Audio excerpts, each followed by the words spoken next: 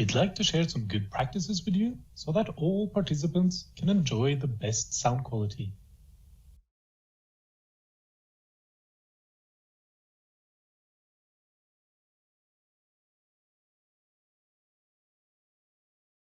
Interpretation to work well, it is important that you listen to the same language in which you will speak when you take the floor. For example, if you intend to speak in English during your intervention, make sure you are also connected to the English language channel in Zoom. Send any written notes you have in advance. This will help the interpretation service to prepare for your intervention. And always make sure you speak clearly and at a natural pace so that the interpreters can give an accurate interpretation of your statement in the other languages. Avoid using the built-in microphone of your computer. A good headset will provide the best quality sound for other participants and interpreters. Limit any disturbing elements in your environment, and remember to close doors and windows before speaking to keep out any background noise. During your intervention, avoid using a mobile phone or connecting over unstable Wi-Fi. And if you are providing a pre-recorded message, please do not use any text overlays or background music.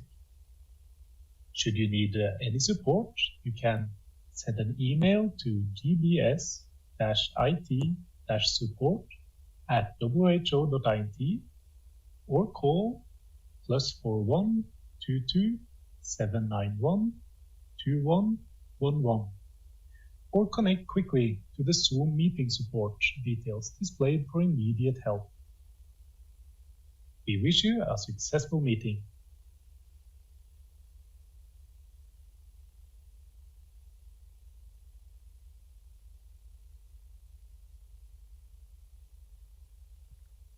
Nous souhaitons partager avec vous certains conseils utiles afin que tous les participants puissent profiter de la meilleure qualité sonore possible. Avant de vous connecter, assurez-vous que la dernière version de Zoom est installée sur votre ordinateur. Pour le bon fonctionnement de l'interprétation, il est important que vous écoutiez la même langue que celle dans laquelle vous prendrez la parole. Par exemple, si vous avez l'intention d'intervenir en anglais, assurez-vous de vous connecter également au canal anglais dans Zoom.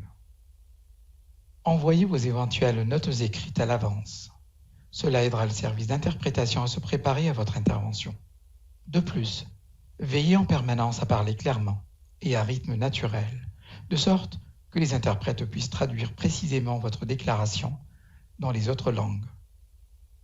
Évitez d'utiliser le microphone intégré de l'ordinateur. Un bon casque donnera un son de meilleure qualité pour les autres participants et les interprètes. Limitez les éléments perturbateurs autour de vous et n'oubliez pas de fermer portes et fenêtres avant de prendre la parole, de manière à éviter tout bruit de fond. Lors de votre intervention, évitez d'employer un téléphone portable ou de vous connecter sur un Wi-Fi peu stable.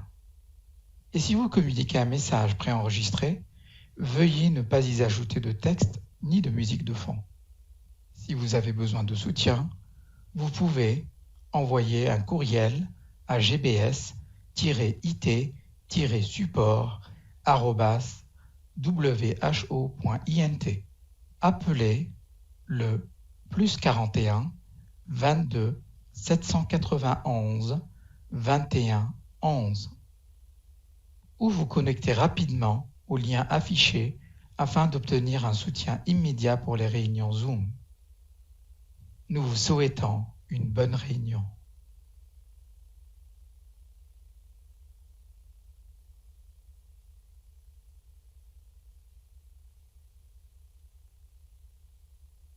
Просим ознакомиться с некоторыми рекомендациями, соблюдение которых обеспечит хорошее качество звука для всех участников. Для подключения к Zoom убедитесь, что на вашем компьютере установлена последняя версия приложения. Для правильной работы синхронного перевода важно, чтобы вы слушали тот же язык канала, на котором вы будете выступать. Например, если вы намерены выступать на английском, убедитесь, что вы также подключены к английскому каналу в Zoom. Просим заранее предоставить текст любых записей к вашему выступлению. Это поможет службе синхронного перевода подготовиться к переводу вашего выступления. Просим всегда говорить четко, соблюдая нормальный темп речи, чтобы синхронные переводчики могли точно передать ваше выступление на других языках. Старайтесь не пользоваться встроенным микрофоном компьютера. Качественная гарнитура обеспечит хорошее качество звука для других участников и синхронных переводчиков. Во избежание фоновых шумов постарайтесь не допускать посторонних шумов в помещении. А перед выступлением не забудьте закрыть окна и двери. Для выступлений старайтесь не пользоваться мобильными телефонами или не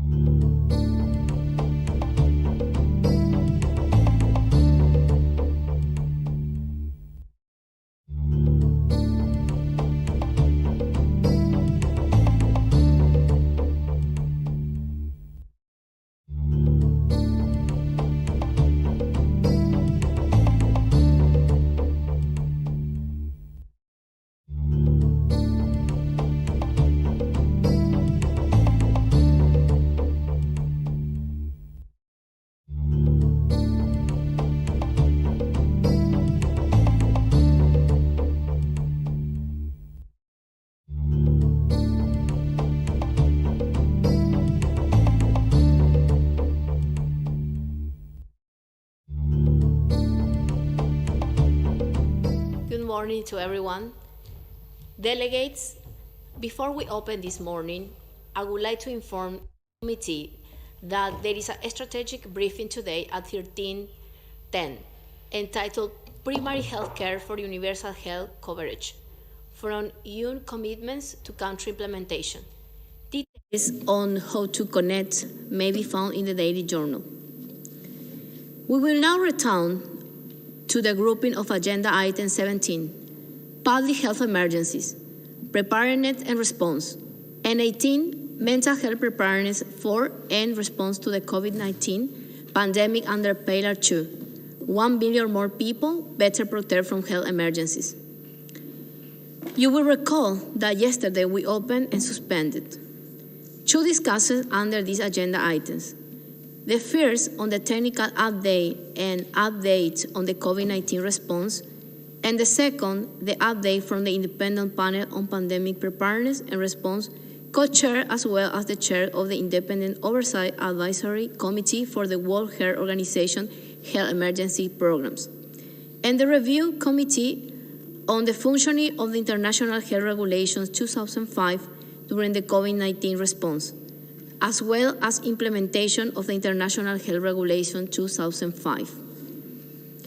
We will now resume our discussion on the second grouping, the update from the Independent Panel on Pandemic Preparedness and Response co-chair, as well as chairs of the Independent Oversight Advisory Committee for the World Health Organization Health Emergency Programs, and the Review Committee on the Functioning of the International Health Regulations 2005 during the COVID-19 response, as well as implementation of the International Health Regulation 2005. When we suspended this discussion yesterday, there were still a number of member states wishing to take the floor. If you still wish to take the floor, you will need to raise your hands again now. I remind delegates that under this grouping of agenda items, 4 minutes are allowed for statements by member states, as well as for regional statements. As I indicated yesterday, I have instructed the moderator to please interrupt member states who go beyond the 4 minutes. I would now like to give the floor to the moderator to manage the list of speakers. Moderator, you have the floor. Thank you, Madam Chair. I would like to invite the delegation of the Philippines to take the floor, followed by the delegation of China.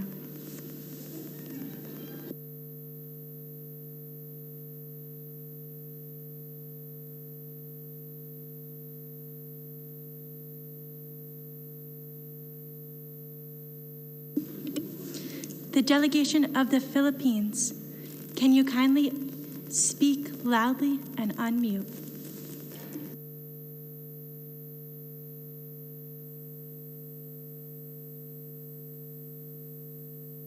The evolving nature of the scientific evidence being translated into policy, and that uncertainty is both a given and a risk that we all need to mitigate.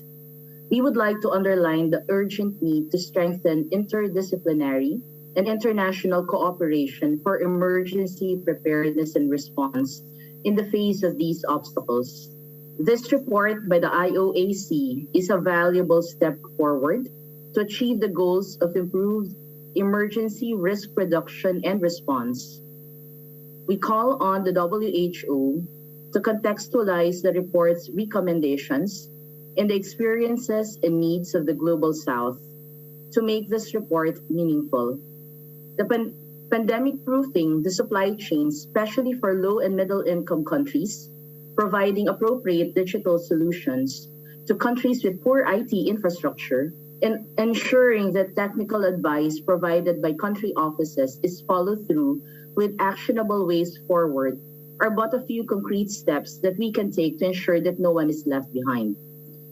So that the implementation of our commitments to the international health regulations should also strengthen country surveillance systems, the Philippines calls on the WHO and all national focal points to craft guidelines and platforms that will make information sharing among member states easier. We call on the WHO to take further steps in empowering NFPs to develop and implement national action plans built on recent learnings and more responsive to future public health emergencies. Further, we call on the WHO to facilitate response to requests for information aligned with national data privacy laws and to strengthen case detection and contact tracing between borders. The integration of mental health in preparedness and response also calls for a re-examination of many of our assumptions in the provision of mental health services. The provision of these services should be community-based, community-centered, and multidisciplinary, and vulnerable populations such as frontliners, women, and underserved should be prioritized and protected. To end, the Philippines fully supports the endorsement of the updated Comprehensive Global Mental Health Action Plan and calls on member states to implement this plan soon. Thank you. Thank you to the Philippines. I would now like to give the floor to China, followed by Sudan.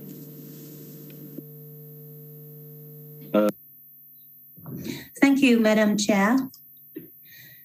China thanks the chairs of the IPPPR, the IOC, and the IHR Review Committee for their reports.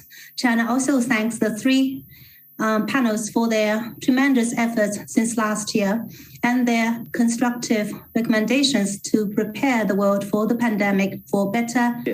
秘书处关于实施 IHR 2005版的报告，中方对世界卫生组织秘书处所做的大量的工作表示赞赏。中方认为，疫情不分种族，病毒没有国界，建设人类命运共同体需要全球团结合作。一，中方赞同报告中关于构建统一健康监测系统的理念，以及全社会、全政府的疫情government and whole of society response approach and supports the improvement of the international health regulations and other international legal systems. Second, China believes that promoting equitable distribution of and access to COVID-19 vaccines worldwide is crucial to the current pandemic prevention and control. China has honored its commitment of providing vaccines as a global public good and has provided vaccine assistance to more than 80 countries and exported vaccines to 43 countries and supplied 300 million doses of vaccines globally. China will continue to make its own contributions to promoting the accessibility and affordability of vaccines in developing countries.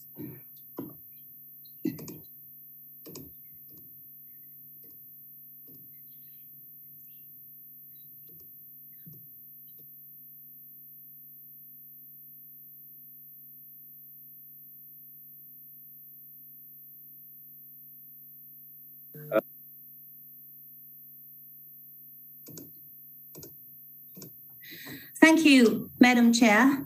China thanks the chairs of the IPPPR, the IOC, and the IHR Review Committee for their reports. China also thanks the three groups for their tremendous efforts since last year and their constructive recommendations to prepare the world for the pandemic for better response. China thanks the Secretariat for its report on the implementation of the International Health Regulations 2005 and appreciates the tremendous work done by the WHO Secretariat. China believes that the virus knows no borders and the epidemic knows no races. Building a community with a shared future for mankind requires global solidarity and cooperation. China agrees with the concept of building a One Health surveillance system in the relevant report, as well as a whole of government and whole of society response approach, and supports the improvement of the international health regulations and other international legal systems. China believes that promoting equitable distribution of and access to COVID-19 vaccines worldwide is crucial to the current pandemic prevention and control. China has honored its commitment of providing the vaccines as a global public good and provided vaccine assistance to more than 80 countries, exported vaccines to 43 countries, and supplied 300 million doses of vaccines globally. China will continue to make its own contributions to promoting the accessibility and affordability of vaccines in developing countries. China has noted that the relevant reports call for the establishment of a new international expert investigation mechanism and a national capacity review mechanism. China generally agrees with the direction recommended in the reports. However, we stress that the new mechanism must follow the basic principle of sovereign equality, be based on consensus with relevant state parties, and require dedicated study and consultation. China has also taken note of the recommendations of the Global Health Threats Council. China holds an open attitude and is ready to work with the international community on the study. Thank you, Madam Chair.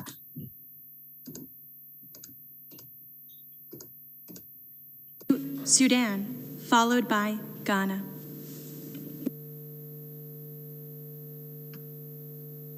Thank you, Chair. Sudan welcomes the updated report prepared by the Independent Panel for Pandemic Preparedness and Response. We strongly agree with several concerns raised by panel and highlight the need to firmly address inequalities to ensure we come out of this pandemic more resilient with sustainable responses to health emergencies. Immediate actions to end COVID-19 must be clearly planned and executed with the support of the pivotal political commitment from member states. As this pandemic has shook the entirety of the world's health systems without any discrimination, it has advertently impacted health systems in low-settings countries and further widened the gap in health service delivery. While Sudan is committed to playing its role in the global effort for control and prevention of public health emergencies of international concern, challenges remain. This is observed in the difficulties to regularly evaluate available legislation, regulations, and policies to facilitate full IHR implementation, as well as in low capacity for infection prevention and control, and chemical radiation and decontamination. Sudan calls on WHO to assist in developing advanced training on analytical capabilities with sophisticated techniques for detection and rapid assessment for chemical events and environmental pollution.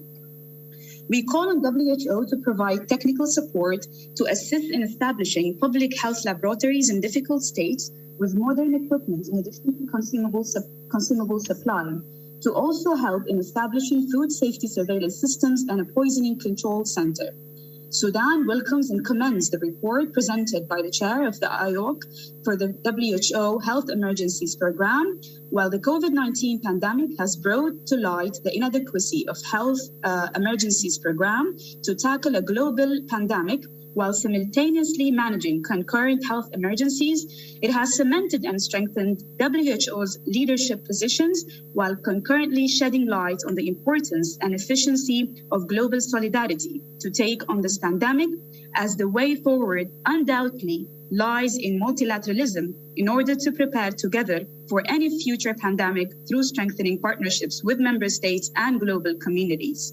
Sudan acknowledges the effort exerted by the WHE program in establishing WHO's information network for epidemics for COVID-19, which leverages existing networks. Drawing global attention to the critical importance of properly funding risk communication programs in order to be treated as an essential component of epidemic management, particularly if we took into account the current social mess circulating in COVID-19 variants, which shed light on the important fact that the response to risks such as pandemics does not solely hinge on governmental responses or preparedness, but also greatly depends on the people's risk perceptions and subsequent risk behaviors.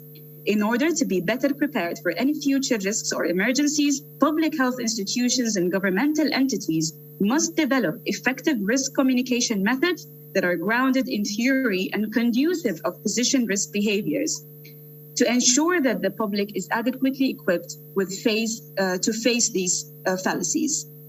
Finally, Sudan aligns its position with the several recommendations presented by the committee. We call on WHO to provide support to ensure the in-depth implementation of health measures in the face of these new variants. We strongly support the call for WHO Secretariat to support politically unstable countries and conflict-affected areas in the provision of the essential health services as health has the potential to be used as a bridge for peace, and the provision of these services will alleviate some of the suffering of the people living in conflict-affected areas. I thank you, Chair. Thank you, Sudan. I would now like to give the floor to Ghana, to be followed by Thailand.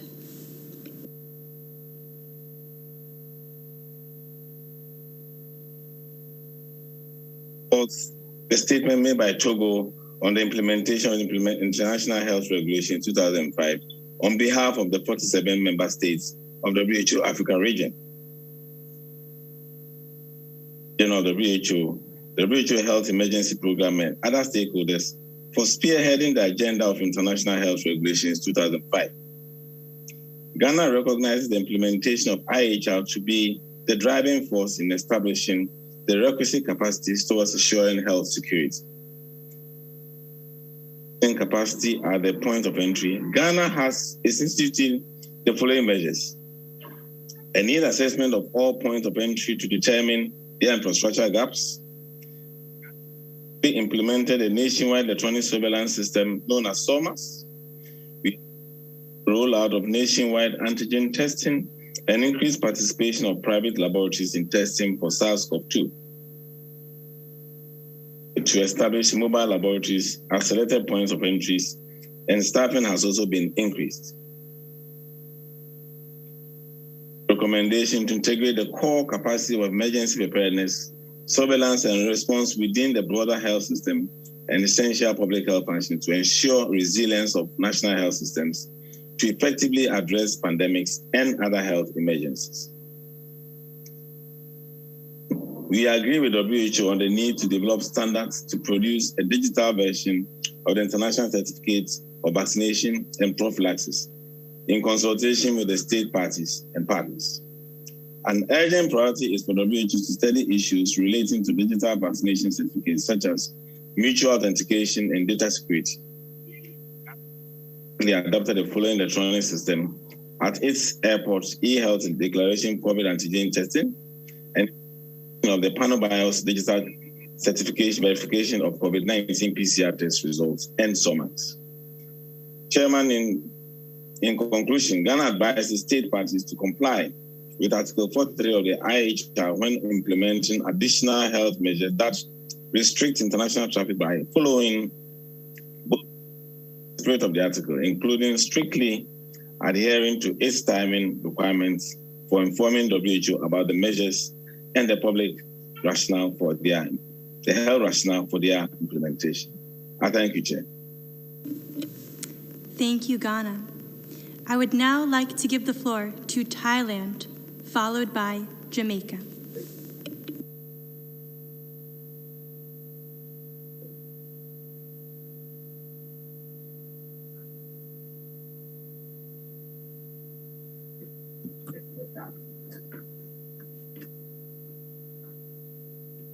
Thank you, Chair. Thailand echo statement made by South Africa on the way toward WHO Convention, agreements or other international instruments on pandemic preparedness and response. And we would like to put spotlights on two major gaps and challenges revealed by COVID-19 crisis. Firstly, inadequate capacity of the WHO for effective health emergency preparedness and management. Among of our major concerns, this includes sustainable financing for the WHE program, staff capacity and efficiency of administrative processes. While Thailand supports the draft decision and the role of the WHO in compliance with the temporary recommendations under the IHR 2005. We would like to encourage the engagement of state parties and partners to proactively and collectively reach a mutually acceptable solution under the Article 43. Secondly, Chair, Thailand registered our concern on the underinvestment for national IHR core capacity. National IHR focal points must be empowered, funded, and better managed to ensure its active engagement and coordinate with other sectors, especially security entities. Outbreak response must be evidence-based, guided by epidemiological information. WHO normative function is developed. International guidance is totally crucial. With scarce WHO resources, Thailand suggests that role of responsibility of newly appointed technical advisory of group of experts on infectious hazards should not overlap with other existing technical bodies. Lastly, Thailand expresses grave concern over inequitable access to vaccine, medicine, and supplies. We would like to reiterate IPPR recommendation to establish stronger regional capacity for manufacturing, support technology transfer, and facilitate voluntary licensing, because we truly believe that no one is safe until we all are safe. Thank you. Thank you, Thailand. I would now like to give the floor to Jamaica, followed by Egypt.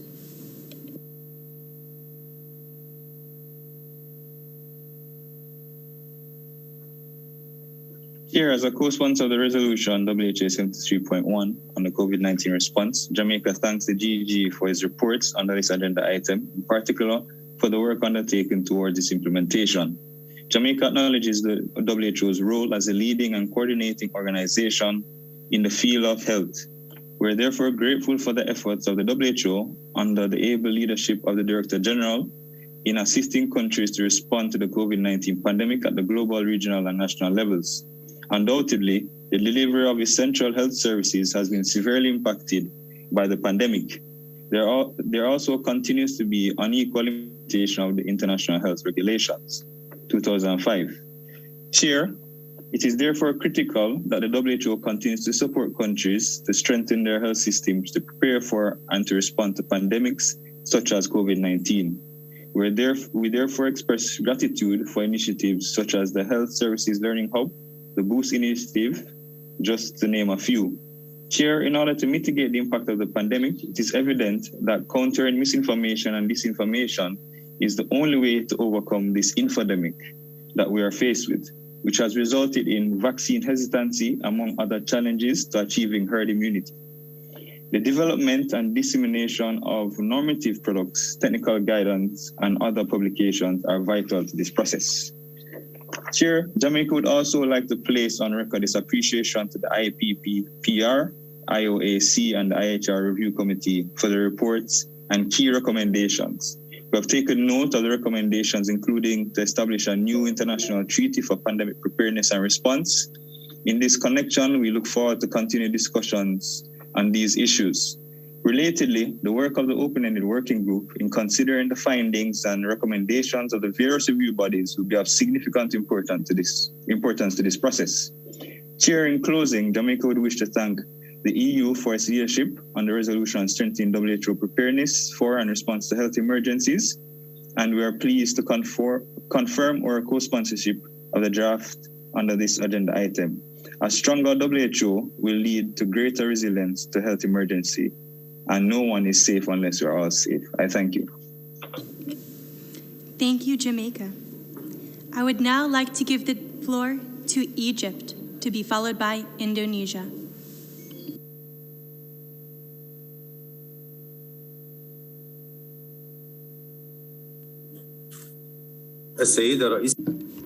Madam Chair,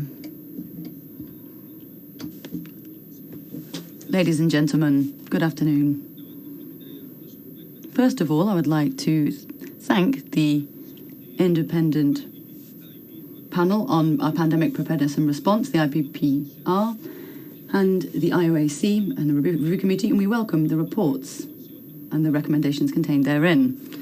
We would also like to welcome the efforts of the organisation in dealing with the pandemic. And we'd also like to thank it for its support to Egypt. Egypt has established a comprehensive preparedness plan to respond to the pandemic. It's also been establishing and implementing a plan to promote emergency response. We also have a plan in place to respond to all of the elements of the IHR and increase national capacity. We can see that there is a very important objective involved in establishing an international treaty for pandemic response. This will help to build national capacity and global capacity to help the world deal with pandemics in the future. This will also help us to deal with the pandemic in a peaceful and cooperative manner. We also hope that this treaty will be based on the principles of the Constitution of the WHO, enshrining the principles of health for all. For example, the international health regulations will help to support this treaty, and we'll be able to build on that further later on. We support all member states in these efforts, and we are fully committed to the international health regulations.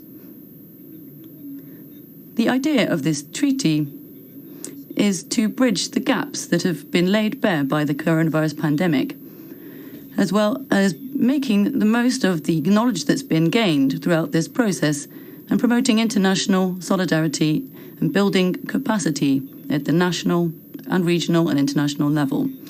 It's also important to make the most of the available treatments and detection tools, and we support these efforts to support global and national capacity. With regard to the draft resolution proposed by the EU, strengthening the WHO preparedness for and response to health emergencies, this draft resolution has shown the importance of various different issues. The WHO needs to play a key role in these international efforts, and this role can be strengthened, as well as promoting multilateral cooperation in the field of health. It's important to develop a broad United Nations system-based system.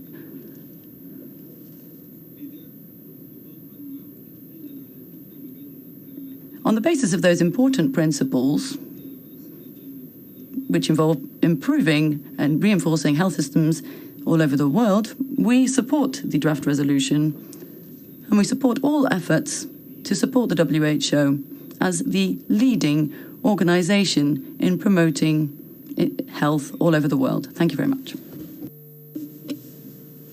Thank you, Egypt. I now give the floor to Indonesia, to be followed by Colombia. Thank you, Chair. Chair would like to align with the statement made by South Africa by the proponent on the pandemic treaty. The reports before this agenda item reflect our collective achievement for making a healthier world. Only through our collective efforts through the WHO, we could redouble our achievement. We need to fully optimize the potential to make a healthier world at national, regional, and global level. The independent panel, the IHR Review Committee, and the IOAC highlight the gaps, as well as the need to strengthen our global health architecture. Our task includes how to make such recommendation coherent to our One Health approach and commitment to a better future. The question now is not how and what to do, but when to do it. For Indonesia, the answer is no. We should act now and to act together collectively. Disparities between high-income and low-income countries have become more apparent in the mitigation of this pandemic. We could not let the persistent socioeconomic inequalities widen. We need to act now to better our national, subnational, local, regional, and global preparation for further health emergencies. Chair, allow me to share some pertinent propositions on how we can work together for a better preparedness and response. First, following up the panel's call to increase the equitable access and the availability of COVID-19 tools, in working with all relevant public and private partners rapidly to share existing products, including vaccines through COVAX. Using all available capacities to increase global supply and distribution to support pandemic response by promoting the application of more voluntary licensing agreements of intellectual property, including patent pooling as well as technology and knowledge transfers. Second, building a better early warning system and network to enhance global resilience by improving national, regional, and global capacities to monitor and promptly detect potential health emergencies. Strengthening local focal points system to ensure rapid data and information sharing. Encouraging a fair and equitable benefit sharing to all countries to facilitate and fulfill the need for rapid sharing of pathogens, specimen and surveillance information, as well as the use of the development of countermeasures. Third, we should all become the catalysts of health resilience. Global cooperation is a must. Indonesia will continue to garner more countries to work together collectively to support a WHO Global Pandemic Preparedness Treaty. I thank you. Thank you, Indonesia. I now give the floor to Colombia, to be followed by Argentina.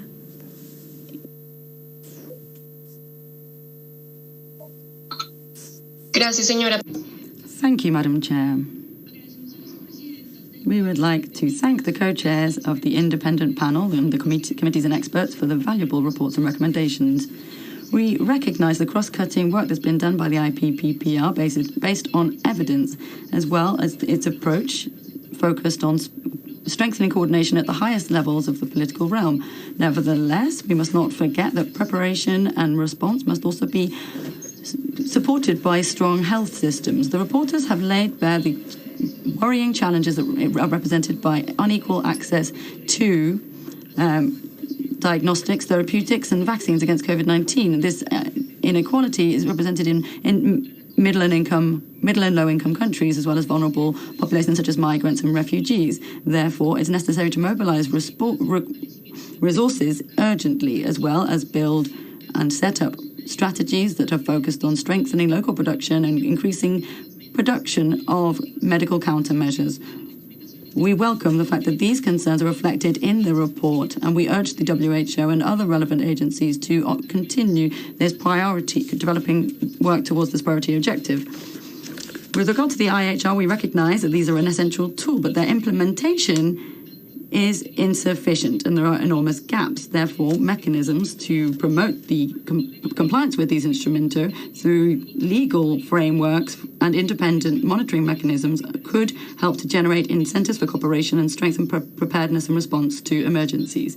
Therefore, we support the recommendation submitted to by the committee on the need to periodically examine legislation in force and ensure that the relevant legal frameworks are in place to implement the IHR and to make sure that sufficient resources are available to finance these measures. Furthermore, it's necessary to develop and strengthen expert networks at the regional and global level to strengthen capacity to apply the IHR. We urge the organisation to continue developing instruments and technical guidelines to help work towards this end. Madam Chair, the pandemic has shown the need to act swiftly. We therefore agree with the suggestion to act under the principle of precaution and swiftly share information with WHO and with countries and facilitate coordination and response. It's also necessary to have the relevant mechanisms in place to verify situations and monitor the development of public health situations. We underline the need to use the relevant technological tools available to set up communication and promote early warning systems. Faced with enormous failures in terms of preparedness and response, we reiterate the call of the organisation and the IHR committee to carry out external evaluations and self-assessments of basic capacity and continue carrying out national action plans.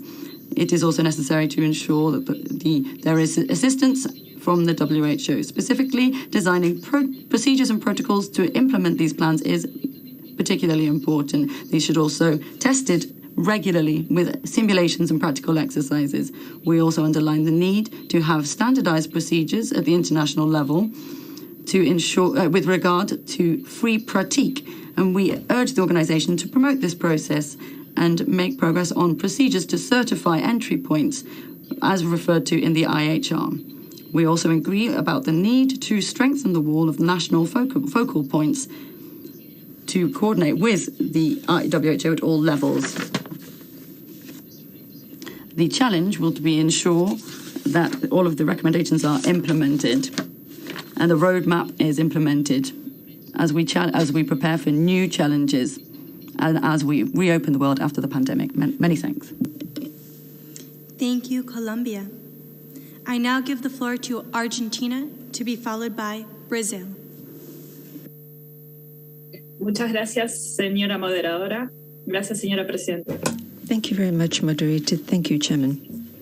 We are grateful for the reports and the updates on these agenda items, and particularly for the recommendations made by the committees and the panel. The COVID-19 pandemic is one of the greatest challenges which mankind has ever had to face recently. It's highlighted as never before the social inequities in the world, the health, economic, and other impacts within and between countries, and shown up our most vulnerable points. Argentina agrees that many of the weaknesses which have been noted in the response to the COVID-19 pandemic are true: inequality in health systems as a reflection of social and economic inequalities, a lack of financial investment, failure to comply with specific obligations stemming from the IHR, and particularly in respect of preparation, insufficient international solidarity and cooperation, a reduced and over-concentrated production capacity when it comes to vaccines, and a lack of sustainable financing for WHO, particularly in the area of emergency preparation, and this is not an exhaustive list. We would like to reiterate Argentina's commitment to efforts to strengthen the global system of preparation and response for health emergencies and the application of the IHR's 2005. They need to be developed, and we need to maintain our basic capacities and ensure full integration of one's national health system into universal health care and universal health coverage. Argentina is willing to debate and consider new tools and strategies based on international solidarity and cooperation, including the possibility of a pandemic treaty. We will participate constructively in the working party to be set up through the resolution on strengthening WHO for health emergency preparation and response, and in the special session at the end of November, which will be based on the decision to be taken on the point. We appreciate the fact that there has been an intergovernmental process to tackle this issue and consensus reached on the basis of it. But we also think we need to analyze recommendations and the lessons which we should be learning from the pandemic. We believe that the possible adoption of an international treaty on pandemics will require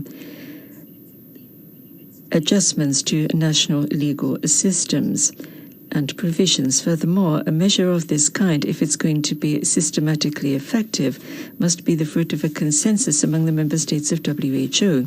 We think this would be an excellent medium and long-term measure to strengthen the system. However, we need to underscore the fact that the pandemic is not yet over. Countries' efforts at the moment to meet the challenges we still face are being hampered by inefficient and equitable access to COVID-19 vaccines. There is a need to increase their production using all available capacity, including those in Latin America, to bring the pandemic under control. In conclusion, we would like to thank the European Union and the Group of Friends of the Treaty, respectively, for the efforts they've made and the leadership they've shown in the course of negotiations to agree a consensus-based text on both the resolution and the decision. Thank you. Thank you, Argentina. I now give the floor to Brazil, to be followed by Andorra. Good morning. The COVID-19 pandemic has presented enormous challenges to health systems around the world. As noted by the IPPPR, it is the worst combined health and socioeconomic crisis in living memory, and a catastrophe at every level. Brazil is studying carefully the reports published by the Independent Panel on Pandemic Preparedness and Response, the Independent Oversight and Advisory Committee of the WHO's Emergency Program, and the Review Committee of the International Health Regulations. We do note the important role that will be played by the open-ended working group on strengthening WHO preparedness and response to health emergencies, on considering the recommendations. Brazil looks forward to engage constructively and meaningfully in this exercise. It is important to highlight that all reports present as their main message the need to work together to end this pandemic and prevent future ones. Bearing this in mind, Brazil joined the ACT Accelerator to help develop vaccines, treatment, and diagnostics against COVID-19 and promote their equitable distribution. ACT-A's vaccine pillar, the COVAX facility, has been central to promote worldwide immunization. To truly end the pandemic, however, we need to strengthen technical cooperation and promote technology transfer. Brazil has signed technology transfer agreements with international pharmaceutical companies, and we will soon be ready to offer additional vaccine production capacity to help achieve this goal. Brazil is paying close attention to discussions at the WTO on intellectual property rights waivers and flexibilities, and we advocate that immunization against COVID-19 should be considered a global public good for health. So far, Brazil has distributed more than 90 million doses and applied more than 63 million vaccines, among which 80% in indigenous people. We are positive that our immunization efforts, together with non-pharmaceutical measures, will control transmission, halt deaths, and promote economic growth. We support the recommendation to maintain greater engagement against public health emergencies, strengthening the development of countries' core capacities for surveillance and response. Brazil has been investing in the expansion of its health surveillance network, adding 74 new surveillance centers to an existing network of 55 centers. We also support discussions about the convenience and timing of an international framework or other international instrument that takes into account the WHO's reform processes, in particular its leadership role in combating health emergencies, and the central role of the international health regulations. It is essential that the negotiations, once launched, foresee an adequate time frame to allow for consensual advancements. Brazil also supports efficient mechanisms for sharing information, reinforcing the important role of the national IHR focal point. Thank you. Thank you, Brazil. I now give the floor to Andorra, to be followed by Chile.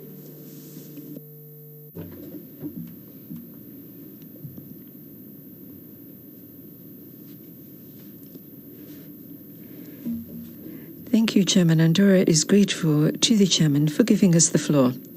We would like to thank the committees and the working groups and parties for the very hard work they've been doing to produce the detailed and complete reports we have, with their conclusions and recommendations to be reached and followed to make sure this pandemic really is the last one. We would like to highlight the importance of strengthening the WHO's emergency preparation and response system, as well as the importance of strengthening the implementation of the IHRs at all levels and in all countries. We are grateful for the intense work which has been done by the co-sponsoring delegations, those which have participated in developing the resolution on strengthening WHO's pandemic response. We also support the decision proposed to analyze the benefits of a legal instrument for that purpose. As we understand, its results will be submitted to the special WHA next November, and we would like to be considered as a co-sponsor of both initiatives.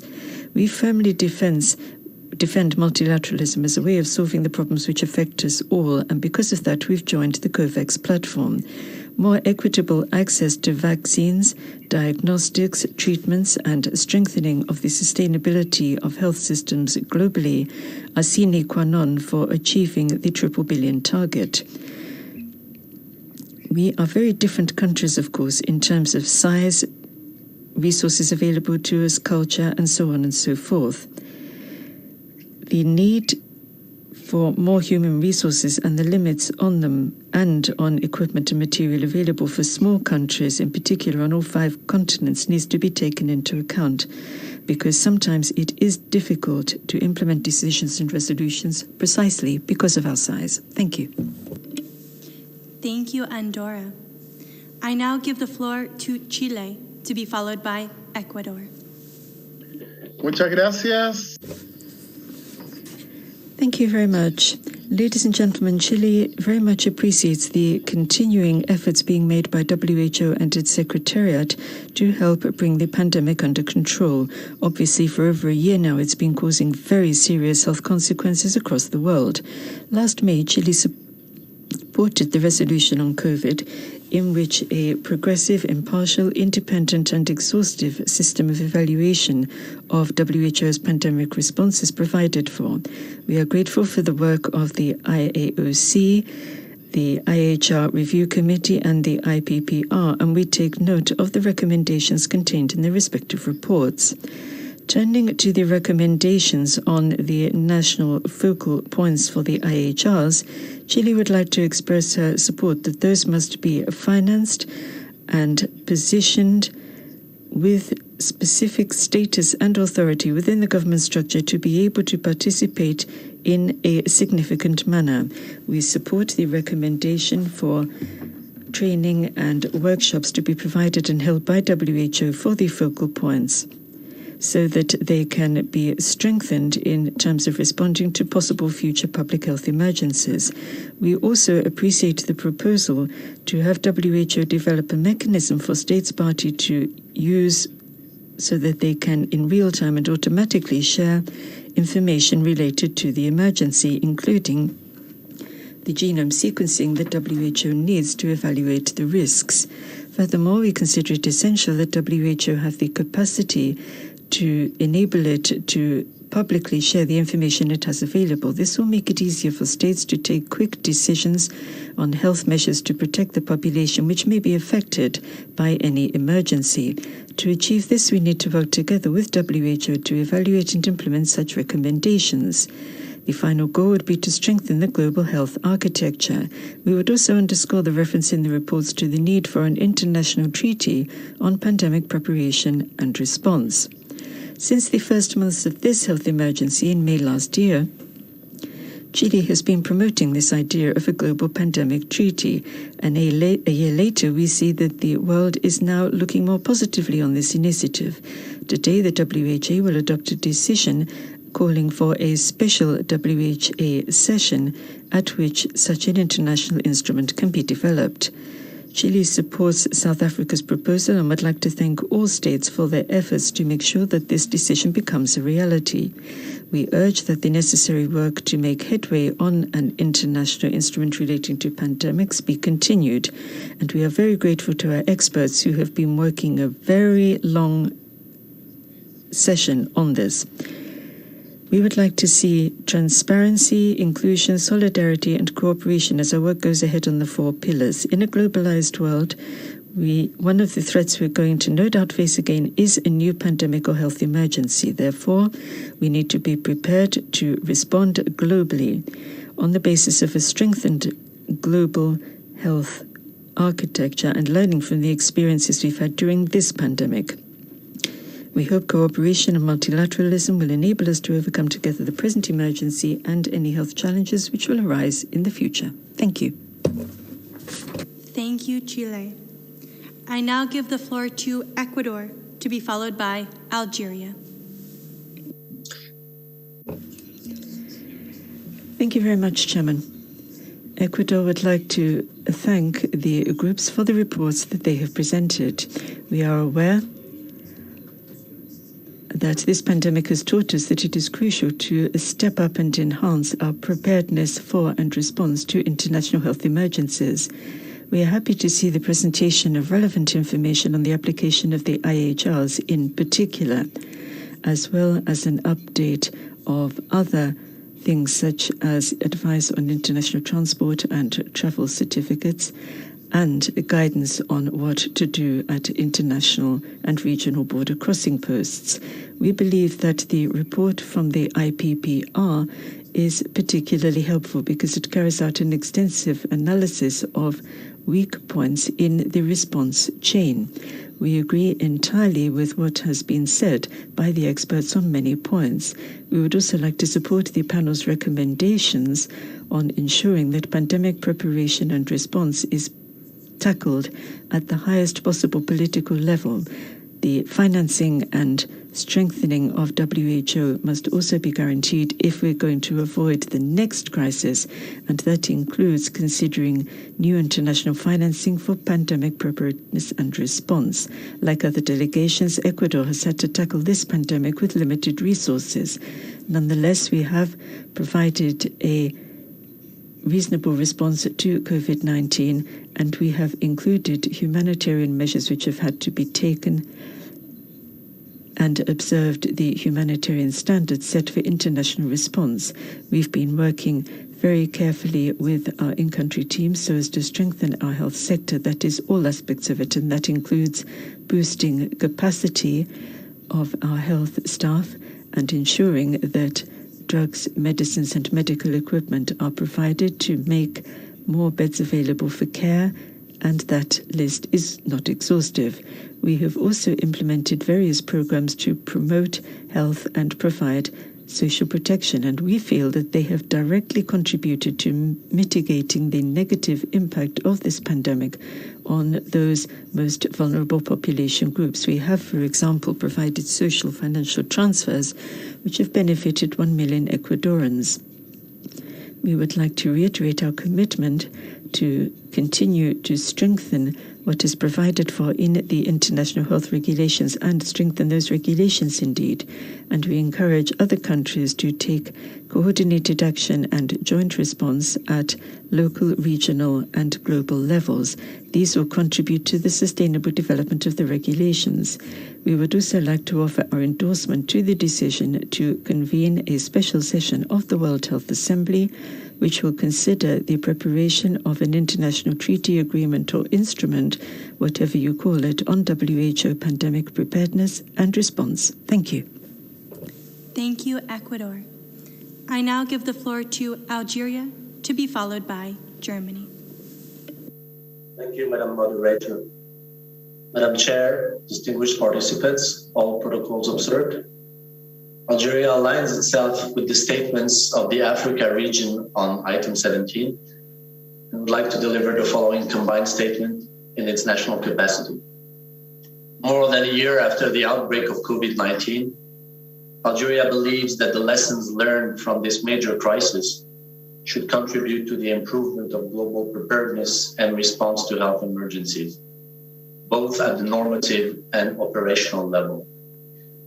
In this regard, we commend the IOAC of the World Health Emergency Program, the IHR Review Committee, and the IPPPR for their respective evaluation reports on COVID-19 response and the recommendations contained therein, just as we reiterate our appreciation of the international initiatives like CTAP and the ICT Accelerator, including COVAX, for sharing and pooling knowledge, strengthening health capacities, and procuring medical equipment and vaccines.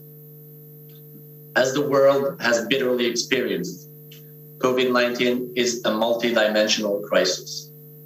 The international community is therefore called to find a multidimensional solution, which should be based on the principles of solidarity, equity, transparency, and inclusiveness. In this vein, and to echo the opening address of Dr. Tedros, the global solution should go beyond the strict framework of health in order to include other key and cross-cutting issues such as intellectual property, access to health technologies and products, and their local production, since COVID-19 has demonstrated irrefutably that they are vital for the prevention and containment of global health emergencies. Against this backdrop, Algeria reaffirms its readiness to continue contributing constructively to the regional and international efforts to meet the historic challenge posed by this pandemic, including within the existing working groups and the settings foreseen in the relevant draft resolutions and decisions on the agenda of the current World Health Assembly. The question is not if, but when the next global disease will arise. Therefore, whatever the final outcomes of the current and incoming initiatives, there is no doubt that the world will have to be more prepared. Thank you for your kind attention. Thank you, Algeria. I now give the floor to Germany, to be followed by Spain. Thank you, moderator. Germany aligns itself with the statement by Portugal on behalf of the EU and the statement by South Africa on behalf of the co-sponsors of the decision for the development of a robust global agreement on pandemic preparedness. In our earlier statement yesterday, we said that we were currently experiencing a once-in-a-lifetime crisis, pandemic. This was only partly correct. While we all hope to never again experiencing such a global health crisis, the IPPR has clarified that a new dangerous virus could emerge at any possible moment in time. Indeed, the world was hit by this virus unprepared. And if another virus emerged tomorrow, this would still be the case. We have to put it bluntly. The status quo of pandemic preparedness is unacceptable for all of us. Therefore, we have to do our utmost to learn from the past and present for the near future. Doing so, we have to realize that so far, we were all unable to learn from past health crises because we failed to create and build upon the needed political momentum for change. The good news is, it lies within our own hands and responsibility, whether we take action, change the status quo in pandemic preparedness, and thereby ensure that the current crisis remains a once-in-a-lifetime experience. We sincerely thank the different independent panels for their clarity of what needs to be done by us member states. You have outlined the menu of global health preparedness. You have done an outstanding job in a very short time frame. You have done all that lay in your responsibility, namely to present to us and to make it crystal clear to everyone what needs to change in order to best prepare the world for future health threats. It would be helpful if the IPPR would continue to engage until the special session of the World Health Assembly in autumn. Now it is up to us member states. It is our responsibility to agree that we have to overcome our comfort level and to profoundly change the way we have engaged in global health preparedness so far. Fundamental changes, including investments, are needed. However, fundamental changes are a challenge for us member states, as we always have the tendency to jointly adhere to what we have done in the past. We member states often feel at unease if we are moving away from the status quo. This is why we were unable to implement past recommendations after past global health crises. Therefore, it is a groundbreaking signal that a consensus has been reached on a special session of the World Health Assembly in autumn, with a view to establish a process for robust global agreement on pandemic preparedness. And it's a clear signal that 59 member states explicitly co-sponsor the relevant decision. This shows, in the face of this pandemic, there is a broad consensus to move beyond mere rhetoric and to take concrete action. A robust global agreement, as proposed by all independent panels, will establish the needed framework for a safer world in the future. Green light for this treaty process is the greatest commitment to learn from this crisis that this assembly could have sent out. It is the most effective way to make sure that this global health crisis becomes the final one. Thank you. Thank you, Germany. I now give the floor to Spain, to be followed by the Bahamas. Thank you very much, Moderator. Chairman, distinguished colleagues, Spain supports the statement delivered by the European Union on behalf of its member states. We also support the interregional statement on the pandemic treaty made by South Africa. We note the reports submitted and support the point for decision under agenda item 17.4. We are aware of the immense amount of work on review and analysis that lies behind these evaluations. Conclusions and recommendations are now on the table. The important thing is to act at this stage. Our experience in managing COVID-19 has made it clear that greater political and policy coordination are crucial. For better preparation, we need a more thorough risk analysis and better early warning mechanisms. It is also key that we ensure more effective response involving all parties affected. Spain is already working on a new state public health center and an updated surveillance network. It's up to all of us to develop and support international mechanisms which are effective and facilitate for countries access to the necessary tools and material and equipment to fight pandemics. We believe that negotiations on the pandemic treaty should start as soon as possible. We think the special WHA in November would be an excellent moment for doing precisely that. The situation is urgent and we cannot dawdle in adopting decisions. We urge WHO's member states to support this international agreement, which we endorse 100%. We are convinced that the treaty will be a complement to and improve the enforcement of the international health regulations. We would like to see a strengthened and renewed WHO, which can embark upon a process for strengthening the global health system in its entirety, so that we can get tangible results in a reasonable time for everyone, and that means involving states at the highest level of governance. The expert reports we already have and which will come have shown us where the most shocking shortcomings have been, and we would like to explore other high-quality recommendations to achieve a consensus on what needs to be done.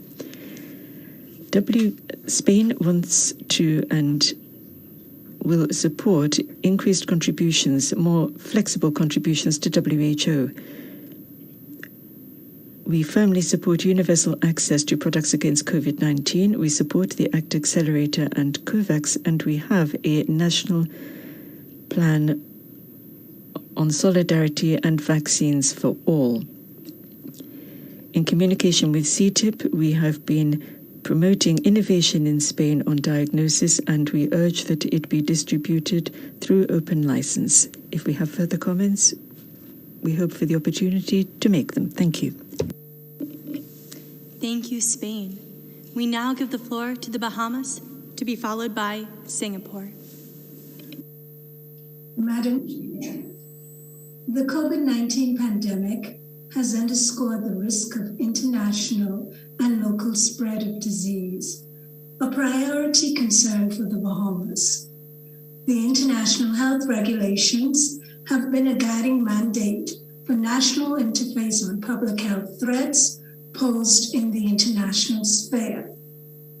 Enhancement in preparedness for health emergencies have occurred since the entering into force of IHR 2005. Designation of a national focal point, monitoring and sharing as appropriate, alerts received through the EIS, while strengthening IHR core capacities and adhering to reporting and compliance mechanisms have bolstered health emergency response preparedness. Madam Chair, the first case of COVID-19 recorded in early March 2020 marked our first wave. Low numbers attributed allowed ease of managing IHR responsibilities. The second wave, however, challenged surveillance and health system capacities.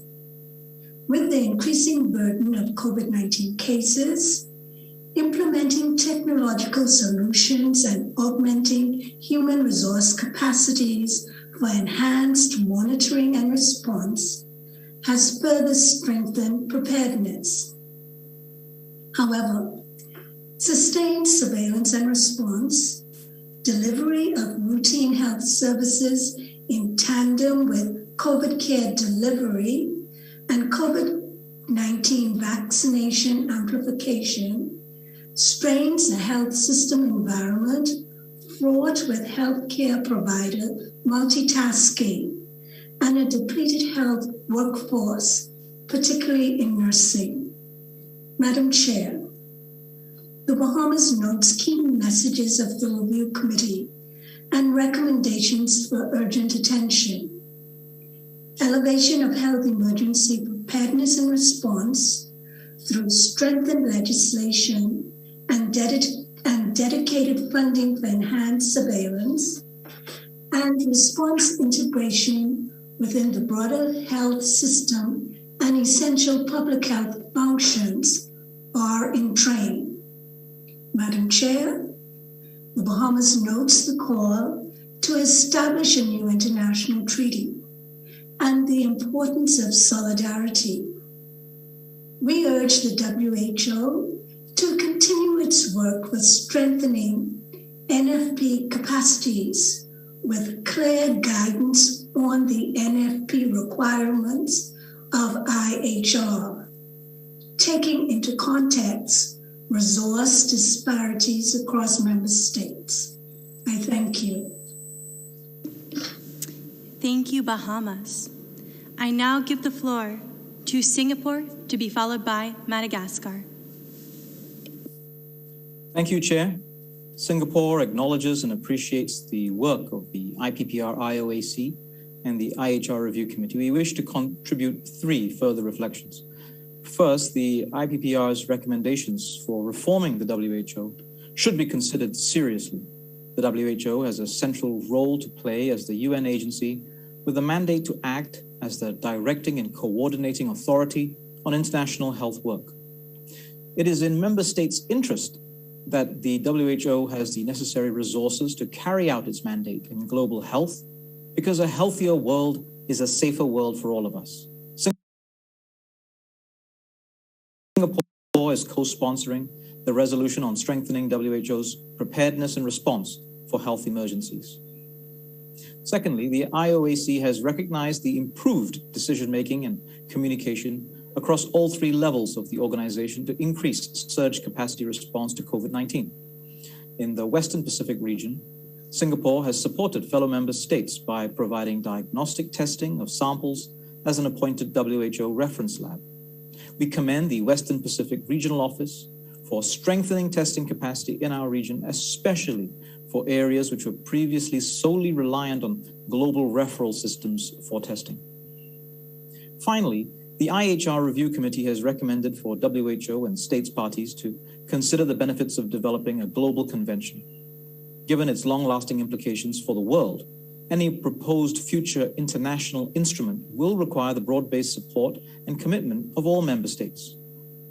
Importantly, aside from having a convention, agreement, or other international instruments, it's equally important for all of us member states, to invest in our own public health capabilities and capacities. Thank you, Chair. Thank you, Singapore. I now give the floor to Madagascar, to be followed by Cuba.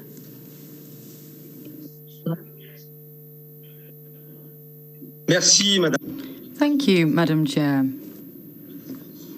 Madagascar endorses the statement of Côte d'Ivoire on the COVID-19 response, on that of Togo on the international health regulations on behalf of the region. We also would like to congratulate the Secretariat on the quality of the report.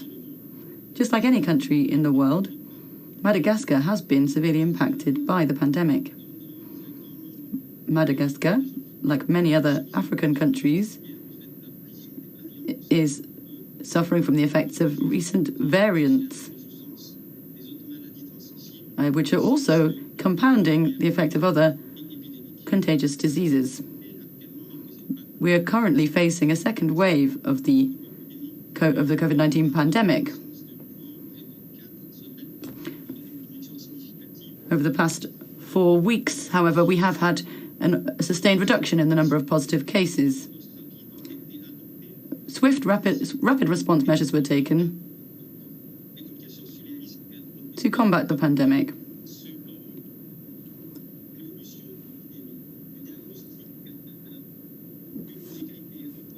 Diagnostics have been strengthened, and we've been using various types of tests to ensure we detect cases of COVID-19.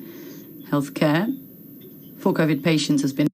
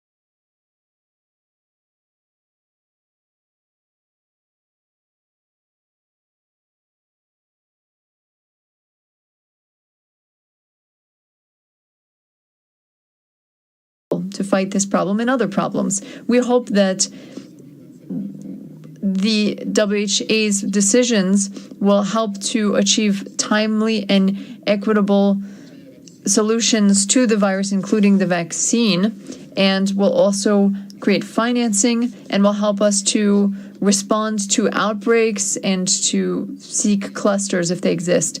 What we've seen is that in order to fight this pandemic, we can't be alone. All countries need to see and adopt the recommendations of the WHO that were prepared for the pandemic and to follow those measures. We need to have a consultational committee, such as there is in the WHO, to help us work together on health issues, and we need to ensure control and the functioning of the IHR. We hope that through these efforts and learning the lessons of the pandemic, we will be able to have better coverage of health for the entire world population. I thank you for your kind attention. Thank you very much, Kyrgyzstan.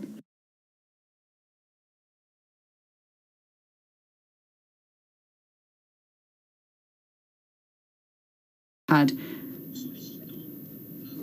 the first delivery of 250,000 doses of the vaccine. Pour assurer la disponibilité et l'accès équitable au vaccin, we are committed to ensuring equitable access to vaccines.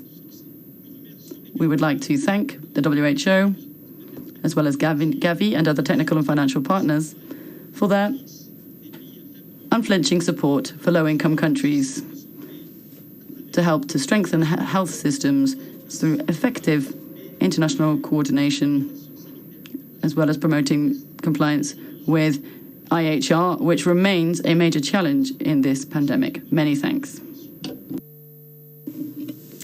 Thank you, Madagascar.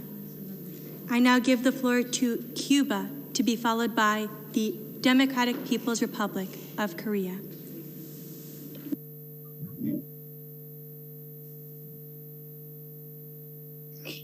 Señora Presidenta. Madam Chair, we would like to express our appreciation for the information provided by the Independent Panel on Pandemic Preparedness and Response. We also recognise the work carried out by the WHO as part of the World Health Emergencies Programme, and we also value the efforts carried out in the COVID-19 response, which unfortunately has not been brought under control.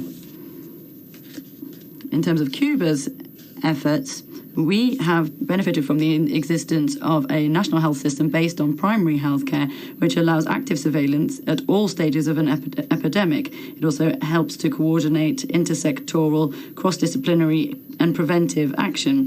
It helps to take swift decisions and promote individualized treatment for different patients, particularly those with comorbidities.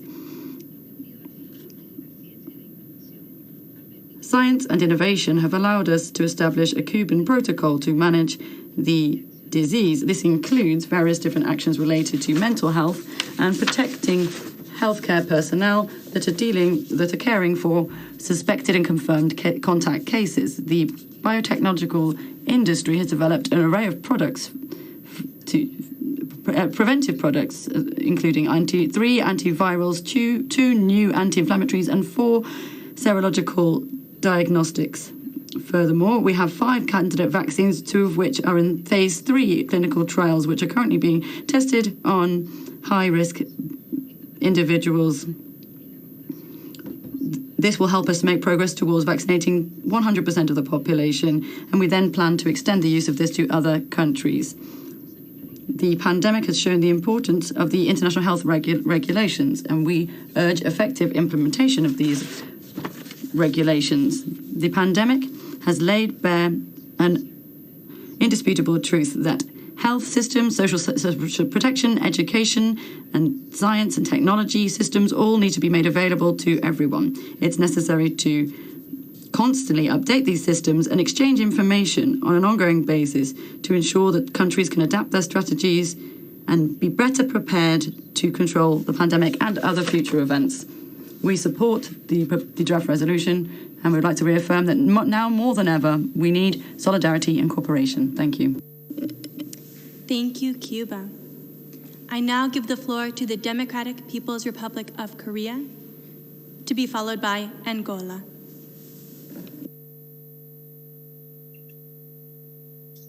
Thank you. Thank you, moderator, Madam Chair.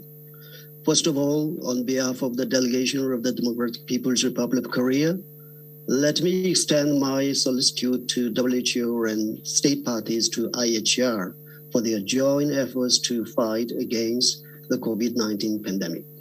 Madam Chair, the current pandemic teaches us that the strong leadership and coordination of the government, timely taken social measures are the most important and essential in responding to the pandemic.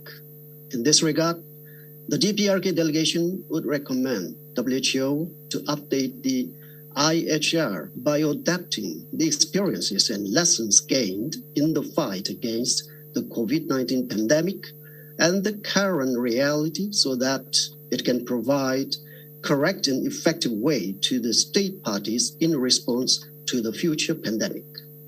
Madam Chair, since IHR came into force in 2007, the DPRK has made continued efforts to build and strengthen the national IHR core capacities as required.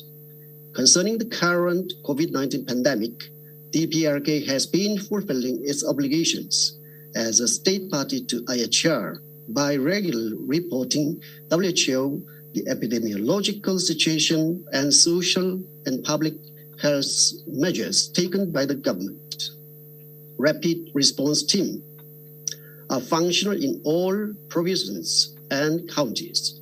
They can be mobilized within 24 hours since the detection of an outbreak, and the preliminary report can be produced within 48 hours.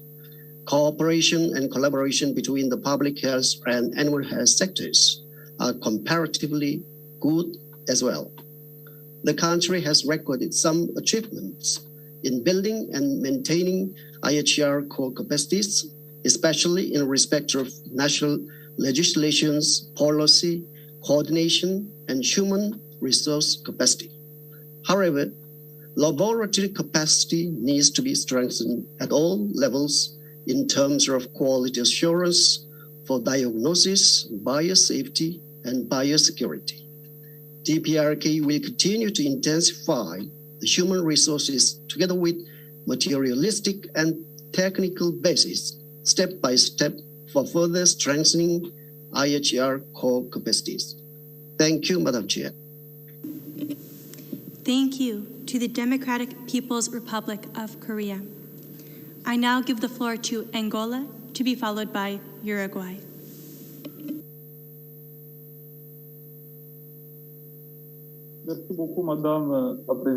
Thank you very much, Madam Chair. Angola endorses the joint statement made by Togo on behalf of the African states. The COVID response in Angola is based on an intersectoral prevention plan, which is flexible and is always adapted depending on emerging factors. This has helped to reduce the transmission of the virus, giving time to the systems to prepare for effective response. It's also based on epidemiological surveillance and the treatment of severe cases. In view of the emergence of new vaccinations against COVID-19, Angola has developed a national vaccination plan, which is designed to interrupt transmission of the virus. We have drawn up various different measures as part of our prevention plan. Angola believes that universal, non-discriminatory vaccination plans are essential. It is crucial to leave no one behind. Furthermore, it's necessary for each country to have its own facilities and have access to these materials. Robust cooperation towards a shared objective is necessary to end the pandemic and build a healthier world. Angola supports the comments made in the report by the independent panel and the review committee, but we believe it's necessary to assess the effectiveness of the IHR as part of efforts to improve WHO's preparedness and response. And of course, later in 2021, we will be having a meeting to review the process and set up an intergovernmental process. Thank you very much. Thank you, Angola. I now give the floor to Uruguay, to be followed by Afghanistan. Buenos días. Good morning. Many thanks, Chair. We have been very interested to examine the documents submitted by the WHO, which form a basis for our discussions on this very important agenda item at this Assembly. First of all, we would like to acknowledge the excellent work that's been carried out by the WHO, which has faced extreme difficulties, and you can count on our support. The current situation with regard to the pandemic can be summed up in two main axes. First of all, it's necessary to support all of the efforts that have been deployed to combat the pandemic. And this is all the efforts have shown that we need an efficient, effective system to allow for early warning and alerts. And then secondly, it's important to control the rising numbers of cases and deaths, and we need to evaluate and address the economic impact as a matter of urgency.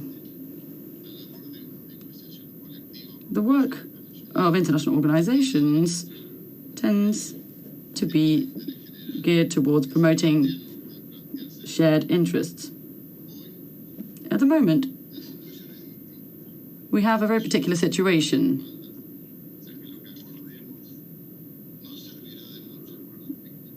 what we are doing right now will not only serve the victims of this pandemic, it will do more than that. We need to show a sufficient commitment for the future. We understand that the only viable way to move forward is to strengthen cooperation and negotiate an instrument,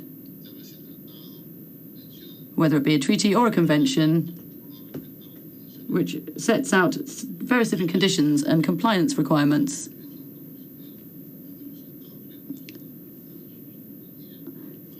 It is important to take note that there could be quite requirements for states to give up parts of their sovereignty to be able to comply with these requirements. The current situation shows that we need to continue relying on the WHO as a vital partner in these efforts. Only if we cooperate internationally in a comprehensive manner, we'll be able to move forward and succeed in the future. Thank you. Thank you, Uruguay. I now give the floor to Afghanistan, to be followed by Hungary.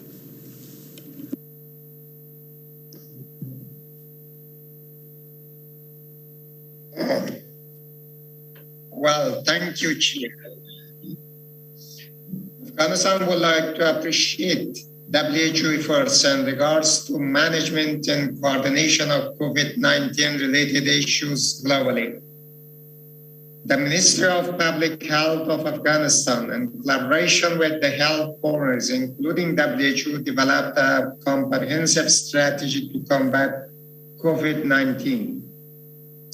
Implementation of this strategy enabled both the Ministry of Public Health and our partners to manage three waves of COVID-19 in Afghanistan. But still, COVID-19 is a global challenge, and low-income countries are more at risk. Afghanistan has started vaccinations vaccination and is experimenting shortage of resources, particularly vaccines, to address this health challenge.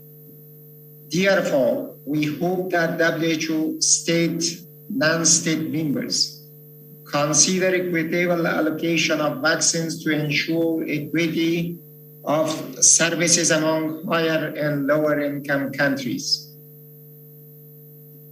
It will enable all countries to save the life of their nations, which is our giant responsibility. I thank you once again. Thank you, Afghanistan. I now give the floor to Hungary, to be followed by Bhutan.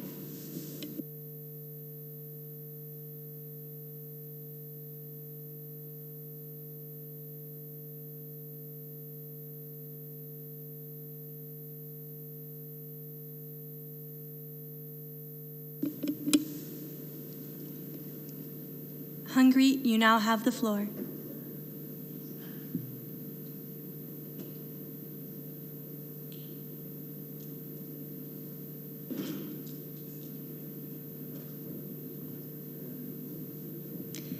Thank you, Hungary. We will come back to you. I now give the floor to Bhutan.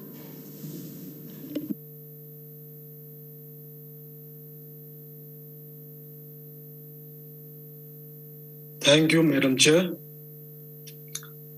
Bhutan would like to thank and commend the WHO for its leadership during the current COVID-19 pandemic. We would like to report that Bhutan, under the leadership of His Majesty the King, has taken unprecedented measures to prevent and contain the spread of pandemic. We have an extensive testing program with one of the highest testing rates and implement a robust contact tracing program. All people coming to the country must undergo a state-sponsored mandatory 21 days quarantine. However, we have also tried to ensure that essential healthcare services were not hampered and disrupted. We are deeply concerned with the emergence of new variants that are associated with increased transmissibility and greater pathogenicity. We also take this opportunity to thank WHO Sero, especially Regional Director Dr. Poonam Khetrapal, for the continuous support to Bhutan in our response against the COVID-19 pandemic. Madam Chair, we have also noted that the main report submitted by the co-chairs of the Independent Panel for Pandemic Preparedness and Response. We fully agree that we must continue to learn from this pandemic, to contain it, and to prevent future pandemic by the new pathogens. To do this, we reiterated the need for all members to work together. We would like to thank the Secretariat for reporting on the progress made in implementing the IHR. For the COVID-19 pandemic, we are aware of the need to continue the management of pandemic through temporary recommendations issued by the Director General as per the advice of IHR Emergency Committee for COVID-19. Therefore, we endorse the decision under this agenda item. Thank you, Madam Chair. Thank you, Bhutan. I now give the floor to the Dominican Republic, to be followed by Hungary.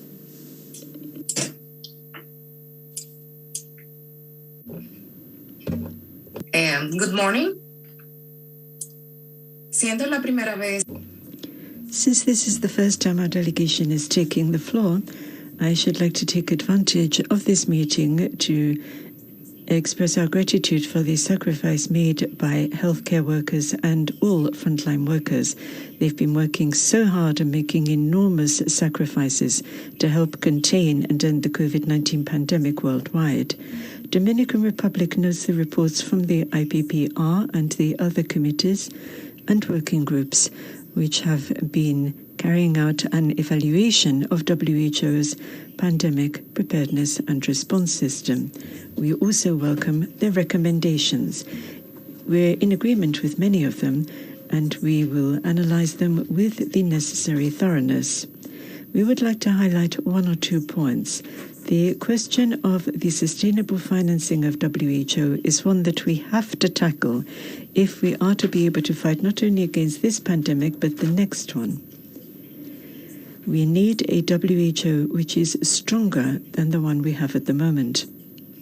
The need to consider the advantages of a treaty or agreement on pandemic preparedness and response is also essential, because we need an effective mechanism which will enable WHO and member states to assess risks and take the best possible decisions they can based on lessons learned and experience obtained. We support the resolution on strengthening preparedness and response and the establishment of a working group which will discuss and analyze the most salient aspects of this issue. We would also like to co-sponsor the decision to hold a special World Health Assembly in order to concentrate exclusively on this subject and take both rapid and effective decisions relating to it on the basis of transparency, consensus, and inclusion of all parties concerned.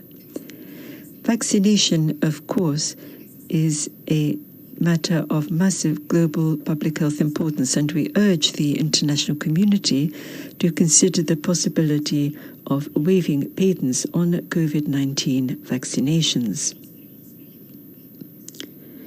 We attach great importance to the issue of mental health as well, and including it in pandemic preparedness and response. We therefore endorse the initiatives which are being taken on this issue, and we hope they will be implemented.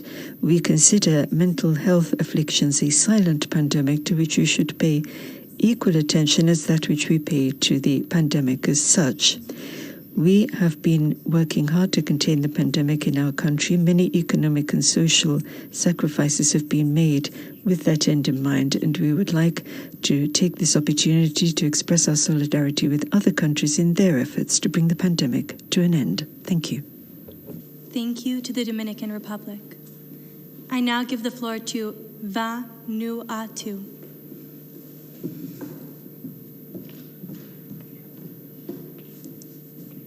Vanuatu, you have the floor. Thank you, Madam. Moderator, Director General Tedros, Ministers, Excellencies, and distinguished delegates. Before I begin my statement, I would like to say on behalf of Vanuatu that we pass on our condolences to those who have lost loved ones during the current pandemic. Madam Moderator, we thank the review reports, including the experts and all involved. COVID-19 shows that we have shortcomings and that despite or because of it, the current efforts indicate a glaring imbalance in how pandemics are addressed.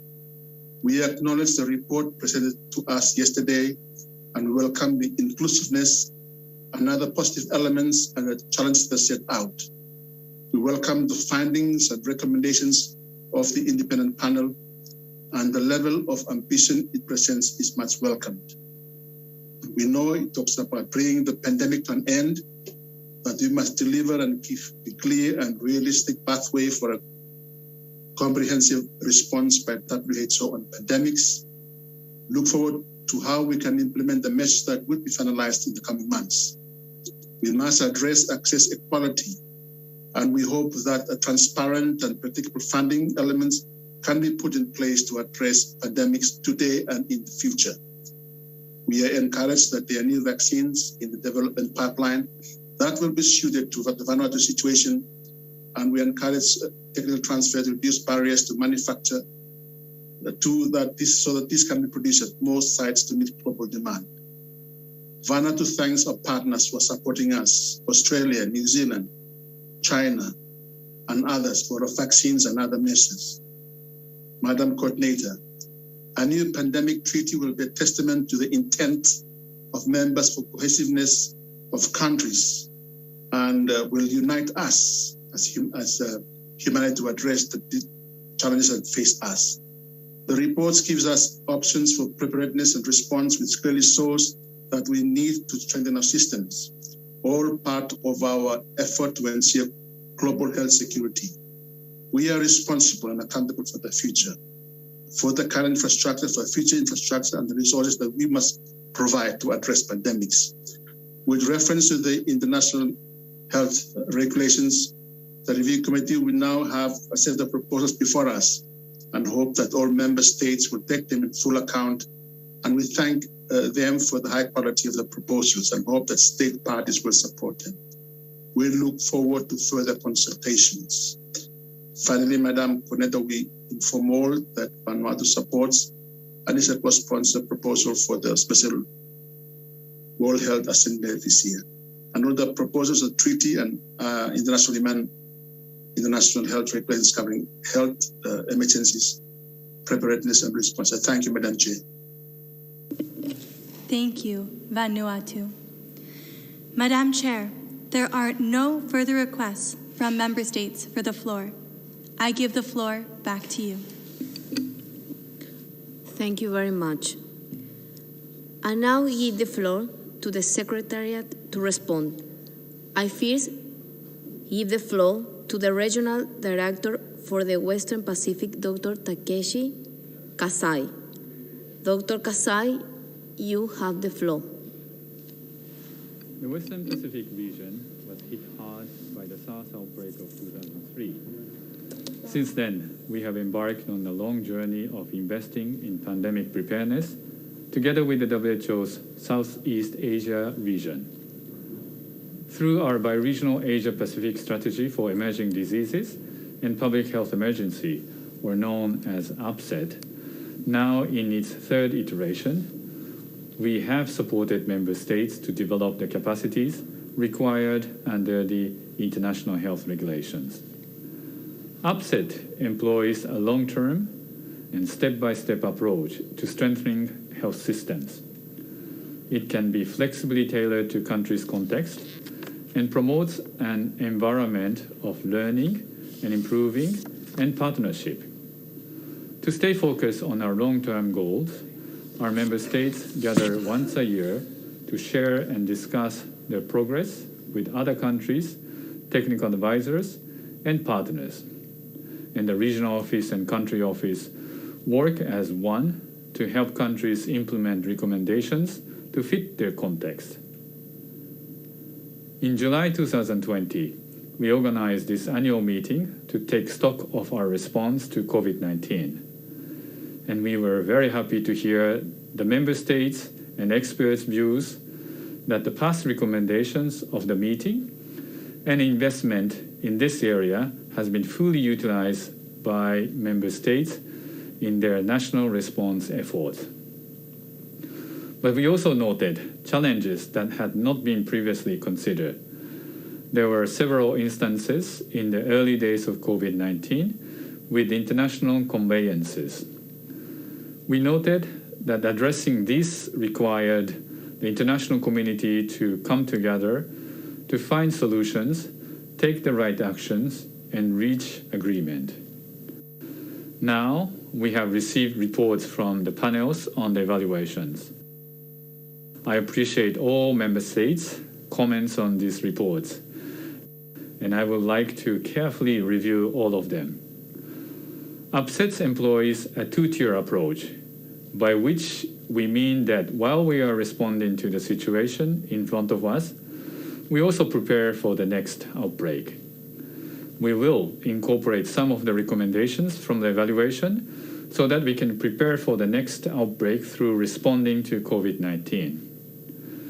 Implementing other recommendations might require long-term planning.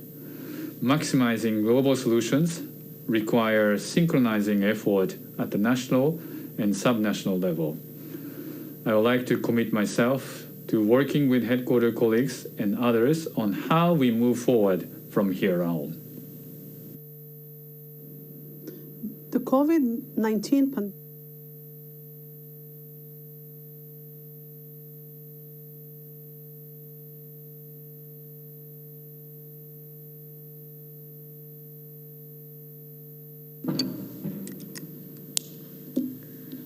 Thank you very much, Dr. Kasai.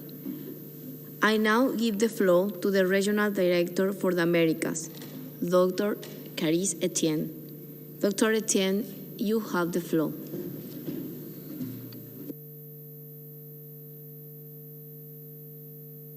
Muted. Thank you, Madam Chairperson, Excellencies, distinguished representatives, colleagues. The Americas has been the epicenter of the pandemic for more than a year, and our member states have been working tirelessly to respond to the challenges and to roll out COVID-19 vaccinations. Nevertheless, as of yesterday evening, more than 65 million cases and 1.6 million deaths have been reported in our region. Although there is a general decline in the number of new cases and deaths in the Americas, some countries are struggling to cope with the influx of patients. Occupancy rates of ICU beds remain a challenge for most of our countries, and all 4 variants of concern have been sequenced in the region with increasing frequency. Our healthcare workers have been greatly affected. 1.8 million, or 12% of the total health workforce, have been infected, with at least 9,000 deaths. We salute all healthcare workers for their heroism. Equitable access to vaccines is a priority, but still far from becoming a reality. Vaccines are in limited quantities, and many countries of Latin America and the Caribbean, with higher levels of COVID-19 transmission and deaths, have had minimal availability of vaccines. There are many indicators that in the next months, there will be recurring waves and outbreaks occurring in different locations and times within the same countries, subregions, and regions. AMRO-PAHO has worked with member states in conjunction and aligned with the WHO Strategic Response Plan. We note that most of the critical issues emerging from the COVID-19 pandemic experience have not yet been fully analyzed and understood. Important issues remain regarding leadership, stewardship and governance, epidemic intelligence, health systems and services, delivery networks, and emergency operations response and supply chains. Going forward, the governance of health emergencies needs to be crystal clear about the intent, processes, and procedures. It is paramount to strengthen the role of the WHO governing bodies and the Secretariat itself. A renewed commitment for global preparedness and response architecture is urgently needed. The world will benefit from greater transparency and accountability in the entire evaluation and recommendation processes.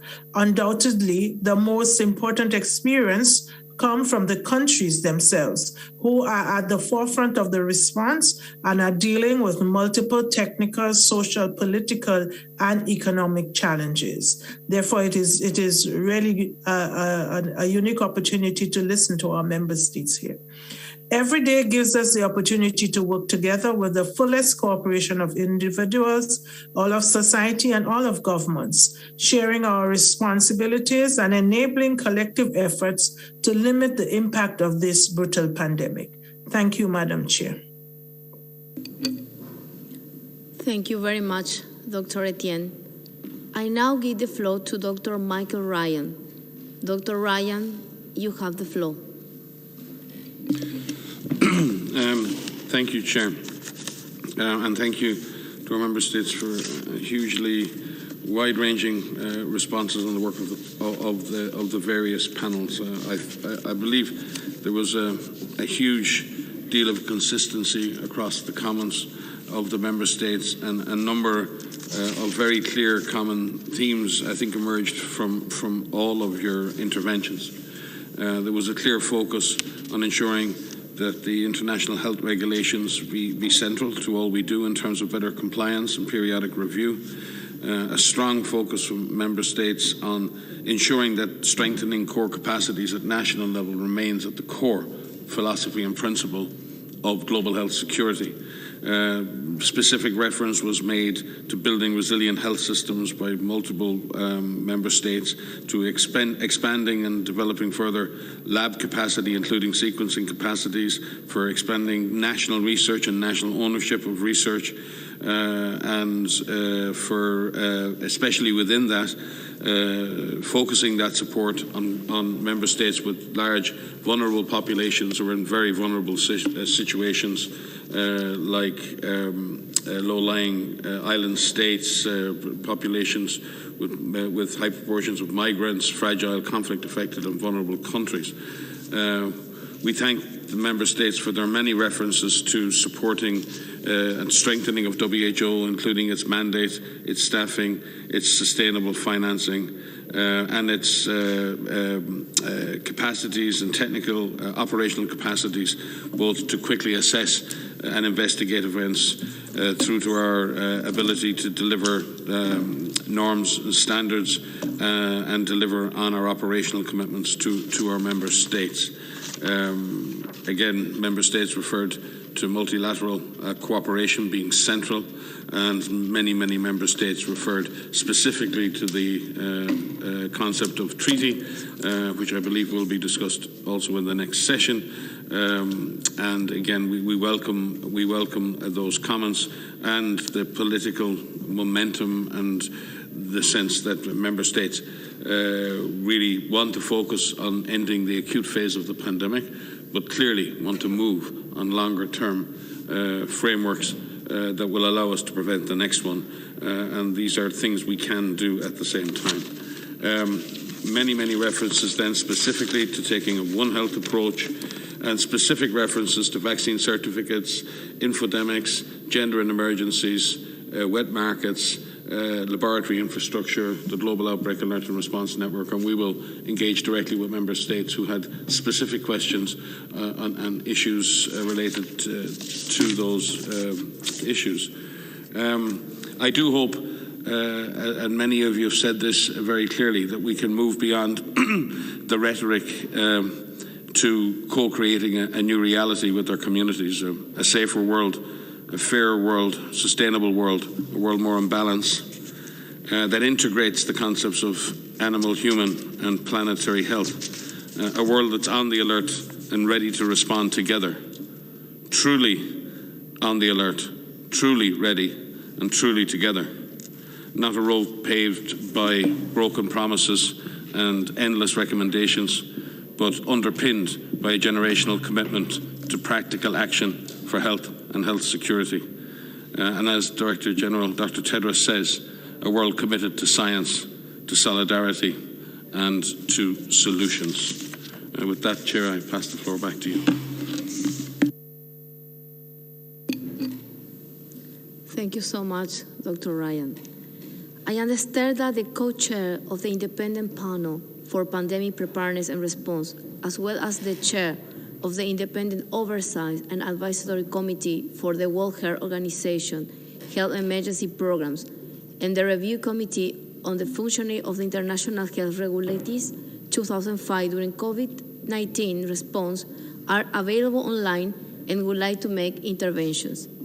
I would therefore like to give the floor to Her Excellency Ellen Johnson Sirleaf. Thank you, Chair, member states, and distinguished guests.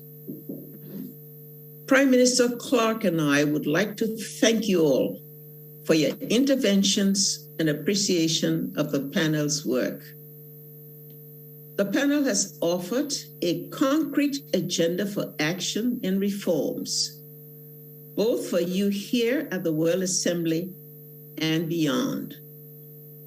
We have heard many of you say that business as usual is not an option if we are to prevent another pandemic, and that confirms our view that transformative change is needed urgently. Moving ahead, what is needed now is action on the recommendations for reforms. Member states, you have now the opportunity to make important decisions. We are in the middle of a preventable global crisis, and we must all use this moment to take the necessary political decisions. We must make the international health and emergency system more coherent in order to secure a much more effective pandemic response across all health, social, and economic domains in the future. We need leadership of heads of states and government, and we also need the strength of civil society and the private sector. We are glad that member states have recognized the potential for a pandemic treaty and a special session of the World Health Assembly in November. That is 6 months from now.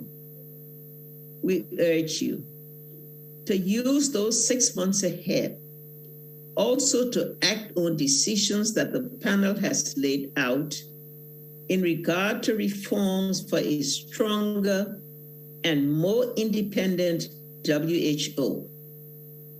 The special session of the Assembly could also be an opportunity to make progress not only on the treaty, but other recommendations critical to ensure that this is the last pandemic. Many of you have noted that we are also recommending a special session of the United Nations General Assembly in New York.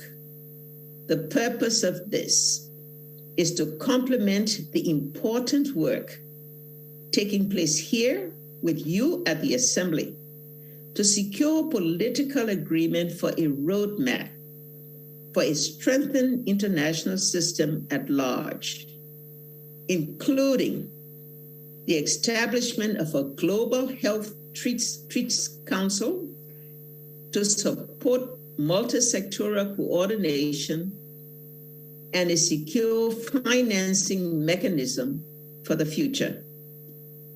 Our aim is to do whatever it takes to make this the last pandemic.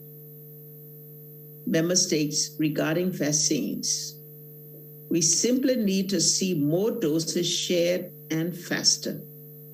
The panel gave the world a target of 1 billion doses to be redistributed before 1st September. We have seen some progress, but much more is needed. And we know that the doses are available. There is no time to wait. The panel has delivered its report. There is now time for implementation. We as co-chairs and panelists will be monitoring the implementation of the recommendations. and we are available, if required, to help with the important work ahead. Prime Minister Clark and I are deeply grateful to have been given this opportunity to lead the work of the independent panel. We appreciate all the support and contributions from around the world that made this work possible. I close with that which we continue to say: let's make this the last pandemic. Once again, Madam Chair, we thank you and the members so much for the opportunity.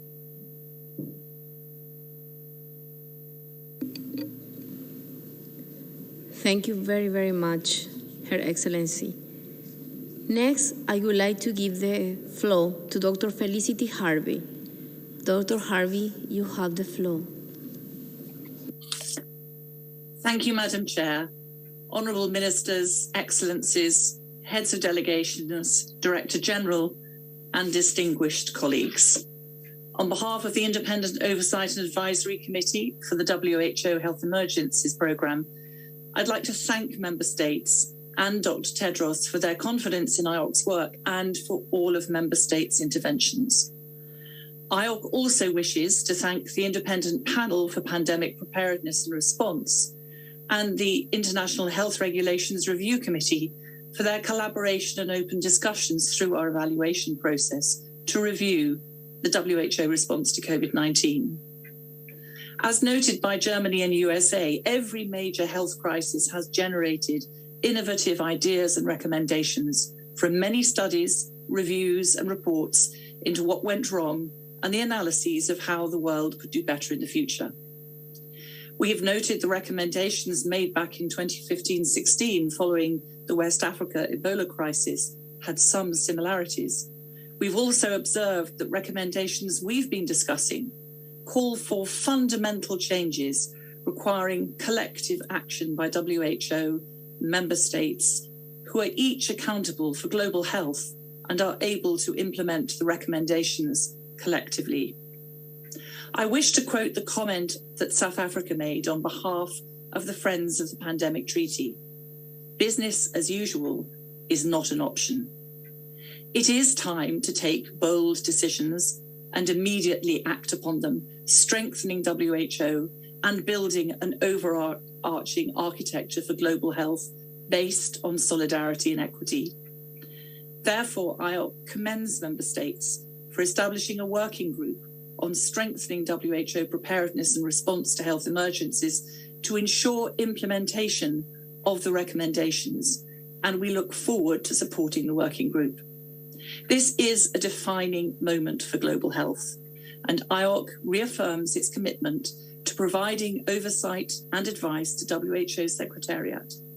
But member states and partners must play their part as well to help the organisation fulfil its role in protecting the health of populations across the world. As President Sirleaf said, let's make this the last pandemic. Thank you very much. Thank you. Thank you very much, Dr. Harvey. I would now like to give the floor to Professor Lothar Wheeler. Professor Wheeler, you have the floor.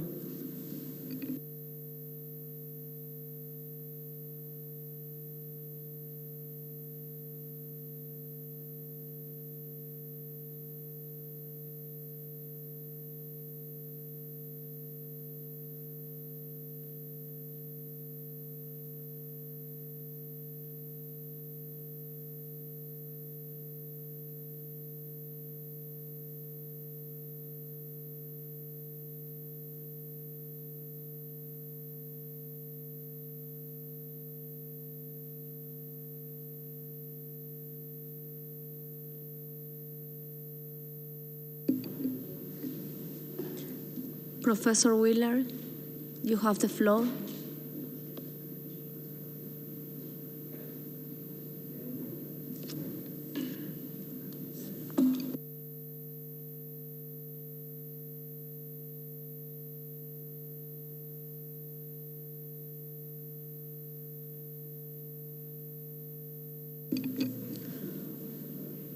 Professor Wheeler, can you restart again, please, as we have some technical problems with the sound?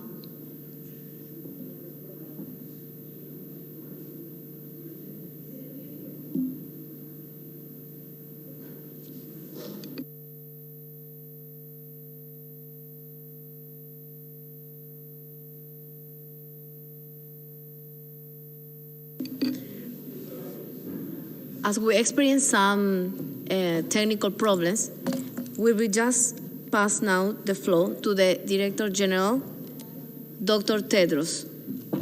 Dr. Tedros, you have the floor. Okay, let's try again.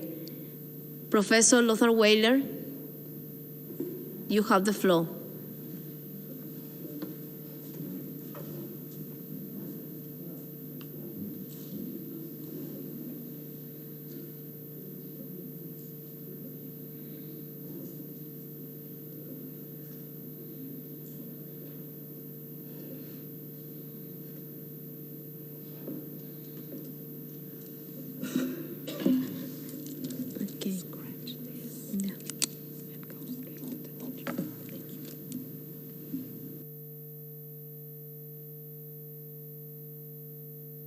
Okay.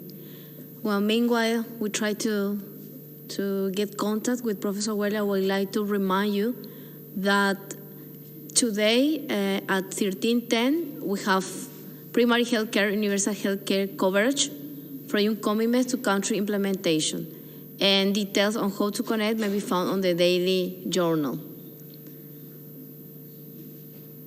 Now, I will now give the floor to the Director General, Dr. Tedros.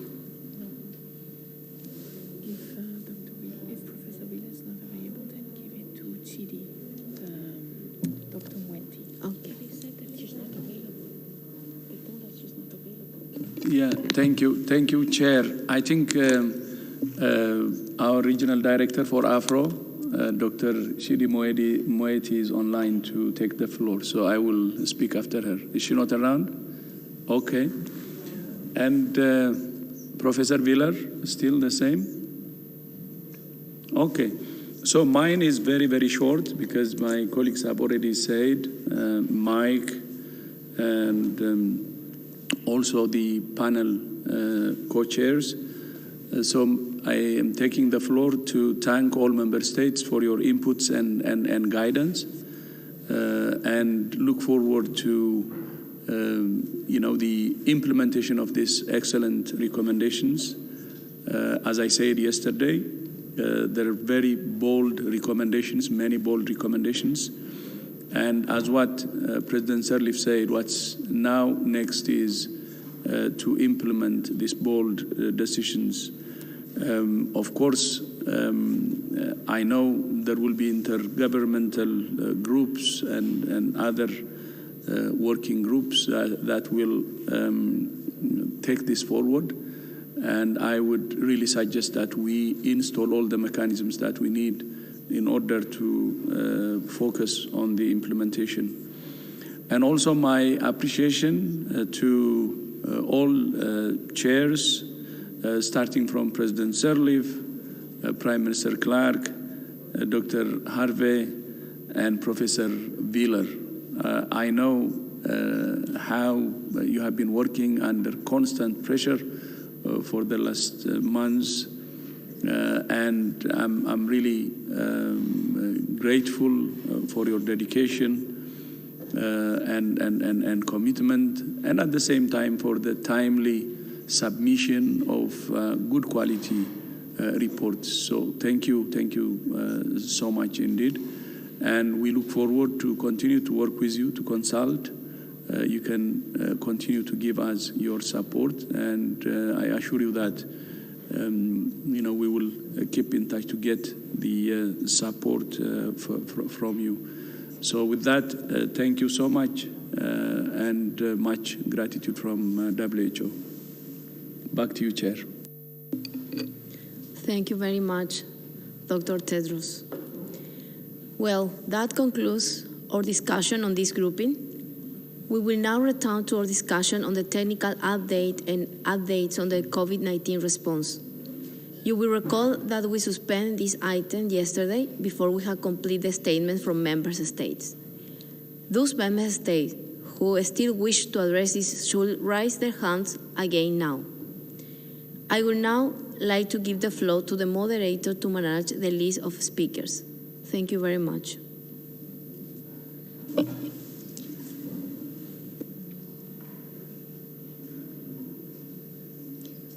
Thank you, Madam Chair.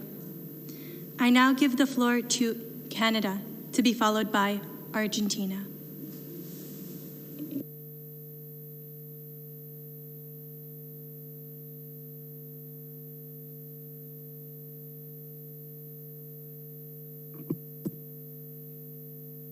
Chair, we would like to express our continued appreciation to Dr. Tedros, Dr. Ryan, and all WHO staff. Thanks to you, WHO's leadership, coordination, and technical guidance is making an enormous contribution to the fight against COVID-19. Many of these contributions will never make media headlines, but are crucial nonetheless. We also express our thanks to Dr. Etienne and Paho for their regional leadership in responding to COVID-19. This pandemic has reinforced the critical role of WHO regional and country offices and the power of leveraging the entire UN system and other global health actors around common objectives. These trends should continue to be reinforced beyond COVID-19. COVID-19 has exacerbated inequalities, including for women and girls. Those most at risk from COVID-19 are often the same population disproportionately impacted by public health measures. We call on the WHO to further strengthen its capacity to integrate a gender, equity, and rights approach into its emergency response. A priority for Canada continues to be promoting evidence-based and gender-responsive guidance and decision-making in support of the global response to COVID-19. We must also ensure that the global response remains sufficiently resourced to support those most affected and disadvantaged. To this end, Canada has made significant contributions to the global COVID-19 response, including $1.3 billion to the ACT Accelerator to foster equitable access to COVID-19 tests, treatments, and vaccines. All countries need access to these COVID-19 tools. The ACT-A funding shortfall for 2021 is $18.5 billion. We must all do our fair share to support this global effort because we know that the success of ACT-A is the world's best exit strategy from this pandemic. Research and the application of research is critical to these efforts. This month, the Canadian Institute of Health Research will launch a new framework for action on global health research, which recognizes that global health threats require the collective mobilization of knowledge and action of the entire international community. Canada will continue to collaborate with international partners, including the WHO, to harness the power of research towards better health for all. Finally, we would like to highlight the importance of strengthened international scientific collaboration and transparent, rapid information sharing in support of One Health approach. This includes future work to continue to study the origins of these pathogens so that we can learn for the future and take the necessary steps to remove risks and ensure that this never happens again. The joint WHO-China mission was an important first step, and additional data-driven studies are needed, inclusive of broad expertise. In closing, we must continue to be vigilant in our response to COVID-19, monitor variants of concern, and implement public health measures. With these actions, I hope that when we gather again next year, it will be in person in Geneva. Thank you very much. Thank you, Canada. I now give the floor to Argentina, to be followed by Cambodia.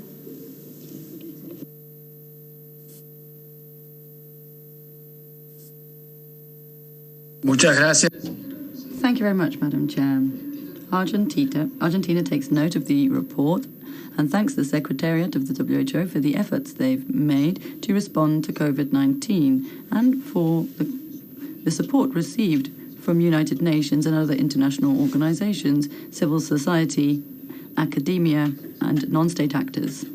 Argentina has implemented its COVID-19 response, prioritizing protecting people's lives.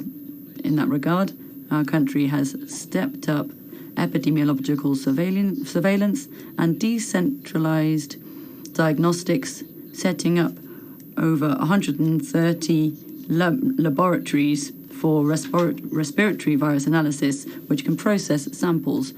With regard to digital health, various different programs have been launched, including tele-ITU, remote ICU, to provide assistance to medical teams. Furthermore, a specific mental health platform was created with a view to providing tools to health workers at the first and second level of healthcare. In terms of production, the capacity to produce mechanical ventilators was doubled, and we converted a section of the textile industry to produce personal protective equipment, as well as producing active ingredients for one of the COVID-19 vaccines. In terms of research and development, various different initiatives were carried out, including the use of saliva as a sample instead of swabs, serological tests, and convalescent plasma therapy. Furthermore, Argentina participated in the Solidarity 1 clinical trial and clinical trials for various other vaccines. Madam Chair, guaranteeing equitable access to medicines and vaccines is a precondition for promoting the right of all individuals to enjoy the highest attainable level of physical and mental health. This must be a priority for all states. Nevertheless, serious inequalities in access to medicines and vaccines is unjust and runs counter to the interests of the international community as a whole. Therefore, we are convinced that the WHO and WTO have a key role to play in removing bottlenecks in supply chains and scaling up production, particularly of vaccines. Our country has joined the COVAX mechanism, showing its firm commitment to fair, equitable distribution of COVID-19 vaccines. Nevertheless, we'd like to highlight that there are certain challenges, such as agreeing on terms for liability and compensation, despite the guidelines issued by the WHO. There's also been a lack of predictability in the allocation rounds and difficulties in delivery, despite all of the efforts made by various countries, including the low and medium income countries, to meet the advance payment requirements and the necessary guarantees.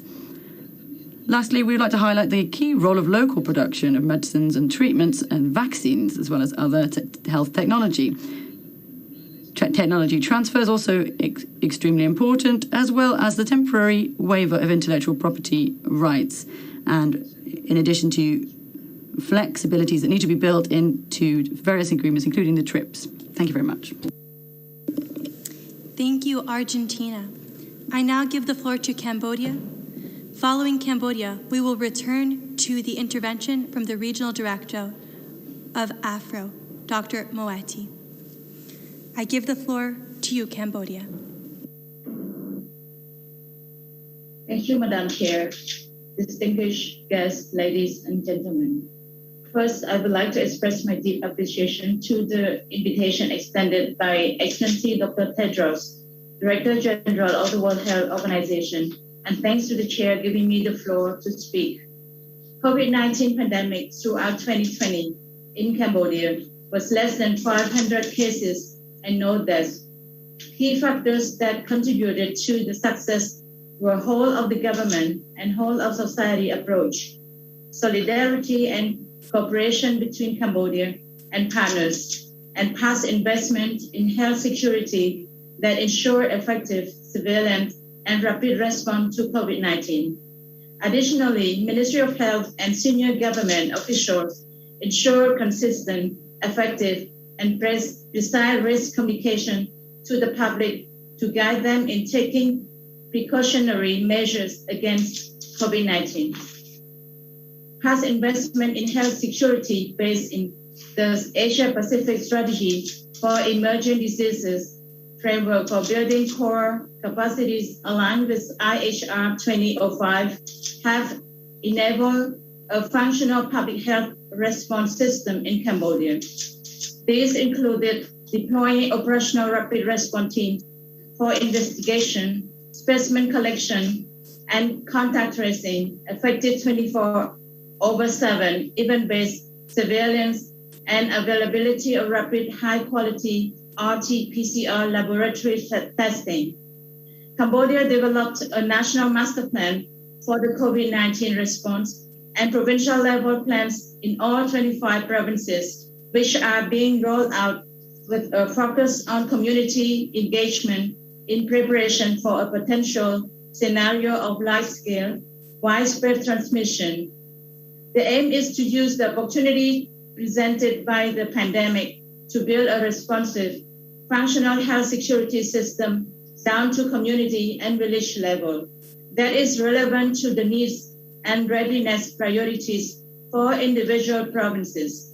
Cambodia has used pandemic preparedness to strengthen the health security system during the pandemic to make it fit for the future, including expansion of sample collection and public health laboratories, healthcare system surge, including home care in terms of both personnel as well as equipment and supplies, enhancement of systematic surveillance and response functions, especially case investigation and contact tracing, better risk communication and greater community engagement for ensuring the new normal, supporting specific settings such as garment factories, schools, markets, and entertainment venues to put in place best practices and ensuring cross-pillars and cross-sectoral coordination.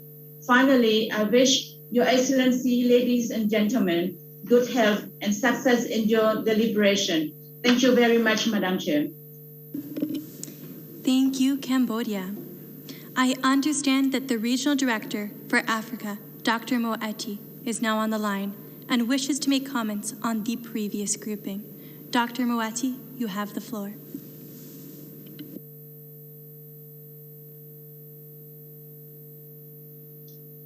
Thank you very much, Moderator, Madam Chairperson, Honorable Ministers and Delegates. African member states took early, determined, and strong action in response to the COVID-19 pandemic. But we know that this came at great economic cost, which will continue into the future. The pandemic has indeed presented enormous challenges to our member states in the African region as it has to the whole world. Our countries have also been dealing with outbreaks of Ebola, measles, and yellow fever, among others, and humanitarian crises. They have pushed to sustain hard-won health gains and to minimize the pandemic's impact on actions to prevent and treat other diseases. COVID-19 has brought the importance of equity into focus to protect the most vulnerable. Even in high-income countries, equity has determined who was worst affected in terms of infection, mortality, and social and economic repercussions. The value of investing in preparedness has also been reaffirmed. It is in the interest of all countries that this pandemic is contained everywhere and as soon as possible. We deeply appreciate the action of countries that have started sharing vaccines, and I'd like to echo the Director General's remarks in his opening address that much needs to be done immediately and in significant quantities to make a difference. The ACT Accelerator, including the COVAX facility, and the African Union's platforms with which we are collaborating closely, have pioneered multilateral solutions to enormous global supply distortions.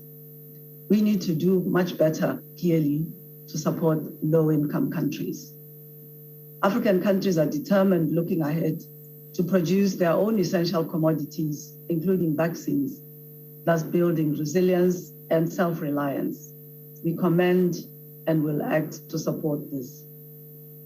The upcoming piloting of universal health and preparedness reviews will further assist in charting the way forward in countries.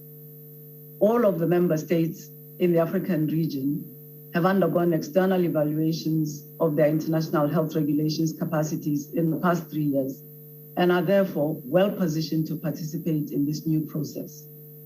Countries have developed roadmaps to cover the gaps identified in the evaluations, and I'd like to urge partners to support the financing of these plans to advance the dual goals of strengthening health systems and scaling up preparedness in the African region.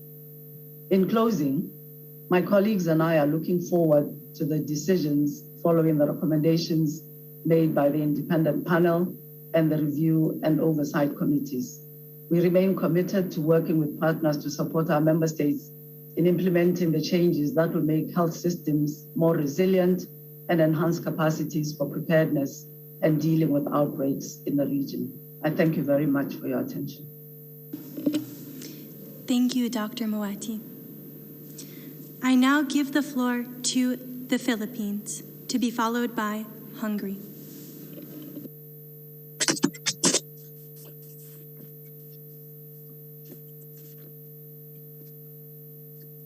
Thank you, Madam Chair. The Philippines joined the list of co-sponsors of the resolution penned by the EU as a follow-up to the WHA 73.1 resolution on COVID-19 response and the group of friends led decision on a WHA special session to consider an instrument on pandemic preparedness and response. The Philippines, cognizant of the multifaceted public health, economic, and social issues brought about by the COVID-19 pandemic, is one with the WHO and the global health community in its efforts by strengthening emergency preparedness and response to public health emergencies. We affirm the important role of the WHO in leading the charge towards more prepared, secure, and resilient health systems as espoused by the international health regulations. Thus, we support all initiatives that are geared towards the strengthening of the WHO Health Emergencies Program so it becomes more responsive to the dynamic and complex needs of our times. In particular, early alert and notification should lead to early action, and early response should facilitate advanced coordination and promote trust. These are important both at the international and national levels. Our own experience brought to the fore the importance of compliance to the IHR.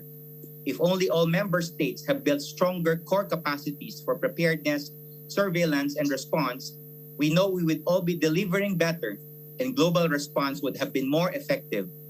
So through this crisis, we see a great opportunity being presented to us. In the Philippines, we are advancing the passage of important laws to strengthen the country's disease control and prevention infrastructure. Through an empowered national focal point, we are endeavoring to elevate health security to the highest governance level, require actions from multiple sectors, and craft a national action plan to mount a robust and coherent response to any public health emergency. We are resolute in implementing our universal health care law, which seeks to strengthen our national health system. We are committed to strengthening our surveillance, health promotion, emergency preparedness and response systems through sustained financial investments, focused capacity building, and effective risk communication and community engagement. The Philippines would like to extend its gratefulness to the WHO for its technical leadership and support during these challenging times. Now, more than ever, we have to build better preparedness and response to public health emergencies. We can try to rewrite global health history now if we are able to do this. We are very confident we can if we, all member states, all health security stakeholders, the WHO, as lead, continue working together as one community. Thank you, Madam Chair. Thank you to the Philippines. I now give the floor to Hungary, to be followed by Vanuatu. I understand that Hungary has a video.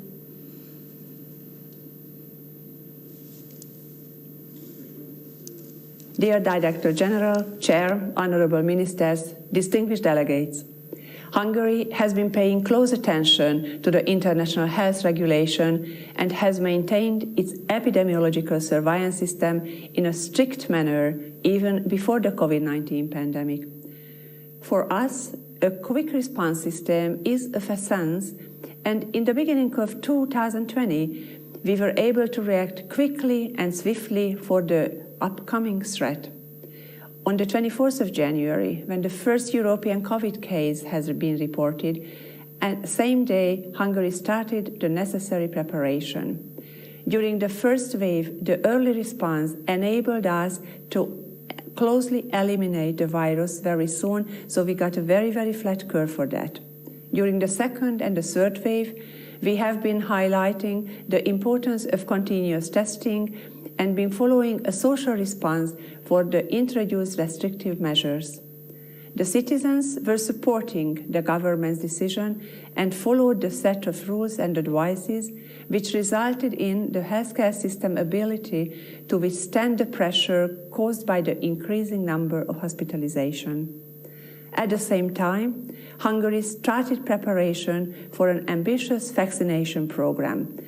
Vaccination started on the 26th of December 2020 after the arrival of the first lots. First, healthcare workers, caregivers, and residents in social institutions were vaccinated. Vaccination of high-risk chronic patients in general population is currently underway. The vaccination campaign for pregnant women has started, and before the reopening of elementary schools, teachers and later teenagers have also been involved. An online booking website has been dedicated for the citizens to register for their shots, regardless of age or health status. At the moment, intense work is being done at daily level to vaccinate as many people as possible, and the results of these efforts can already be measured in lives saved. Our vaccination procurement has been reaching wide. Beside the European joint procurement, we have vaccine stocks from our Eastern partners. The vaccination campaign is currently underway with 6 types of vaccines, as in addition to the EU vaccine purchases, the Russian-developed Sputnik V and the Chinese Sinopharm vaccines are also available. Due to this success, Hungary is now slowly reopening, allowing everyone to enjoy open-air terraces, while those vaccinated can also visit cinemas, theaters, restaurants, cafes, and so on. We could reopen schools and kindergartens, and the curfew has been delayed till midnight, and the healthcare system is under much less pressure, and people in general can cautiously return to their everyday normal lives. We are ready to work on international and multilateral level to end this pandemic and prevent the next one. We do recognize the important work and proposals of the evaluation panel in this process. Thank you very much for your kind attention. Thank you, Hungary. I now give the floor to Vanuatu, to be followed by Saudi Arabia.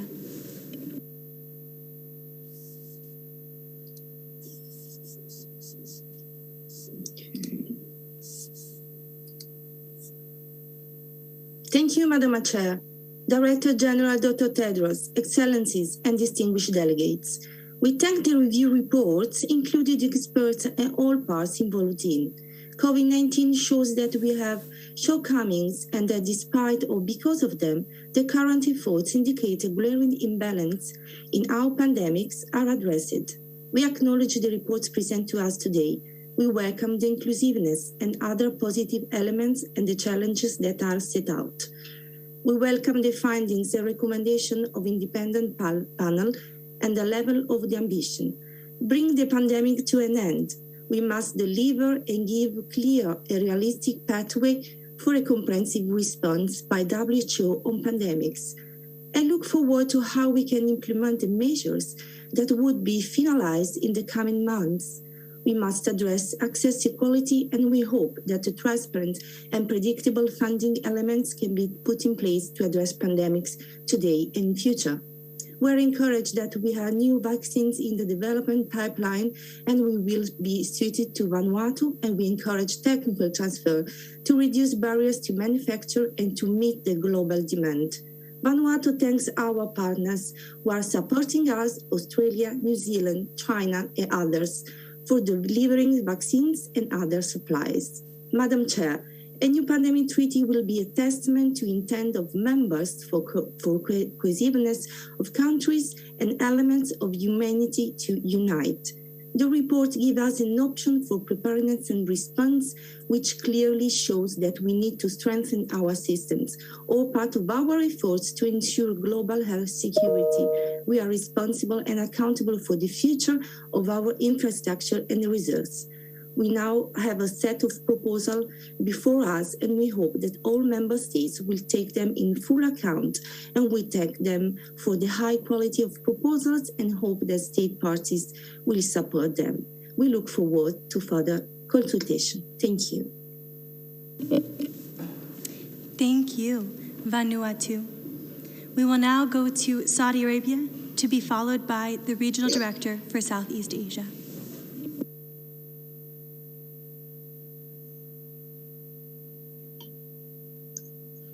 Thank you very much, Chair. First of all, I would like to thank the World Health Organization for the role it's been playing.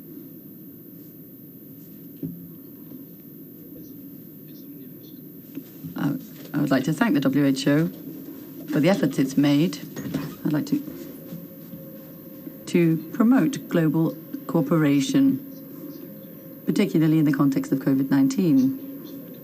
I'm happy to be involved in the efforts towards combating COVID-19 in Saudi Arabia. We have managed to take preventive measures and play a leading role in these efforts. Furthermore, at the international and national level, we've engaged in scientific efforts to provide treatments and develop effective remedies to stem the pandemic. The leaders in Saudi Arabia have also been working based on experience learned from MERS outbreaks previously. And we took significant preventive measures before the first case was identified in the kingdom. Determined preventive measures were taken to step up capacity and stem the spread, as well as effective case detection and preparedness.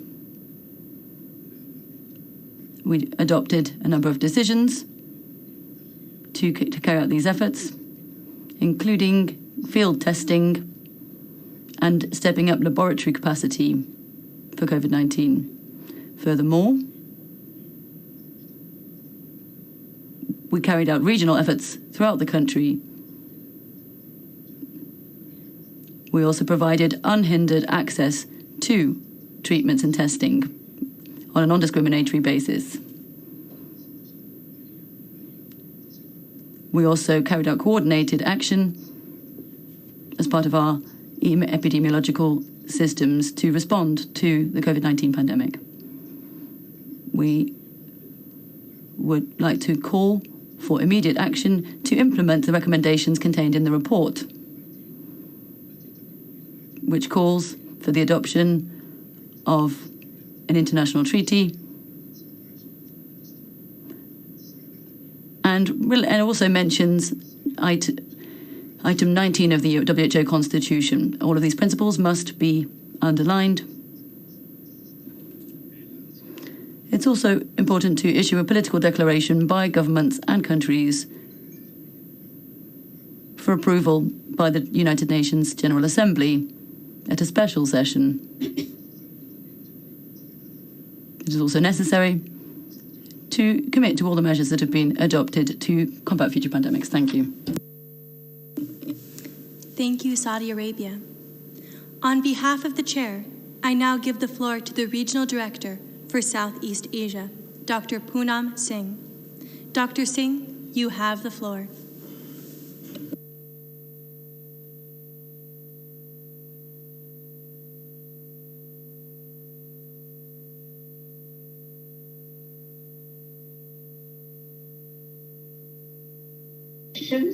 And natural hazards.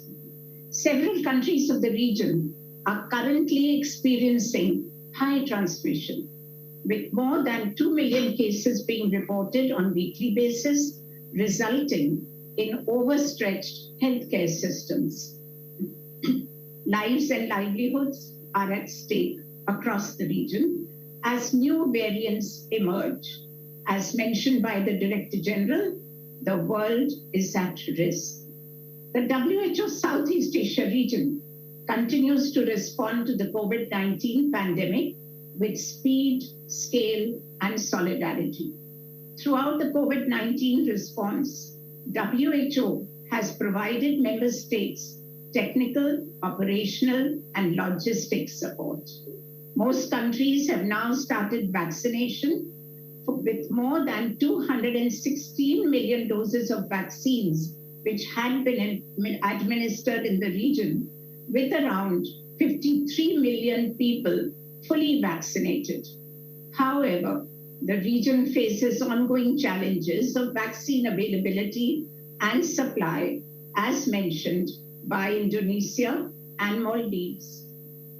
WHO continues to strengthen the capacity of health workers to detect, manage, and treat mental health conditions, and continues to advocate for increased access to mental health resources for health workers themselves in this very challenging time. Member states have made bold political commitment and shown a strong will in strengthening health systems since 2014, when emergency risk management was identified as a regional priority.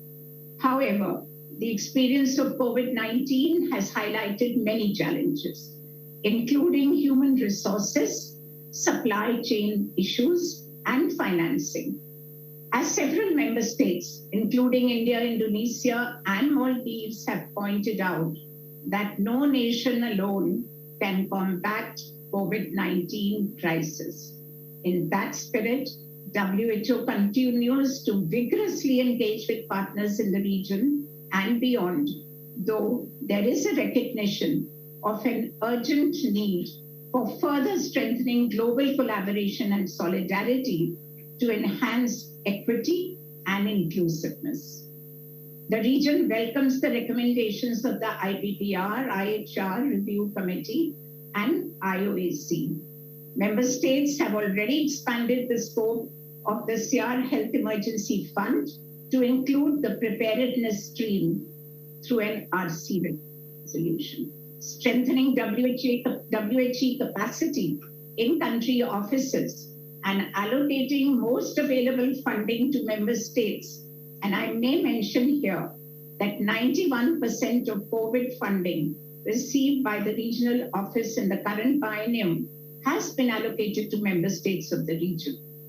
Strengthening WHO at all levels, including through adequate and flexible funding, as highlighted by Bangladesh, Bhutan, and several other member states, is critical for the region to serve our mission to promote health, keep the world safe, and serve the vulnerable. Thank you.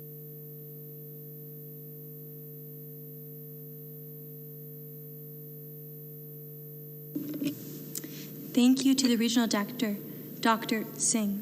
I now give the floor to our Chair. Madam Chair, over to you. Thank you very much. I understand now that Professor Wheeler is now here available online. So, Professor Wheeler, you have the floor. Honorable Chair, Director General, Your Excellencies, ladies and gentlemen, colleagues. I'd like to echo what has been said by my esteemed colleagues, the co-chairs of the IPPPR and the chair of the IOAC, in what has said. This is a moment that we have to take. I think it's a moment that can be considered as a huge chance to make the world a better place and a more safe place to be prepared for the next pandemic. I just want to highlight again that the IHR is the legal instrument of the member states. Please make this legal instrument a successful one. Please bring IHR into living. And I'd particularly like to express my gratitude to the interventions of the member states during this 8-month journey. They were very fruitful, helpful, and we very much appreciate these. Let me finish by saying that this has been an honor and a privilege for all of my esteemed colleagues of the Commission to serve all the WHO member states. And the last comment that I'd like to make to wrap it all up. If we fail to prepare, we prepare to fail. Thanks indeed. Take care, stay healthy, and make this world a safer place in the future.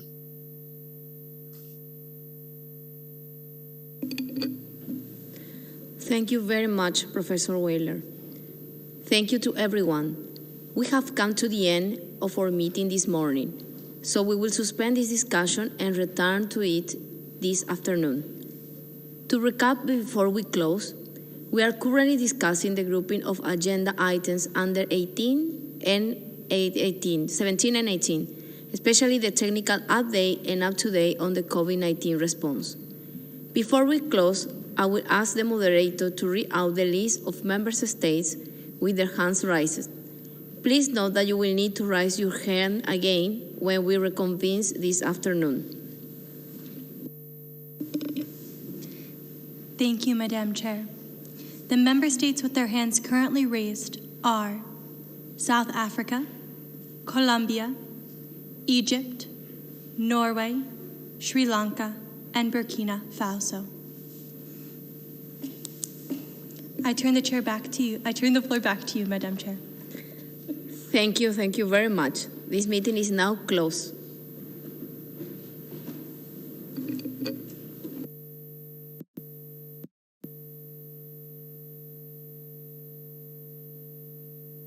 Recording stopped.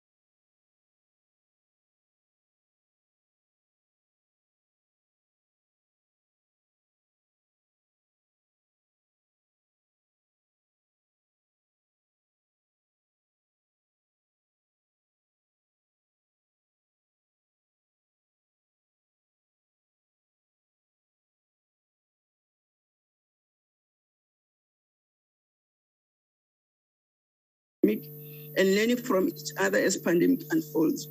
The COVID-19 pandemic has highlighted the importance of IHR and the primary role of member states in preparing for and responding to outbreaks and emergencies. WHO has maintained its leadership position in the global response throughout the pandemic, while concurrently managing 65 graded emergencies over the 2020-2021 period. We acknowledge the central role played by the WHO in our efforts to fight emergencies and pandemics, and support the call to ensure available sustainable resourcing for a strengthened WHO. This will ensure that WHO is able to act appropriately in response to future pandemics. We therefore support the resolution on strengthening WHO to deal with pandemics. Our government has been involved in the global level as the co-chair of Access to COVID-19 Tools Accelerator with Norway, and recognize progress made at that level in terms of resources mobilized for vaccine and tool, including the COVAX platform. However, we remain concerned with the unequal access to vaccines, which continues to persist. This is an inequality we could not have imagined a year ago as we discussed principles of equity, access, and solidarity. However, we acknowledge with appreciation recent developments during the Global Health Summit with the announcement of countries' readiness to share vaccine doses with developing countries. We welcome this move and hoping that this will be realized to assist those countries who have not yet started with their vaccine programs to do so. This is demonstration and recognition of the importance of regional and global collaboration in fighting against the COVID-19 and will be for other pandemics and is encouraged. We further align with the panel's recommendation for a global instrument for pandemic preparedness and response on COVID-19, the pandemic treaty. We fully support the recommendations and request the Secretariat to put in place necessary measures to implement this recommendation. We welcome and support the resolution on local production, and that local production should ensure capacity building and making resources available for production of not just vaccines, but other tools and commodities. We urge the Secretariat to work closely with the regional offices and formations to ensure the implementation of this resolution. I thank you, Madam Chair. Thank you, South Africa. I now give the floor to Sudan, to be followed by Madagascar. Thank you. Esteemed Chair, members of the Health Assembly, ladies and gentlemen, we thank the DG for the reports on WHO's work on health emergencies and mental health preparedness for and response to the COVID-19 pandemic. We're committed to strengthening emergency preparedness and response and to solicit WHO's continued support in several areas, including the mental health and well-being in societies impacted by the COVID-19 pandemic. The demands of health emergencies continue to expand, and associated with that, mental health consequences are also more evident. In addition to the COVID-19 pandemic, we note that the WHO is currently responding to 65 emergencies from all hazards across the globe, 15 of which are in the Eastern Mediterranean region. This is one of the most emergency-prone regions globally, where over 100 million people across the region currently require humanitarian assistance, 43% of the globe total. Within the region, progress is being made in professionalizing the management of health emergencies through a comprehensive approach of prevention, preparedness, response, and recovery. This progress has been best reflected in the response to the COVID-19 pandemic, but there are many other examples also, such as the rapid and effective response to the port explosion in Beirut last August. Nonetheless, more work is required, especially in the area of preparedness and strengthening IHR core capacities. The lessons learned from the COVID and the major reports presented today will inform the further strengthening of our overall health emergency management capacities. Special attention must be paid to the protracted humanitarian crisis, where we consistently observe a convergence of humanitarian and health security priorities. We encourage the consistent application of the humanitarian development peace nexus in such settings. The mental health dimension of emergencies also require far more committed attention. This is no better reflected than by the impact of the COVID-19 pandemic is having on the mental health and well-being of whole societies. We make a strong and clear commitment to integrating mental health fully into the preparedness, response, and recovery plans for the COVID-19 pandemic. But this commitment must go beyond the pandemic. Mental health and psychological consequences are evident in all emergencies. We must more consistently apply the tools and approaches to supporting people's mental health and well-being when crises hit at all times.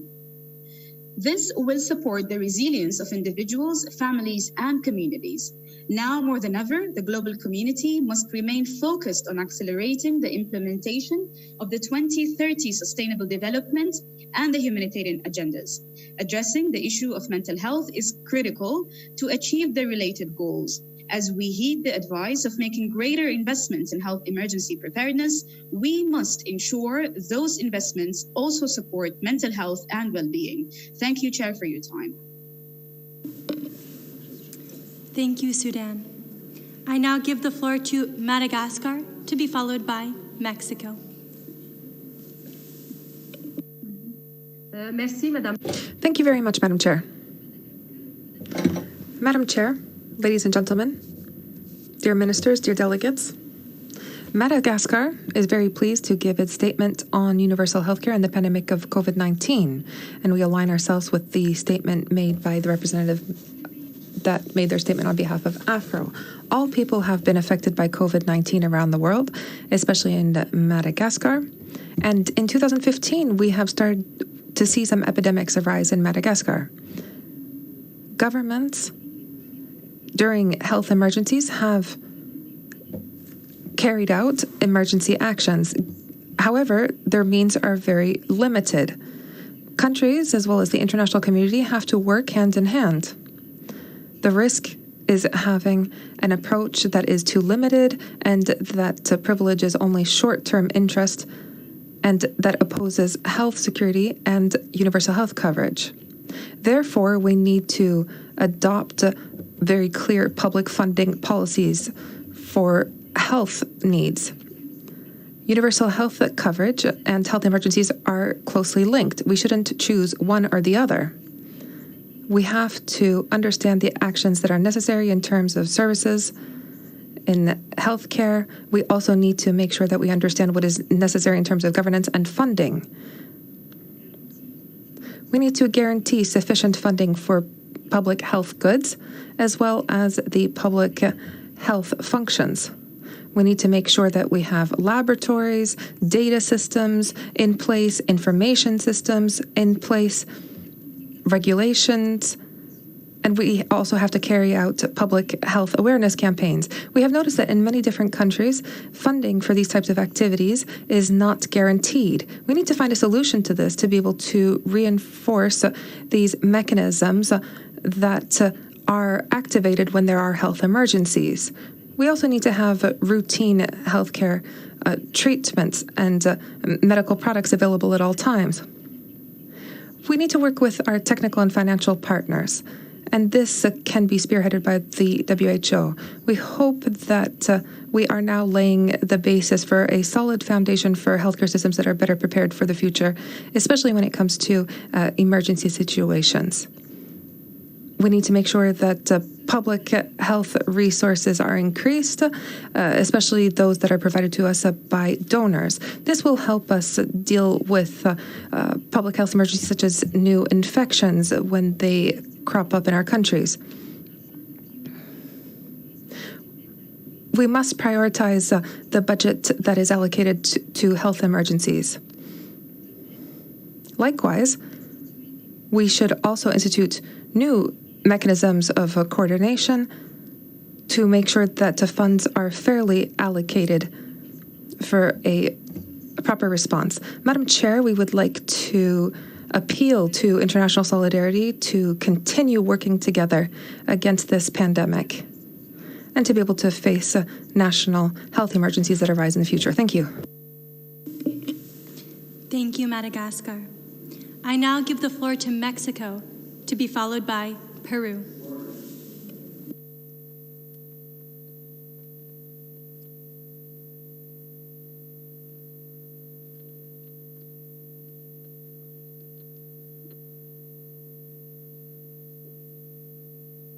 Thank you very much, Chair.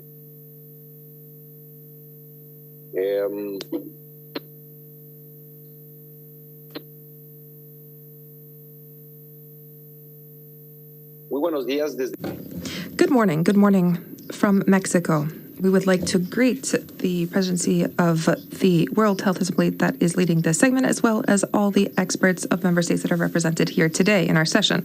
Ladies and gentlemen, in Mexico, just as in other countries, the pandemic due to COVID-19 transformed our way of interacting with people that require mental health attention, especially due to social distancing measures.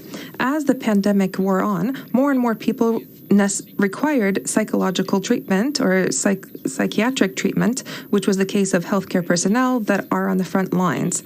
Also, children and adolescents needed to adapt themselves dramatically to another reality. There were professors that had to find new resources to be able to continue with their careers. Families saw themselves very far away from each other, and there was also an increase in violence. There was the loss of relatives, and there were many other situations that we had to deal with in Mexico. In this context, our government has carried out several different activities. One of the activities was adopting the mental health strategy during COVID-19. Its objective is to coordinate activities that are interinstitutional to provide people suffering with mental health disorders treatment and help. This was done in the different phases, different waves of COVID-19. Amongst the main activities that were carried out and that are continuing are the following.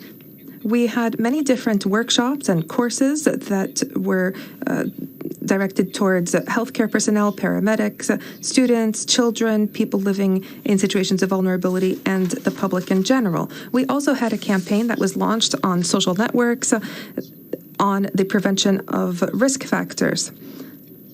We spoke, for example, during these campaigns about psychological effects of having to do with staying at home for a very long time, problems linked to living together in small spaces.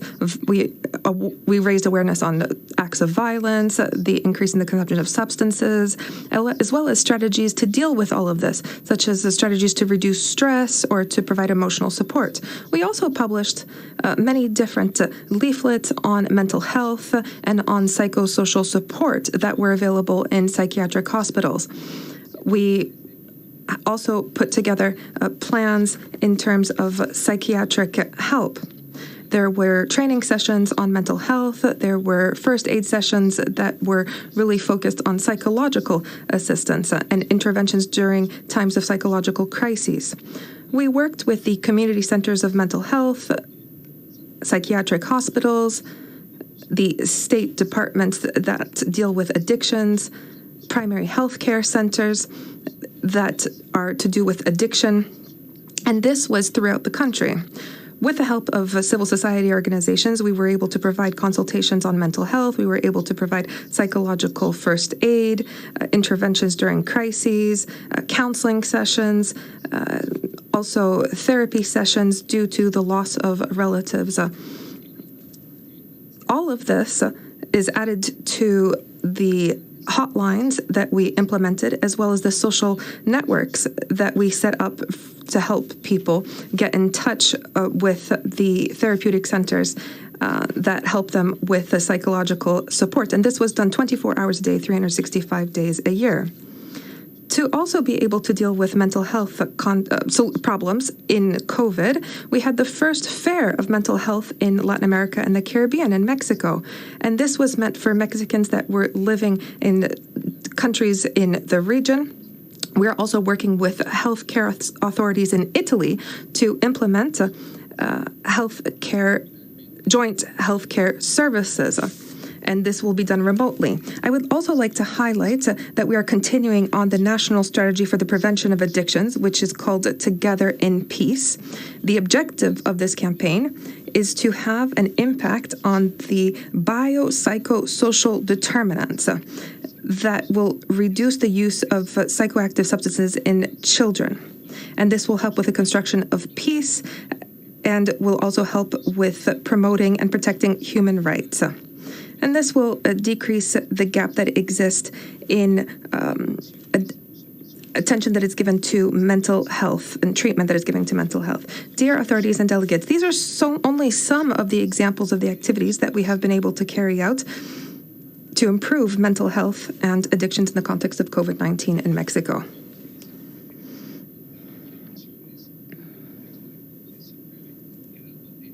We would like to know more about the successful experiences that you have had in other countries to be able to undertake them in our country as well. Thank you very much. Thank you, Mexico. I now give the floor to Peru, to be followed by Tunisia.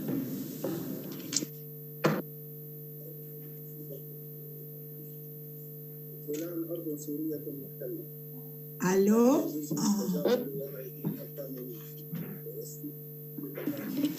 Peru, we can hear you. Please begin your intervention. Do you see me? Do you hear me, please? Yes, we can hear you and see you. You may now begin. Muchas gracias. Thank you very much. We would like to express the recognition of Peru to those who are fighting on the front lines every single day against this pandemic of COVID-19. We would also like to express our solidarity with those who have lost loved ones and those who have been affected by COVID-19. The sluggishness of the response of COVID-19 highlights the lack of global preparation, which has led to a multidimensional crisis that endangers the sustainability of many of the achievements that we have realized in the past. There is a deep inequality that we have seen in the access and distribution of vaccinations at COVID-19. And this shows at what point international solidarity and cooperation is so necessary. And for now, words have not yet been joined to actions. There is still an incredible inequality in access. It is fundamental that we change this and we do not repeat the same mistakes in the future. And crisis such as this one requires a global response. We must take action. To do so, we support the creation of a draft resolution that would create a working group on strengthening preparedness and the WHO's response in emergency situations.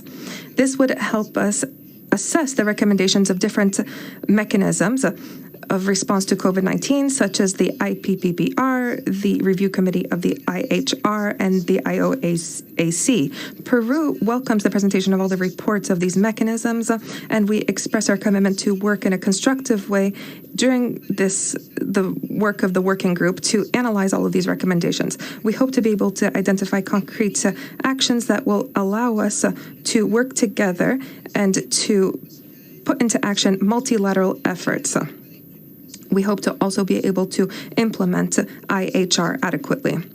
Likewise, Peru expresses its co-sponsorship to the draft decision to convene an extraordinary meeting of during this assembly to consider the setting up of an international instrument on preparedness and responses during pandemics. Dear Madam Chair, our commitment to multilateralism has become a reality through our participation in the COVAX facility mechanism. To be able to provide equitable access to vaccinations, it is necessary to visibilize and deal with the situation that low-middle-income countries face. A simple global division between countries that are high income and low income, on the other hand, hides the enormous and urgent challenges that countries such as Peru face in terms of access and distribution of vaccines, treatment, in particular oxygen, diagnostics, and PPE. A true global response has to start from the recognition that vaccines and other tools are really public health goods. Peru will continue supporting the strengthening of multilateralism and of the WHO, as well as all the efforts that have been undertaken to reinforce global, regional, and national capacities in terms of preparedness and response to emergency situations and future pandemics. Thank you very much. Thank you, Peru. We will now go to Tunisia, to be followed by Thailand. I understand that Thailand has a video.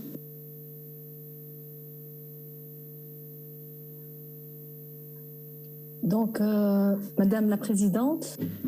Madam President, Excellencies, colleagues, Tunisia fully aligns itself with the recommendations and WHO conventions, and we would like to say that the arrival of the COVID-19 epidemic in our country as of March 2020 demonstrated the significant demand for mental health care among our population, but also among health care personnel. And this was the reason for the strong mobilization of carers working in the area of mental health, and for the establishment of a free psychological support platform led by the Ministry of Health's Psychological Assistance Unit, with a collaboration of private volunteers, medical students, psychologists, private psychiatrists, as well as non-governmental associations.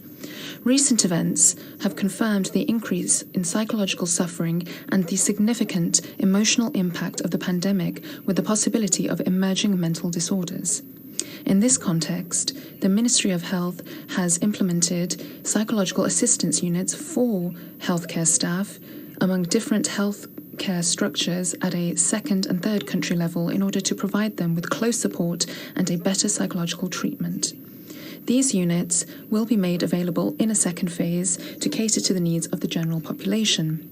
Each of these units comprises a doctor trained in psychological support and or one or several psychologists. In a number of regions where the availability of public psychiatrists is not guaranteed, private psychiatrists and psychologists have volunteered within these units, and the goal of such units is to recognize the suffering of healthcare workers and to ensure early treatment and high-quality support. As part of these efforts, these units ensure that a preventive role is carried out through psychoeducational work carried out during awareness-raising sessions, and also screening activities take place to identify persons who are presenting clinical manifestations of a pathological order, and they also serve as providing information in simple and accessible language on health strategies, and they also provide useful telephone numbers and addresses to consult if necessary. Thank you, Tunisia. We will now go to the video from Thailand, to be followed by the video from Georgia.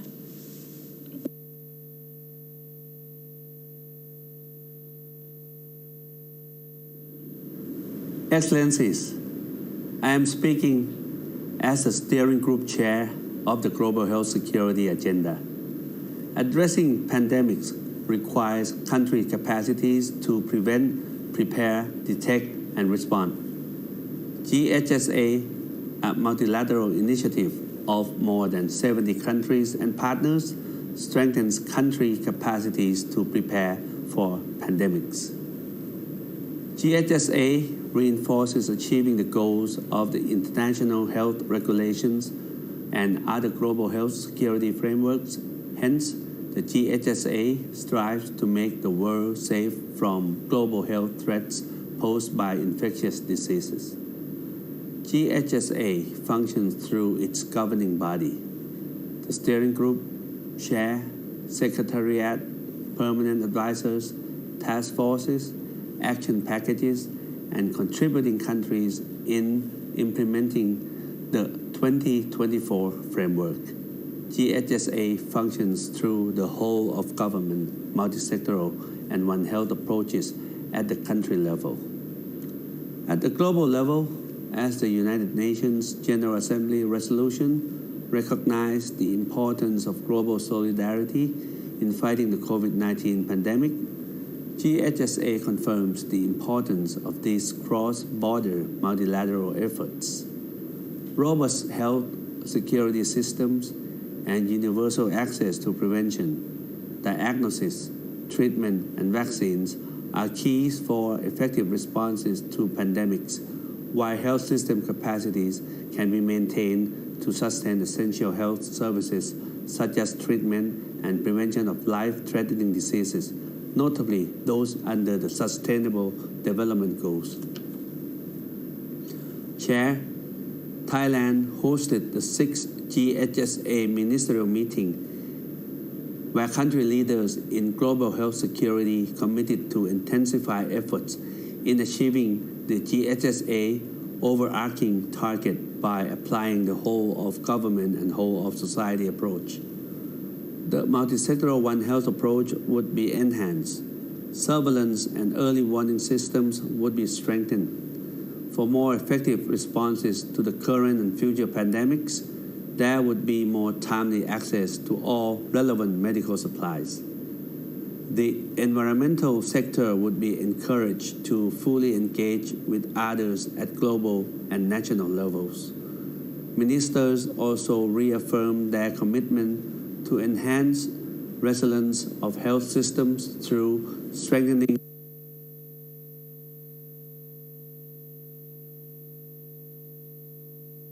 essential health services during pandemics must be maintained. Global solidarity is crucial for building country preparedness against global health security threats and the mitigation of impacts due to pandemics. As the chair of GHSA for this year, I reaffirm that GHSA will continue our commitment to strengthen country capacities to prevent, prepare, detect, and respond for global health security infectious disease threats. Thank you. Thank you, Thailand. I now give the floor to Georgia, to be followed by the Republic of Moldova.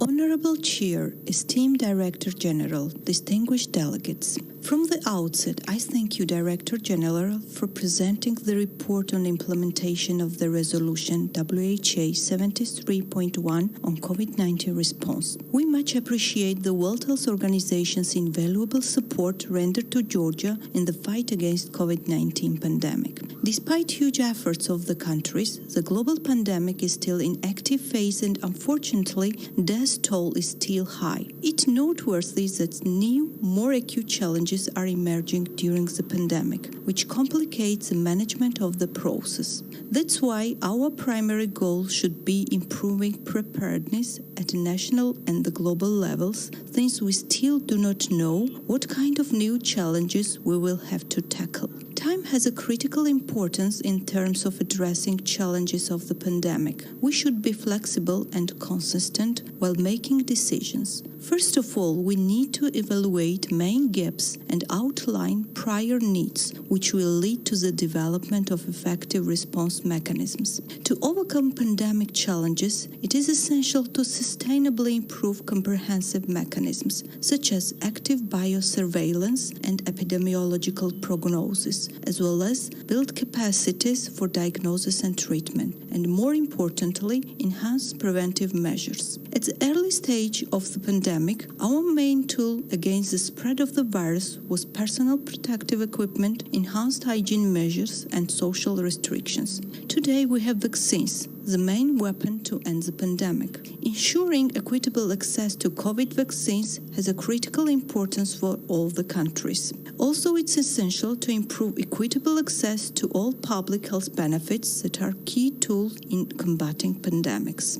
Georgia is a good example of transforming challenges into opportunities. Due to the urgent needs in the pandemic management process, the country has taken important measures to improve the sustainability of healthcare system, including medical infrastructure, health personnel, and clinical management capabilities. Besides, completely new approaches and innovative technologies were introduced that have been endorsed by our international partners. However, despite all the achievements, new and difficult challenges are still ahead. With joint global resources, with equitable distribution of vaccines, and with sharing best practices, we, without any doubt, will end the pandemic. I thank you for your attention.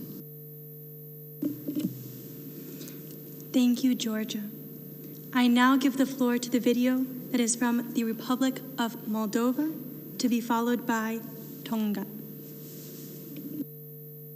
Ladies and gentlemen, the COVID-19 pandemic as the public health emergency of international concern have required implementing comprehensive public health measures and mobilizing health and the non-health sector and the whole society. The Republic of Moldova, in the context of COVID-19 response, have been working to strengthening health system capacity and to develop and maintain core capacities in the point of entry.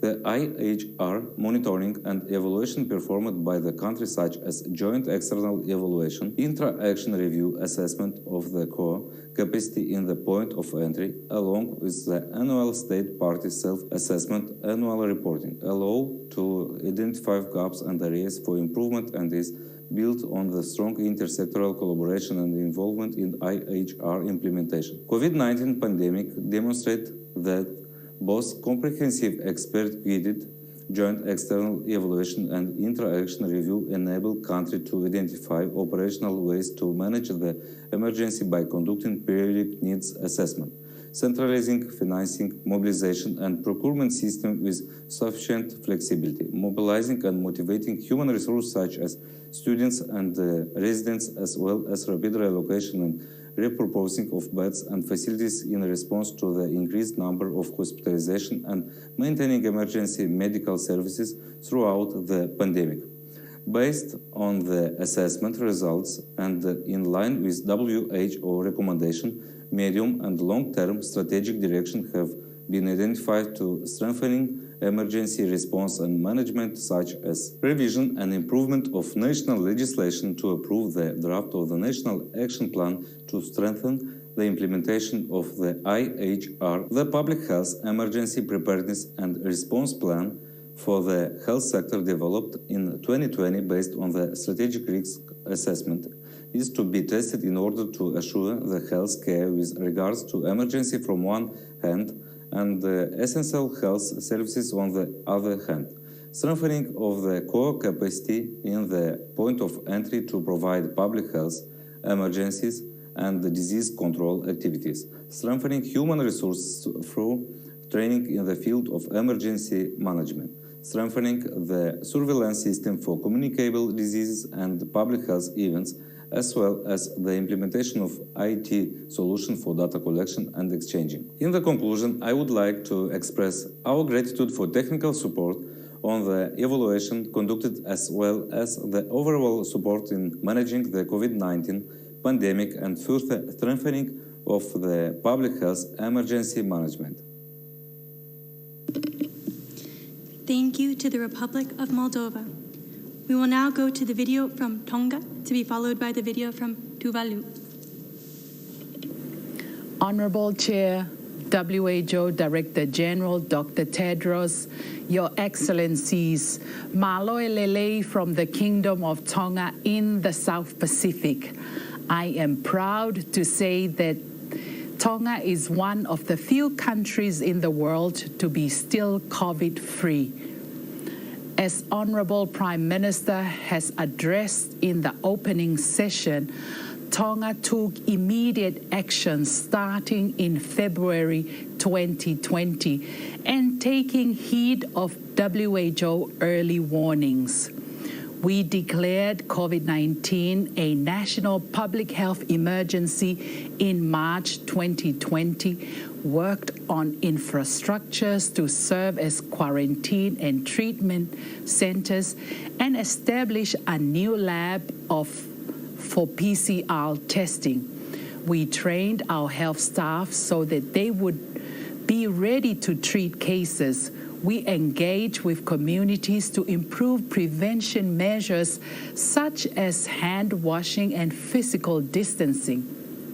And now we are working to vaccinate the population.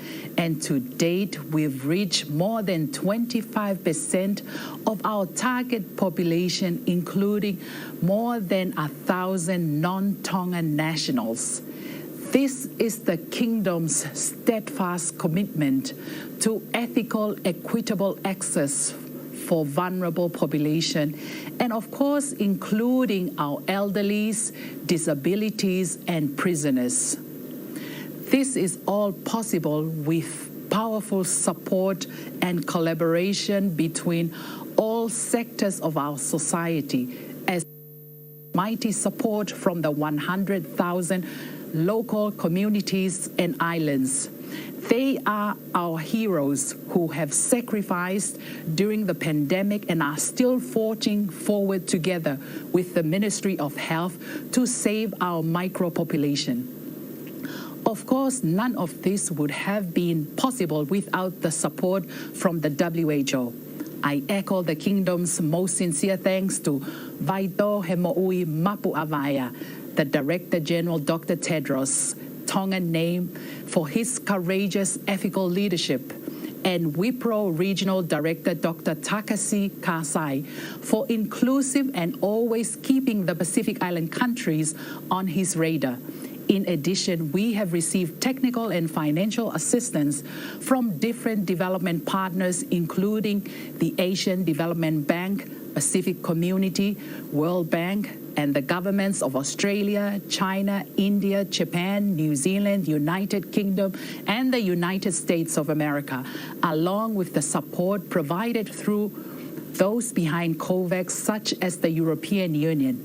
For this, on behalf of His Majesty's government, the Honourable Prime Minister and the Kingdom of Tonga, I would like to convey our most sincere gratitude to the brave leaders of the developed world and their commitment to equitable access of vaccines for the vulnerable Pacific Islands.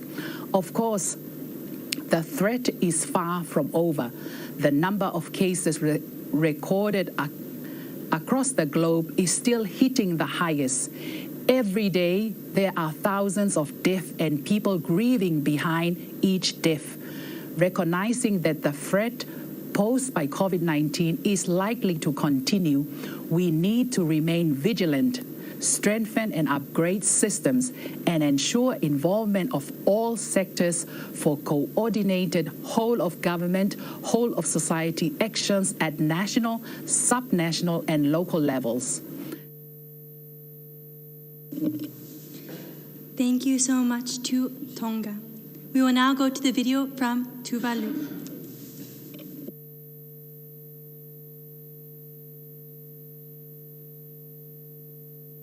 Excellency, ladies and gentlemen, I am pleased to give this statement on behalf of Tuvalu. Today, Tuvalu remains COVID-19 free.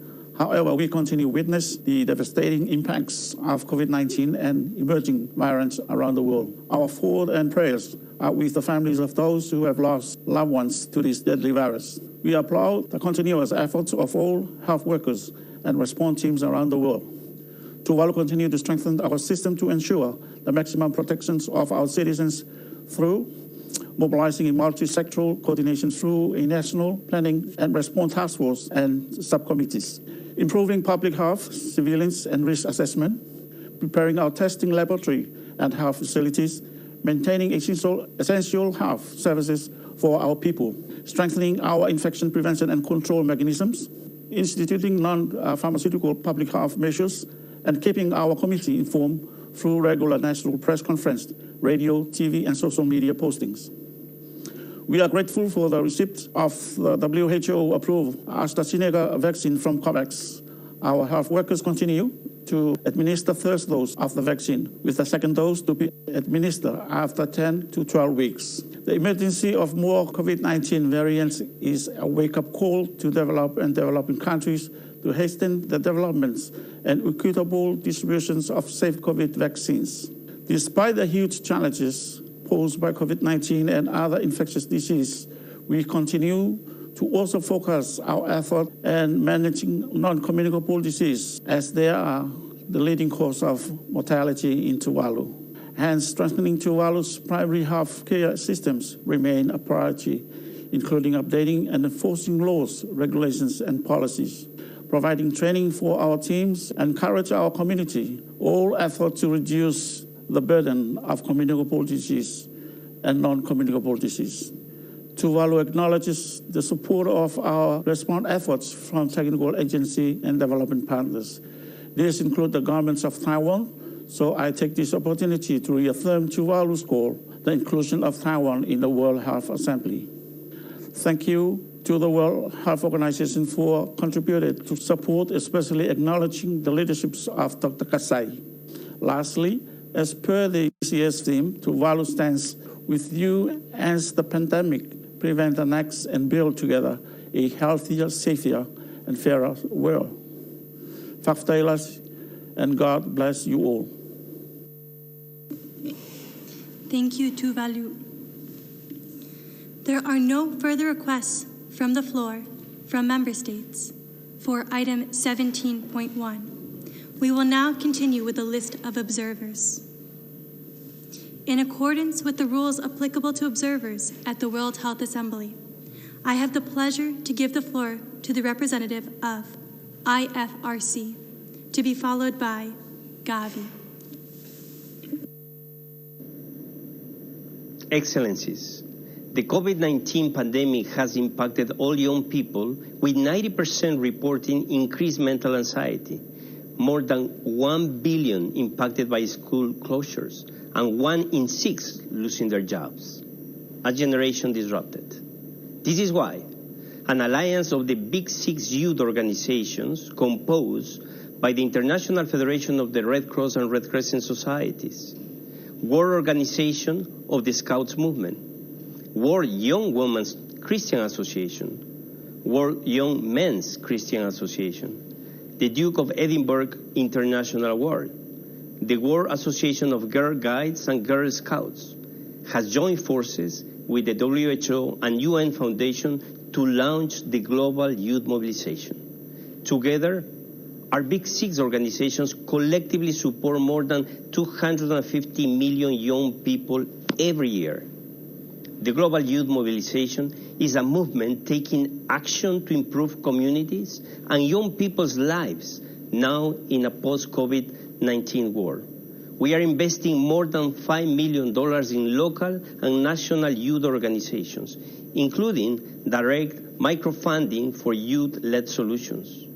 In April, we organized a virtual Global Youth Summit, gathering over 14,000 young people from 152 countries in interactive sessions with over 50 partners. Following the summit, we are calling on governments, companies, and policymakers to support us to invest and scale up youth-led solutions and youth development programs across the world in response to the pandemic. The mobilization supports young people by equipping them with the skills for life, by providing safe spaces for their development, and giving them the confidence to discover their potential and challenge the status quo. We invite you to join by investing in young people, their ideas, their creativity, and their talents. Thank you, IFRC. I now give the floor to the video from Gavi. COVID-19 has highlighted the severe inequities associated with access to vaccines to address a global pandemic.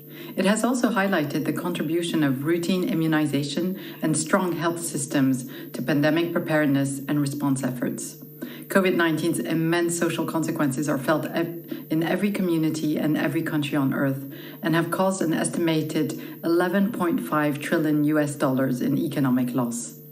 COVAX is the only globally coordinated effort to guarantee fair, equitable, and timely access to safe and efficacious vaccines. COVAX has delivered over 67 million doses to 124 economies globally. With more financing available, we can deliver 1.8 billion doses and protect 30% of population in AMC countries by 2022. Gavi calls upon member states to support COVAX by 1. Raising an additional $1.6 billion by June 2021 to deliver 1.8 billion doses by 2022. 2. Sharing COVID-19 vaccines through COVAX. 3. Removing trade barriers, export controls, and other transit issues to ensure distribution of COVID-19 vaccines and ingredients to those most in need. And 4. Support technology transfer and ramp-up of manufacturing capacity to ensure equitable access.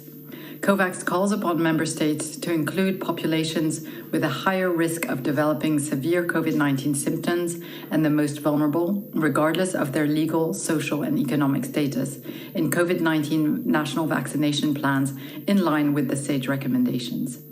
And to maintain, restore, and strengthen routine immunization, prioritize reaching zero-dose children and marginalized communities, including through greater focus on community engagement, to strengthen health security and pandemic preparedness, and to strengthen pathogen surveillance and reporting capacity to ensure high coverage of diagnostic services on a subnational level and timely detection of outbreaks. Thank you.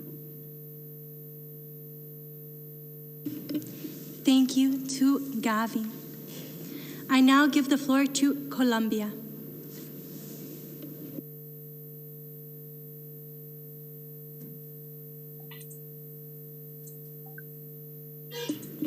Colombia, you have the floor. Gracias. Thank you. Thank you very much, Madam Chair.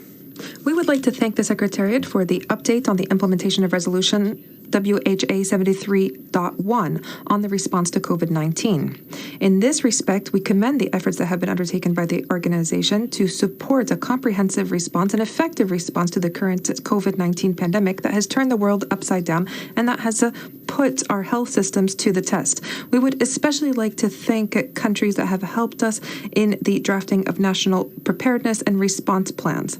We hope to be able to continue with this support in this effective implementation of these plans of action. Currently, we are making great efforts to be able to alleviate the social and economic effects of this pandemic, and we have been tirelessly working to be able to find integrated solutions. In line with this, Act A is of special importance now because it represents a global push to find a quick exit out of this crisis. Colombia is committed to Act Accelerator, and we have committed ourselves to Act Accelerator not only with financial resources, but we have also participated through clinical trials. We have also participated and we have promoted the COVAX facility, which we see as a fundamental tool in terms of ensuring equitable access to vaccinations. Nevertheless, we are very aware of the current challenges that countries face when it comes to the COVAX facility. There are many challenges with the COVAX facility. There are many low and middle income countries that are dealing with the low availability of vaccinations. And this is why we are making an urgent appeal to mobilize the necessary support that is needed for the COVAX facility. We hope that countries with surpluses of vaccines will be able to fairly distribute them to all other countries. We also have to take into account the different demographic, social, and economic factors that have a direct impact on the situation of each country dealing with this pandemic. We are aware of the efforts that the organization has deployed to adapt its response to the current emergency without neglecting all the other strategic priorities of the global program of work. This balance will be necessary to be able to fully attend to the challenges that remain in public health areas, as well as those that crop up because of emergencies. We need to really have a One Health approach.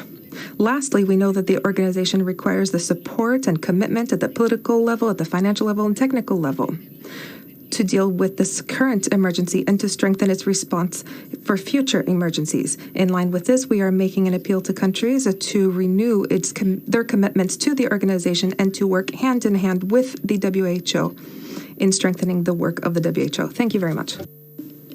Thank you, Colombia. There are no further requests for the floor from member states for item 17.1. In conformity with Rule 47 of the Rules of Procedure of the World Health Assembly concerning the representatives of the United Nations and of other intergovernmental organizations, I would now like to give the floor to UNFPA, to be followed by the International Atomic Energy Agency. Thank you, Madam President. UNFPA. Thank you, Madam President. UNFPA welcomes the report on the COVID-19 response by the Director General, outlining the challenges faced by women and girls, as well as health and social protection systems, which UNFPA is helping to address in over 150 countries.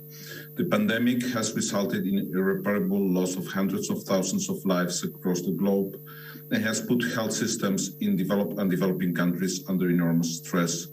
While priorities still and should continue to be concentrated on saving lives, UNFPA's latest data provides a stark picture of the broader impact COVID-19 pandemic is having on the rights, health, and well-being of women and girls.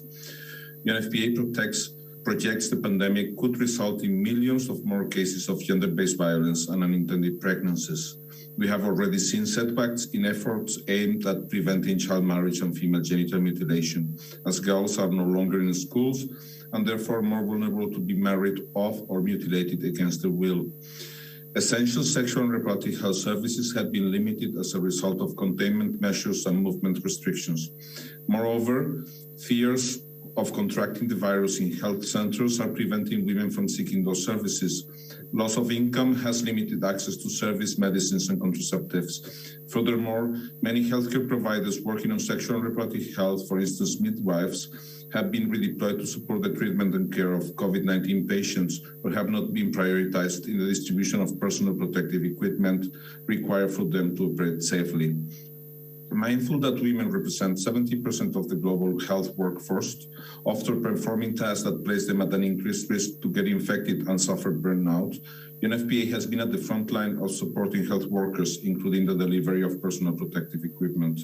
Moreover, we have been actively advocating with governments to ensure sexual and reproductive health services are an integral part of governments' response plans. Some concrete measures have included the strengthening of health systems' capacity to deliver safe and quality services for pregnant and lactating mothers. Thank you, the remote UNFPA. delivery of services. Thank you, UNFPA. Your time has now elapsed. We now give the floor to IAEA, to be followed by IOM. The COVID-19 pandemic has highlighted the critical importance of international cooperation during a global crisis. The IA is proud to work with WHO and be part of the UN Crisis Management Team. The IA has a long-standing experience in assisting countries in tackling animal and zoonotic diseases, such as avian influenza, Ebola, MERS, and Zika. In response to the COVID-19, the IA activated its biggest cooperation project in its history. With the support of member states, the IA has assisted 286 laboratories in 128 countries and territories around the world. The IA assistance included the provision of equipment and materials, as well as technical advice and guidance to individual laboratories. The experience with the COVID-19 pandemic has highlighted the scientific and infrastructure gaps among countries to have a coordinated response to deal with the outbreaks of zoonotic diseases. Stemming from the IA's long-standing experience and by the recognition that many countries still do not have the basic infrastructure to detect zoonotic diseases, the IA's Zoonotic Disease Integrated Action Project, or Zodiac, aims, among others, to enable countries to access to training, equipment, expertise for the implementation of detection and diagnostic techniques. Zodiac ultimately aims to enable laboratories to produce quality information for science-based decision-making by the country as well as the international community. The IA looks forward to continuing our close collaboration with all the stakeholders in this endeavor. Thank you to the IAEA. I now give the floor to IOM. Honorable Chair, Director General, distinguished delegates. While many have faced huge health and socioeconomic impacts from COVID-19, migrants and displaced populations have been especially vulnerable to the pandemic's consequences. In coordination with WHO and key partners, IOM has addressed the health needs of migrants, including internally displaced persons, as part of its overall COVID-19 strategic response and recovery efforts. For example, in 2020, more than 38,000 trained community health workers implemented RCCE efforts as part of IOM programming. IOM supported over 1,000 points of entry to undertake COVID-19 preparedness and response measures, including capacity building activities. IOM continued to support the resettlement of refugees through testing and treatment for both communicable and non-communicable diseases, vaccinations, and facilitation of travel in COVID-19 context, assisting close to 50,000 refugees. The IOM First Line of Defense was implemented in 18 countries and assisted over 7,000 eligible UN personnel and their dependents with COVID-19 testing, telehealth, medical movement support, and other services to stay and deliver. On COVID-19 vaccines, in line with UHC principles, we must ensure that all migrants, no matter their legal status, have equitable access. Significant barriers faced by migrants in accessing COVID-19 vaccinations remain, such as the need for specific ID, absence of firewalls between health and immigration authorities, linguistic and cultural barriers, to name a few. Noting the report of the Independent Panel for Pandemic Preparedness and Response, IOM, including as a coordinator for the UN Network on Migration, will continue advocating for and supporting member states on the inclusion of migrants in national COVID-19 response and pandemic preparedness plans, as well as essential health services. The UN system, through the network, stands ready to support governments in addressing and reducing vulnerabilities faced by migrants. Thank you. Thank you to IOM. I would like to remind our non-state actors that their interventions will be taken under grouping 17.3. Madam Chair, there are no further requests for the floor for grouping 17.1. I now give the floor back to you. Thank you very much. I'll now give the floor to Dr. Michael Ryan. Dr. Michael Ryan, you have the floor. Thank you, Chair. And I will again try to keep my commentaries brief so as to facilitate the Chair's challenging job. I would say actually very deeply and sincerely on behalf of all of the staff of WHO at all levels and all of our partners, say thank you to the Member States for the way in which each and every one of you have recognised the huge efforts by our staff, their outstanding commitment to their jobs, going above and beyond the call of duty, delivering more than I or the Director General or the DDG could ever have imagined could be delivered by such a small group of people. But it is amazing what a small group of dedicated people can do when they're stimulated by the desire to save lives and to support you, our Member States, and the communities that you support. So I'm sure every staff member around the House is very proud today and very proud to be WHO in your service and in the service of communities all over the world. A number of issues were raised, and I must say very consistently between the last session as well. So I'm not going to relitigate all of them, but certainly a huge focus on improving global surveillance and pathogen surveillance, a focus on understanding variants more and expanding sequencing. And we've taken all that on board, and obviously we will continue to work on that. We will work with the G7 and Pathogen Surveillance Initiative. We will continue to work to implement the WHO hub in Berlin. We will extend all of our partnerships and the epidemic intelligence from open sources and other initiatives to create a truly consultative process for developing a new framework for global surveillance, but with a strong focus on local surveillance as the major objective. Global surveillance does not work. I've said it many times. Global weather forecasting does not work. The supercomputers do not work unless people walk out onto mountaintops every day and measure the wind speed. That is done by ordinary people everywhere in the system every day, feeding information into a global system. If we put rubbish into the global system, we will get rubbish out. So we need to focus on the local capacities to measure health, local capacities to detect unusual events, but be able to bring that data centrally very quickly to assess it, to assess its relevance and importance and danger for others. Many of you mentioned, again, the health workforce and our health and care workers, and again, you highlighted and celebrated the sacrifices that they have made, and so did the Director General in his speech. But praise does not solve the frustration of our health workers. They have not been adequately protected. They have not been adequately trained. They have not been adequately resourced. And having been a frontline health worker in dangerous pathogens outbreak, the danger to yourself is something that is very, very unsettling. But the greatest frustration is not being able to help the people who you have in front of you because you don't have therapeutics, or you don't have oxygen, or you don't even have a bed. So if we're really to do justice to our health workers, we have to equip them, train them, protect them, and ensure that they can do what they do best, which is save lives. And I think that was very much a central theme in the DG speech. It was a central theme in all of you, what you said. And I'm sure health workers around the world are not only beaming with pride today, but you've generated huge expectations in them for what we will do next as a collective. A lot of focus again in your presentations on One Health and taking a multi-sectoral approach, and clearly that's a major theme. On focusing in on vulnerable populations and ensuring no one is left behind. Migrants, refugees, people who live outside the system. If we leave anyone behind, we are all at risk. Many of you spoke to the issues of mental health, and I think this has been a hugely under-recognised and under-responded to element of this epidemic, as it is in all emergencies. My colleague Deborah Costello is here from the Mental Health Department, and I know it comes up next.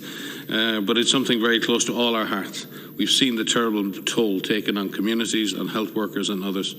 Our mental health, our psychological well-being is hugely important to us all. So many thanks for raising those issues. Again, you raised the issues and the challenges of dealing with misinformation, disinformation, risk communication, the science of trust, and dealing with infodemics. And I think WHO has really taken major steps forward in this space over the last number of years, particularly with its EpiWin and infodemics initiatives, and we continue and are determined to continue doing so. Overall, your focus on community-centred approaches has been extremely welcome. There are some specific issues that were raised regarding the universal UHPR, the universal peer review of the health and systems and health security systems. We very much thank the member states, 11 member states, I believe, Stella, who have agreed to participate as pilot projects or guinea pigs, whichever way you wish to look at it. But we very much appreciate those member states' transparency and determination to show the way. Cameroon, I think, were the country that raised that and are one of the volunteers. Again, other countries, we've done, 32 of you have done major exercises in the middle of this pandemic in order to look at your readiness. And there have been 61 intra-action reviews. And again, our team here and our team at the regions have adapted our after-action review methodology so countries could carry out intra-action reviews to look at their responses and adapt their responses. And again, we thank you for that innovation and for that flexibility. We also thank member states who both are hosting and contributing to the biohub concept of bringing together pathogen specimens, allowing WHO to add another, we hope, flexible and successful mechanism to the world's need to move specimens around as quickly as possible during a crisis. Second, lastly, I would just, lastly, on origins. I think there was a lot of questions from member states on the origins, and I just want to reassure everyone that, and first of all, to thank the team that did go to the field. There was tremendous amount of work done before, during, and after that mission. And we thank our Chinese colleagues for their collaboration and the international members who came from abroad. Many of you said that this was a major first step, this was groundbreaking, this produced a tremendous amount of very useful information, but it was a step. It was not the final step, it was the first step. We continue to work with many of you. We've had consultations informally with many member states to look at what happens in the next phase, and we will continue to have those discussions in the coming weeks. We clearly have laid out, or the team had laid out in its report, a series of further studies that need to be carried out. We've received inputs from many of you. We continue to and are very much welcoming of your suggestions around those inputs for the next phase and around the need for further experts to be able to carry out different studies or support the implementation of different studies as needed. The Director General will consider all of that in the coming weeks, and we will then be able to communicate with you what we believe is the best next step in this journey. Finally, it would be important to speak on many of you mentioned the issues of research. And this has been research and innovation, research and development have been a huge part of this response.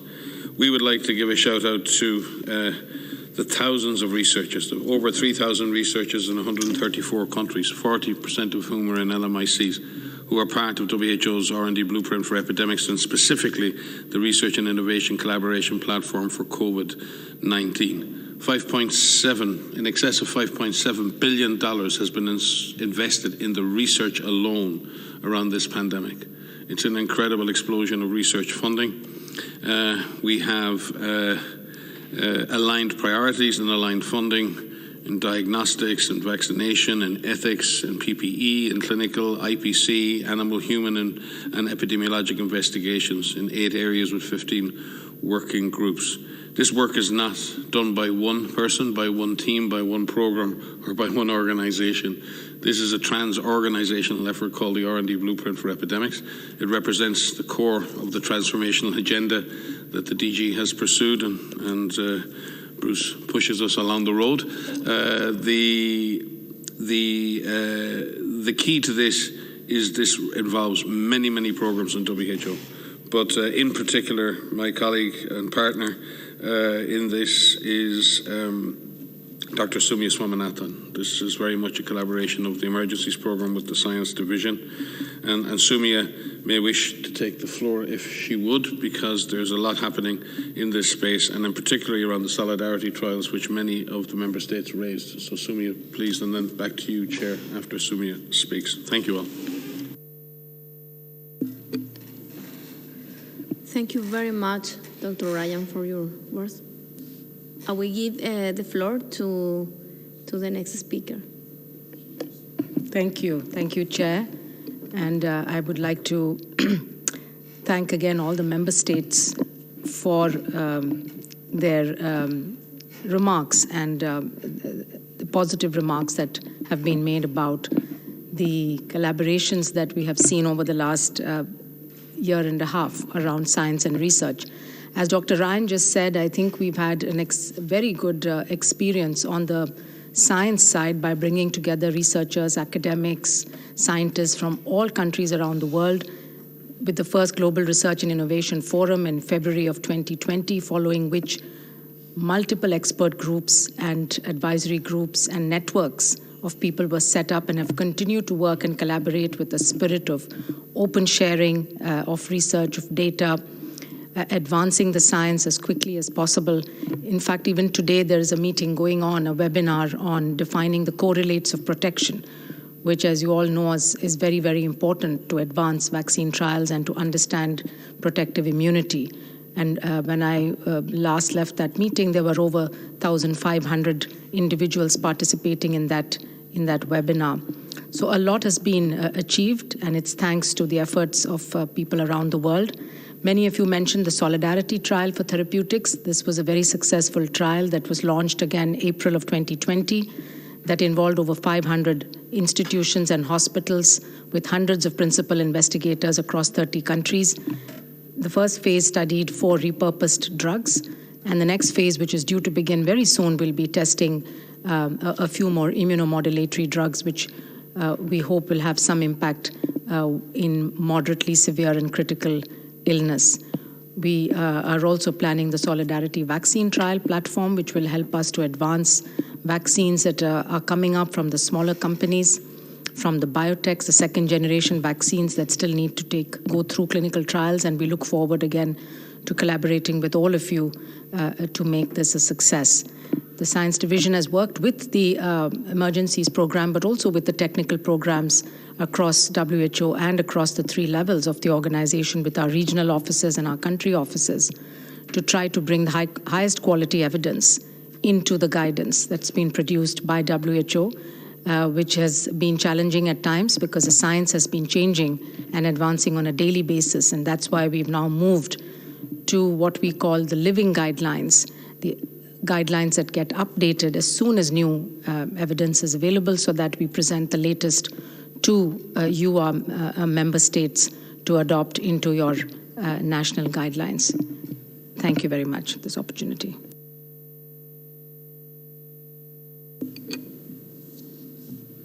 Thank you very much. I understand that there are some member states willing to speak, so I would like to give the floor to the moderator to manage those member states, and then we carry on with the agenda.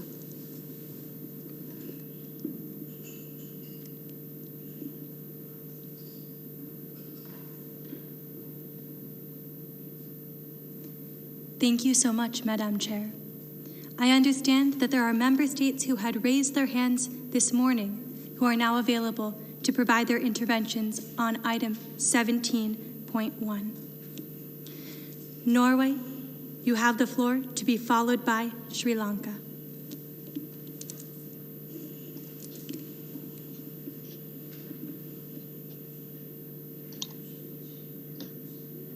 Thank you, Chair. The daily global COVID-19 case count has never been higher at any other point so far in the pandemic than in the days and weeks leading up to this year's Health Assembly. Our work to limit the impact is far from over. First, we must increase our efforts to minimize the devastating effects of COVID-19 on individuals, on societies, and on the global community. This means continuing to implement public health and societal interventions based on best available evidence and ramping up efforts to ensure global access to tests, treatments, and vaccines that are safe, efficacious, and of adequate quality. It is essential that we continue increasing manufacturing capacity to increase global access to vaccines. We need full financing of the ACT Accelerator, and we must all, governments, multilateral organizations, and pharma industry included, increase our efforts to enable redistribution of vaccine doses from bilateral agreements.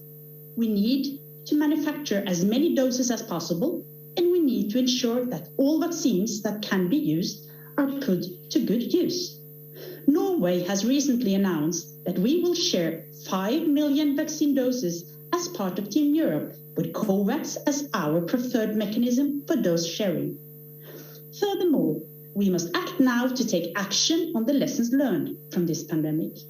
The reports and recommendations from the Independent Panel for Pandemic Preparedness and Response, from the IHR Review Committee, from the Independent Oversight and Advisory Committee, and from the Global Preparedness and Monitoring Board provide us with the guidance we need to be better prepared for future crises. Our job is to find the best path forward to implement their recommendations. We have a responsibility to make this the main outcome of this Health Assembly. Norway commends the work WHO has done and continues to do so in response to the ongoing crisis. The pandemic demonstrates the pivotal role of WHO for all member states. We as member states have the responsibility to ensure that WHO has the resources and the independence necessary for the organization to be able to deliver on its mandate. Norway underlines the need to invest in long-term systems and infrastructure for pandemic prevention. This is best done through strengthening health systems, investing in universal health coverage, preparedness and control through binding international collaboration. IHR is a solid legal framework, but we agree with the need to strengthen implementation and capacity building in line with IHR requirements. The crisis also demonstrates the need for a more solid scientific foundation for understanding of epidemics and their spread. We need to evaluate the effects of measures, both pharmaceutical interventions and public health and societal interventions, to stop the spread and to minimize negative implications of this and future pandemics. Thank you. Thank you, Norway. I now give the floor to Sri Lanka, to be followed by Burkina Faso. This will complete all member states who had raised their hands for 17.1 this morning. Sri Lanka, you now have the floor. Yeah, thank you, Chairperson. This is related to the item number 18. Sri Lanka hereby... Sri Lanka, would you like to provide an intervention on 17.1? No, this is regarding 18. We will come to that in our next grouping. Okay. Thank you so much, Sri Lanka. Burkina Faso, would you like to provide your intervention on 17.1?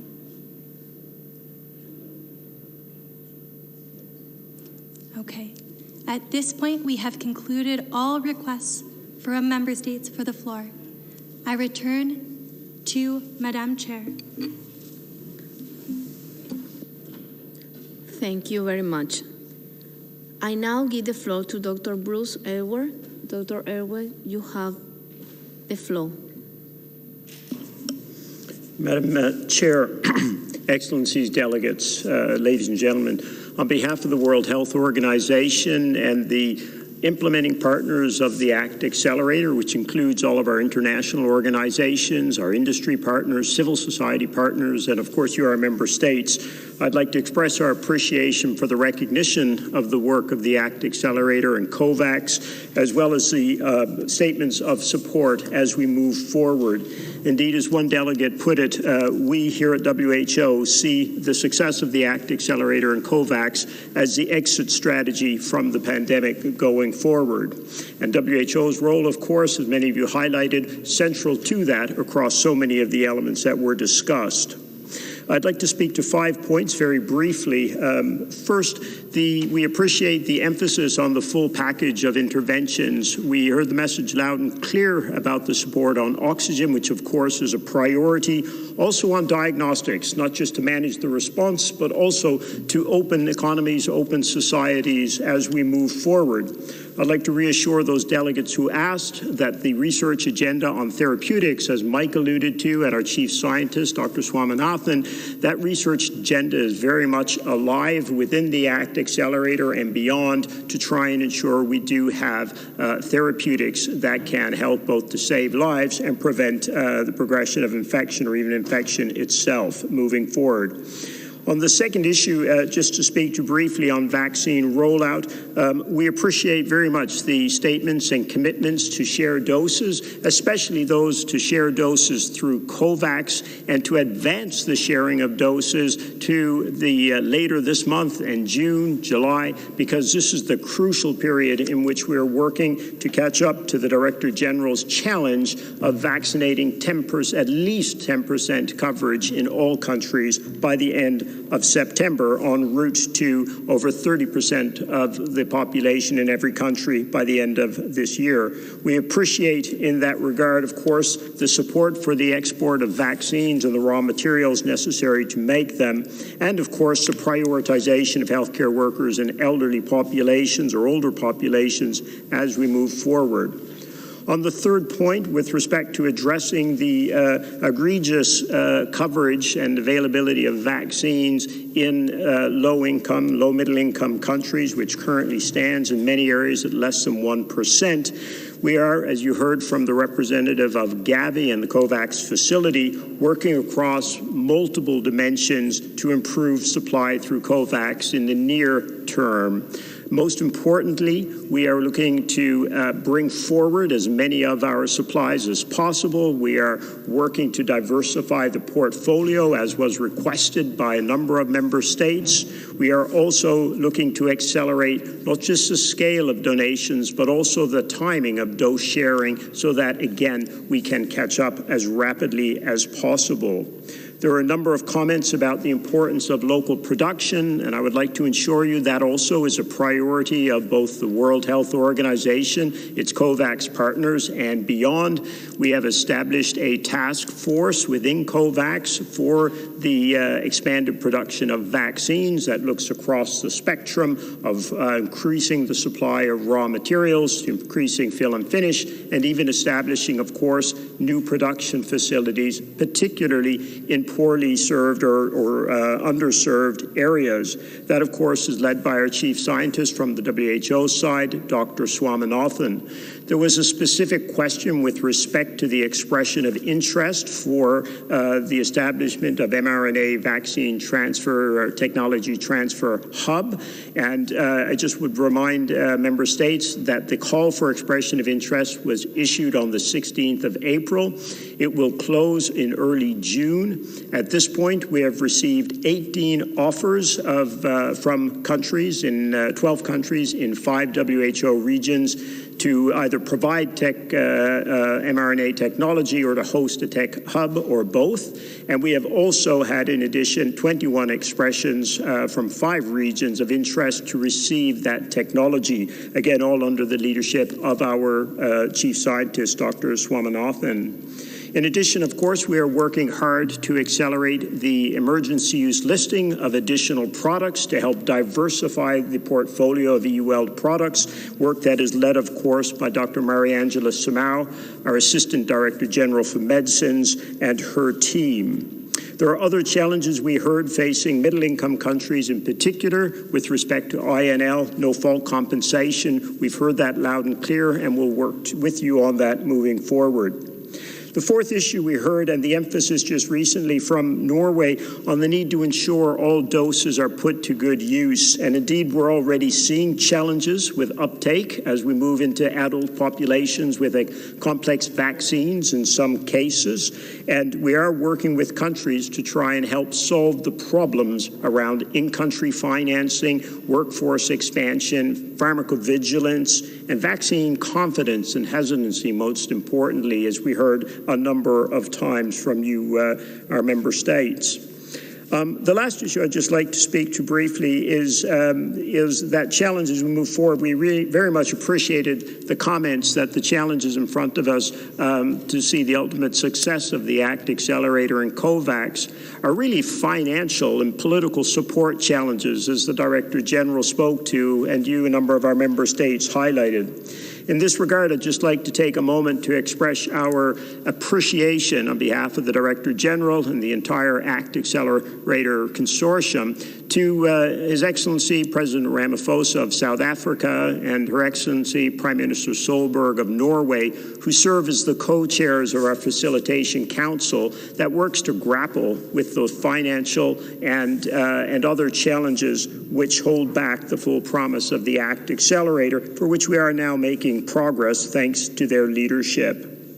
Finally, in closing, just like to refer back to one of the comments that was made by one of our delegates about the importance of ensuring we have no white spots on our maps going forward. And indeed, that is our intent, not just with vaccines, but indeed all tools.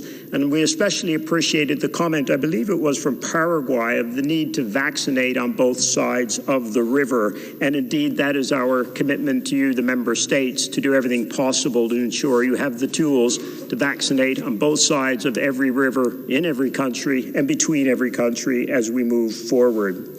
To do that, we need, as the Director General called for in his opening remarks, the full financing of the ACT Accelerator, its $18.5 billion gap for this year, most immediately. We need the immediate sharing of doses through the COVAX facility to optimize equitable access, and we need sharing of doses to reach 250 million people over the next 4 months by end of September. We need the scale-up of manufacturing, of course, and we are working across a huge number of countries in that regard. And finally, of course, we need the full support for WHO's SPRP, because at the end of the day, that is what anchors the work of the ACT Accelerator and ensure it translates from products into actual saved lives, reduction of transmission, and an exit from this pandemic. Thank you. Thank you very much, Dr. Orwell, for your works. This concludes our discussion on this topic. We will now move to the third and final grouping: World Health Organization's work in health emergencies and strengthening preparedness for health emergencies and mental health preparedness for and response to the COVID-19 pandemic.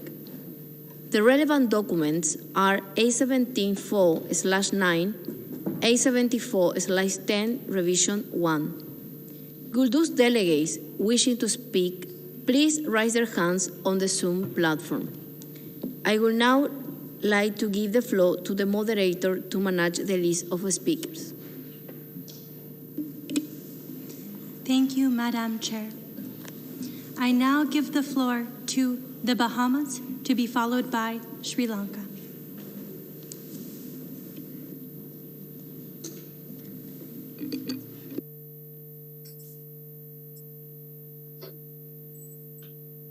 Madam Chair, the Bahamas commends the work of the Executive Board in placing a spotlight on the issue of mental health once again.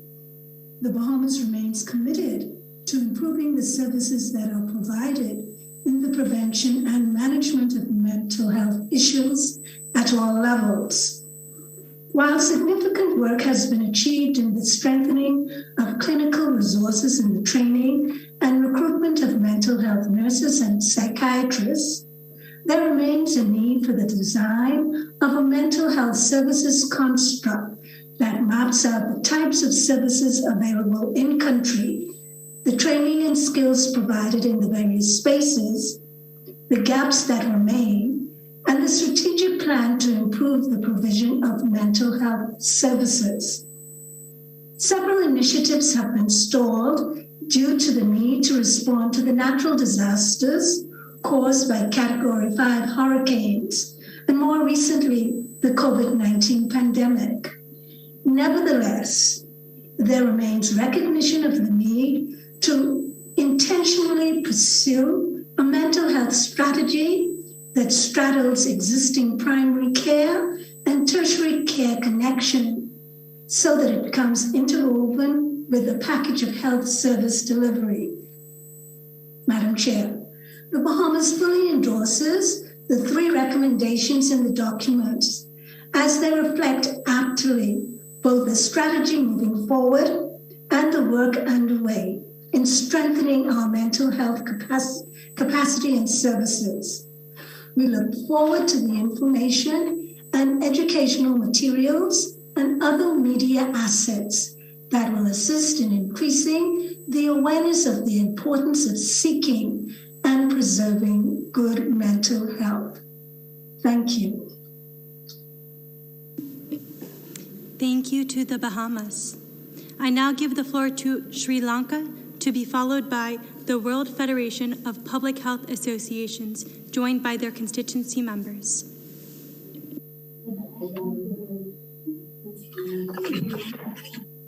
Thank you, Chairperson. Sri Lanka hereby support the zero regional and one voice proposed by Bangladesh on item 18, mental health preparedness and response to COVID-19 pandemic. Having recognized the significance of psychological distress and the rights of persons and families affected by emergencies in order to improve their quality of life, Sri Lanka urgently and greatly committed to take concrete steps in several areas. Sri Lanka has many achievements during this pandemic to alleviate the sufferings of people due to the impact of COVID-19 pandemic. They are targeted towards the well-being of frontline workers, addressing psychosocial distress among general public, with special emphasis on people who are quarantined, setting up of centers for persons with mental disorders and drug dependents who are COVID positive, home delivery of medications, special clinics within isolated areas while maintaining the routine services, a guideline for primary care physicians to manage mental disorders is noteworthy. Substance abuse consequent to an emergency is a notable area to which a countrywide capacity building training have been conducted. Information generation in order to take future informed decisions are being implemented. Chairperson, we would be happy to propose the Assembly to develop and further strengthening of collaborative mechanism among multi-stakeholders and a sustainable monitoring mechanism for comprehensive and coordinated actions to enhance the mental well-being of people under the following 3 broad actions as mentioned in the UN Policy Brief 13th May 2020. We expect this Assembly to provide technical support for the member states to facilitate this process. Number 1, a whole of the society approach to promote, protect, and care for mental health. 2, ensure widespread availability of emergency mental health and psychosocial support. Number 3, support recovery from COVID-19 by building mental health services for the future. Thank you, Chairperson. Thank you, Sri Lanka. We will be mixing member states' statements with NSA constituencies as per the hands raised. Several constituencies of non-state actors in official relations with WHO have requested the floor on this grouping of agenda items. According to the privileges conferred by relationship with WHO, I have the pleasure to give to the floor to the constituency of non-state actors presented by the World Federation of Public Health Associations, joined by constituency members, the International Federation on Aging, the International Hospital Federation, the International Physicians for the Prevention of Nuclear War, World Organization of Family Doctors, World Federation of Occupational Therapists, and International League of Dermatological Societies. The World Federation of Public Health Associations, you have the floor, to be followed by Senegal. Could you unmute? Yes. Lady Chair and dear members of the Assembly, my name is Bettina Borisch, CEO of the World Federation. Our constituency, consisting of major international federations of global health, primary care, and social work professionals, supports the WHO in its call on its member states to work together on the co-design and co-production of coordinated strategies to control the pandemic. Where countries have struggled to implement effective COVID-19 control, the political leadership has often undermined the critical role of skilled frontline professionals. The greatest success has been achieved between the government, professionals, trade unions, and communities working together with a high level of mutual trust. Where this has occurred, there has been an important increased control of the virus, allowing countries to resume freedoms and functional economies. We call on WHO and its member states to take action to ensure that treatments and vaccines are available to everyone, everywhere. This requires establishing multidisciplinary engagement with local up to cross-borders social protection systems to reach all people. We call WHO on to transform COVAX into a COVID-19 solidarity pooling platform, enabling knowledge sharing as well as boosting production capacity under a public health-driven alliance of vaccine manufacturers dedicated to research, development, manufacturing, and supply of high quality, efficient, safe, and sustainable vaccines and treatments. We call upon WHO to increase preparedness, including health literacy, while decreasing vulnerability to future pandemics through reducing health and social inequalities that have undermined the current interventions in controlling this pandemic. And lastly, we call to establish a clear partnership between the politicians and the health, social, and trade unions professionals to build public trust and engagement. The coalition stands ready and committed to fully utilize the skills, networks, and competencies in supporting WHO and its member states to advance these solutions. We call on member states to build their strategies on the human rights-based approach to guarantee equal access to the highest attainable standards of health. Thank you to the World Federation of Public Health Associations. Your time has now elapsed. As requested, we will continue mixing the member state statements with the NSA constituencies. I now give the floor to Senegal, to be followed by Cambodia.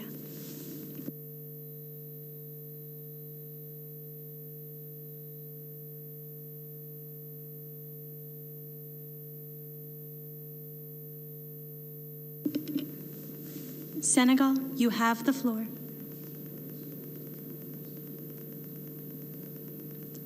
I now give the floor to Cambodia, to be followed by... Oh, thank you, Senegal. I see you on the screen. Please come in.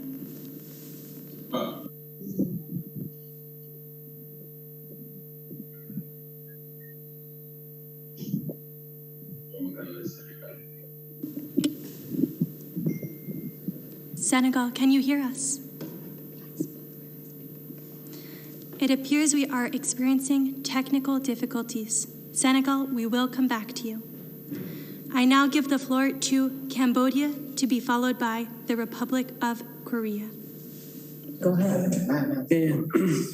Excellency Chair, distinguished delegates, ladies and gentlemen. Cambodia is committed to integrate mental health services into the different levels of care across the health systems.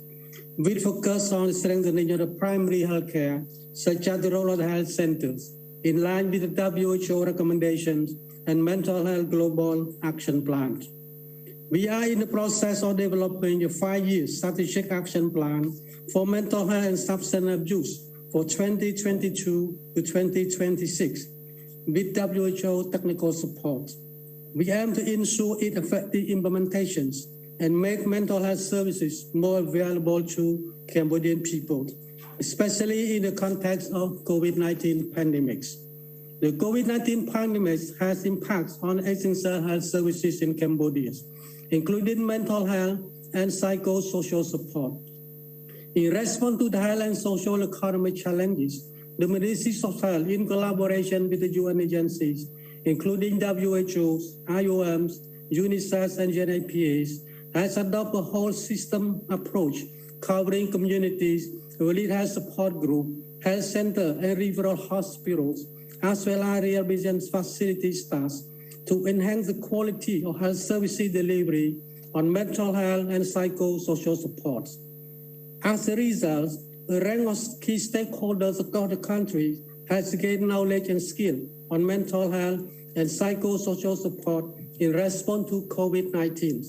This includes more than 2,000 health staff from health center and district referral hospital, and more than 600 frontline COVID health staff and health officials of the Ministries of Health, Ministries of Defense, medical volunteers. The Ministries of Health is making effort to integrate mental health and psychosocial support into the existing hotline of 115 at the quarantine centers.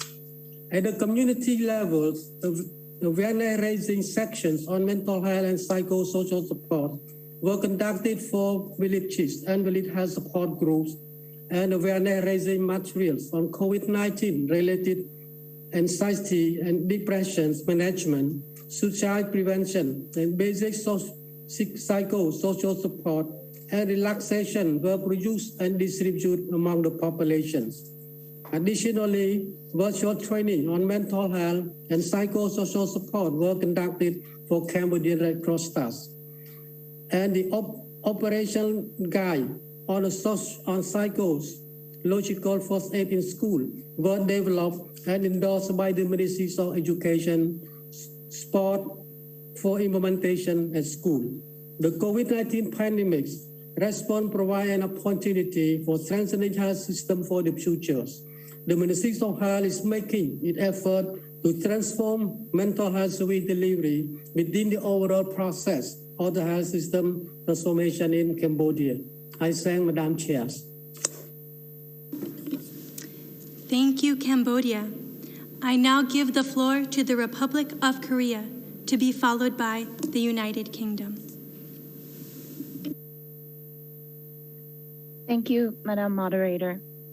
The Republic of Korea would like to reiterate the importance of WHO in emergency response and would like to thank the WHO for its efforts.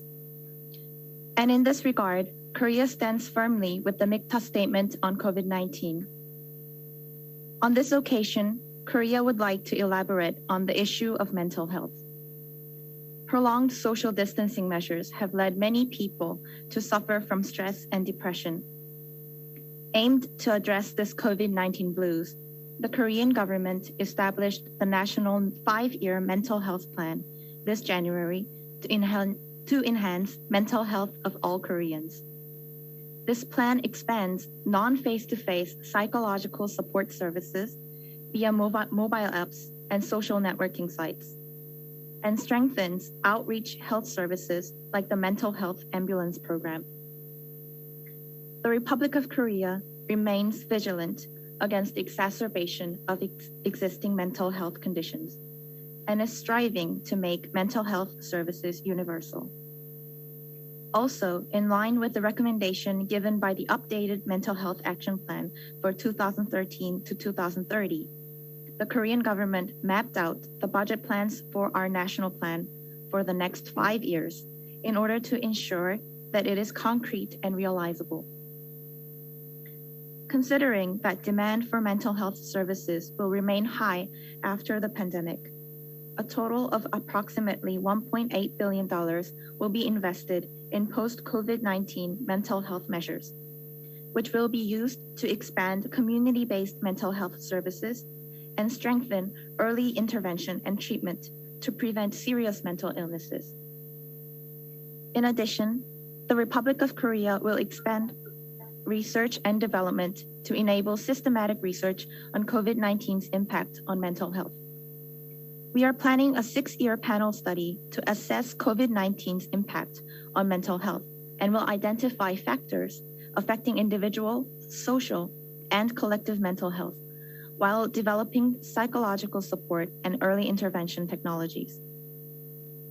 As mentioned at the previous executive board, it is necessary to share each country's face-to-face and non-face-to-face mental health policies, as well as socio-psychological policies for the general public and people with mental illnesses. We hope that such forum of discussion could be convened by the WHO. On that note, the Republic of Korea endorses the updated and comprehensive mental health action plan that takes COVID-19 responses and recovery processes into consideration. We sincerely hope that people all over the world could remain physically and mentally healthy as we combat COVID-19. Thank you. Thank you to the Republic of Korea. I now give the floor to the United Kingdom of Great Britain and Northern Ireland, to be followed by Fiji. Thank you for the papers and presentations. The UK has been a strong advocate for the World Health Emergencies Programme since its very inception in 2016. The programme has achieved a huge amount in its first 5 years, saving countless lives and stopping dozens of health emergencies in their tracks. COVID-19 has demonstrated, however, that we must go further and faster in strengthening global preparedness for health emergencies. Indeed, to prevent the next pandemic, the UK believes that we need a paradigm shift with a strengthened WHO, new legally binding obligations for member states with the means to ensure compliance, including for the IHR, and adequate, sustainable financing for pandemic prevention and preparedness. That's why the UK strongly supports the resolutions being adopted by this Assembly today. The WHO's strengthening resolution contains no fewer than 65 operative paragraphs, laying the foundations for immediate reform in all the most important areas, from One Health to the Emergency Committee, and from alert systems to peer reviews. It rightly calls upon member states as well as the WHO to strengthen preparedness. We commend the European Union for its stewardship of this enormous piece of work, and we look forward to getting started together on implementation in the working group established by the resolution as soon as this Assembly concludes. The UK believes that in the longer term, we must go even further to deliver this paradigm shift that we need. That's why we have worked so closely with Chile, the European Union and many other partners to bring to this Assembly a decision relating to a new pandemic treaty or convention. We'd like to thank delegates for their constructive and committed approach to the discussions in this area, which have enabled us to agree to hold a special session of this Assembly in November focused specifically on this issue. We align with the joint statement on this decision by our South African colleagues. We also welcome the resolution on mental health preparedness and commend Thailand for its leadership on this important issue. On the Health Emergencies Programme, at previous governing bodies, we have flagged the need to strengthen functional capacities, including HR, deployment processes, administrative and reporting capabilities, and increased capacity in priority countries facing emergencies. The ongoing commission examining sexual exploitation and abuse in the DRC highlights the increased risk of such issues in the context of emergencies and conflict. The WHO's systems in emergencies and in all its work must be fully equipped to prevent and respond to these abuses. As we've heard from the reviews, the requirements on the emergencies programme have grown exponentially, while its budget has grown only incrementally. That is unsustainable. The programme must be sufficiently funded if we expect it to protect us all from health threats. That's one reason for the UK's significant and fully flexible core contribution, and we encourage others to continue to invest in this vital collective endeavour. Thank you very much. Thank you to the United Kingdom of Great Britain and Northern Ireland. I now give the floor to Fiji, to be followed by Angola.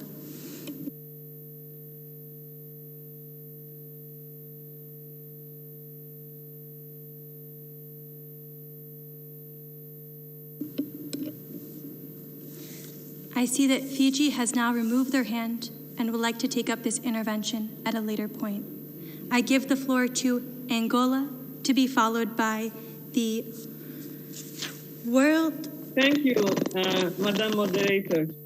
Angola welcomes the initiative of the Executive Board of strengthening and improving the International Health Regulation 2005. We consider that COVID-19 pandemic was the most important test for the application of the International Health Regulation. The implementation of the recommended actions was a great challenge due to the speed of disease spread, insufficient coordination, shared initial guidelines, more gradually the national notification of the cases, the capacity for laboratory confirmation, the application of measures at the level of entry point, and general response activities gradually improved. My apologies. With the COVID-19 vaccines already on the market, and my the apologies others in the process of for approval, interrupting. we hope that we are having technical issues taken with the sound. Could you kindly come closer to the microphone for the ease of interpretation?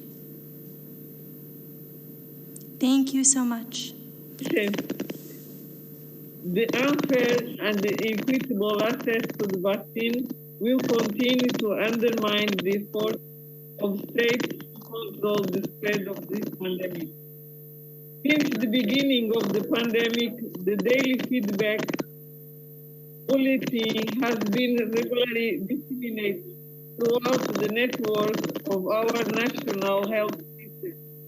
Surveillance for other diseases of international concern, such as yellow fever, is being carried out on routine basis. Dear delegation of Angola, my sincere apologies, but there are sound issues. Could you try coming closer to the microphone or removing your mask if you are socially distant, so that we can ensure that the interpreters are able to pick up the sound? Can you kindly begin your intervention from the beginning to ensure that we can capture it in its entirety?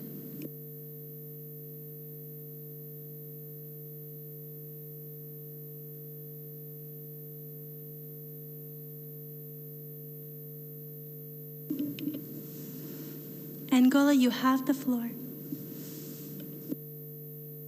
Thank you very much, Madam Moderator. Angola welcomes the initiative of the Executive Board of strengthening and improving the International Health Regulation 2005. We consider that COVID-19 pandemic was the most important test for the application of international health regulation. The implementation of the recommended action was a great challenge due to the speed of the disease spread.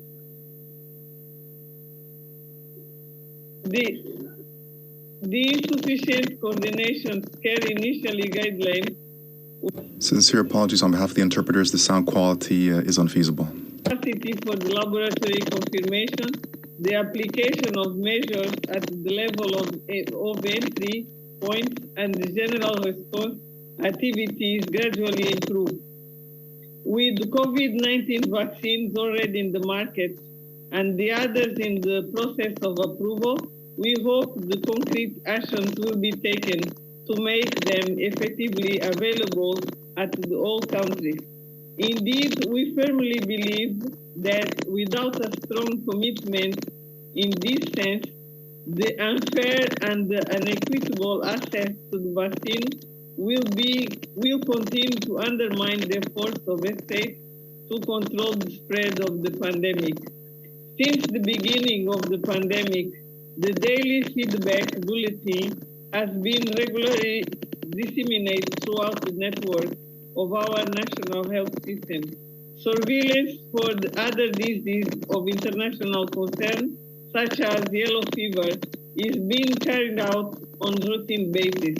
Angola agrees and supports the proposal mentioned in the document. Thank you very much, Moderator.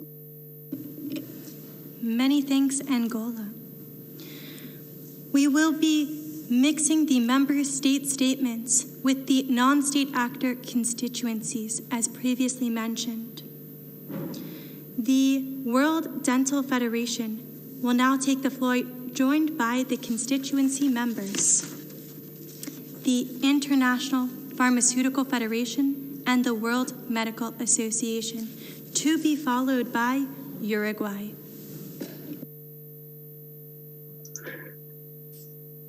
Distinguished delegates, I speak on behalf of FDI World Dental Federation, International Pharmaceutical Federation, and World Medical Association. We are part of a broader coalition of health professionals that represents over 41 million nurses, pharmacists, physiotherapists, dentists, and physicians.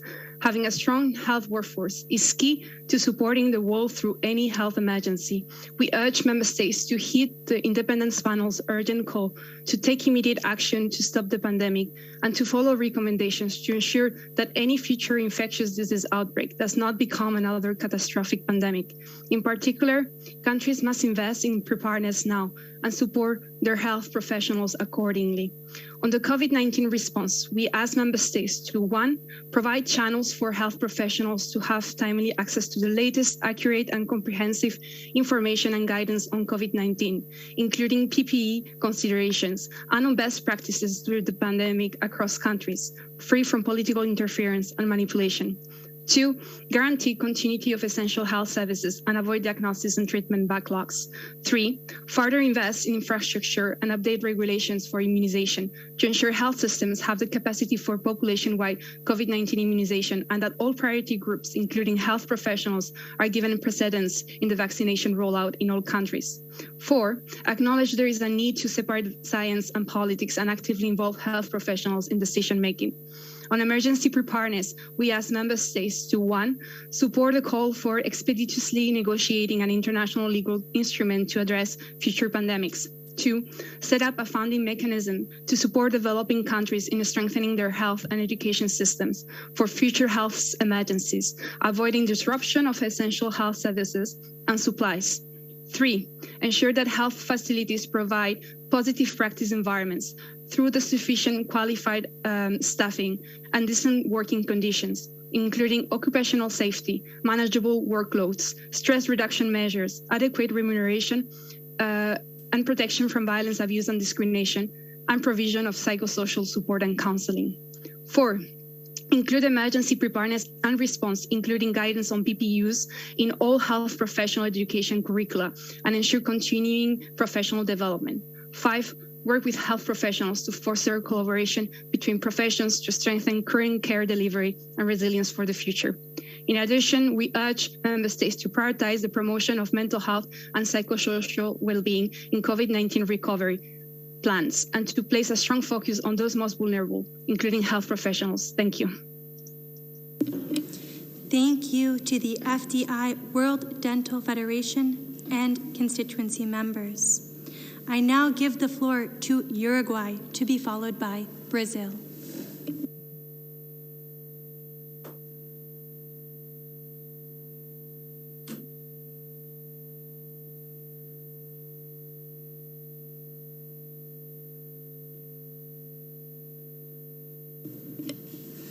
Uruguay, you have the floor.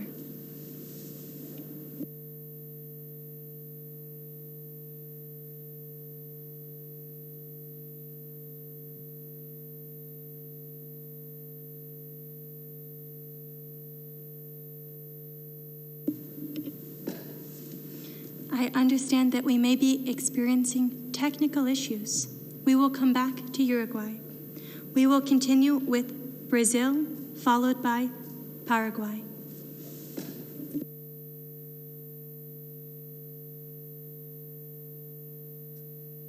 Thank you, Mrs. Chair. Madam Chair, I hope you can hear me. This is Brazil. We hear you well. Thank you. We thank the Secretariat for facilitating a forward-looking discussion about the opportunities for making progress on strengthening the WHO in order to allow the organization to fulfill its respective mandate and roles in preventing, detecting, and responding to health emergencies.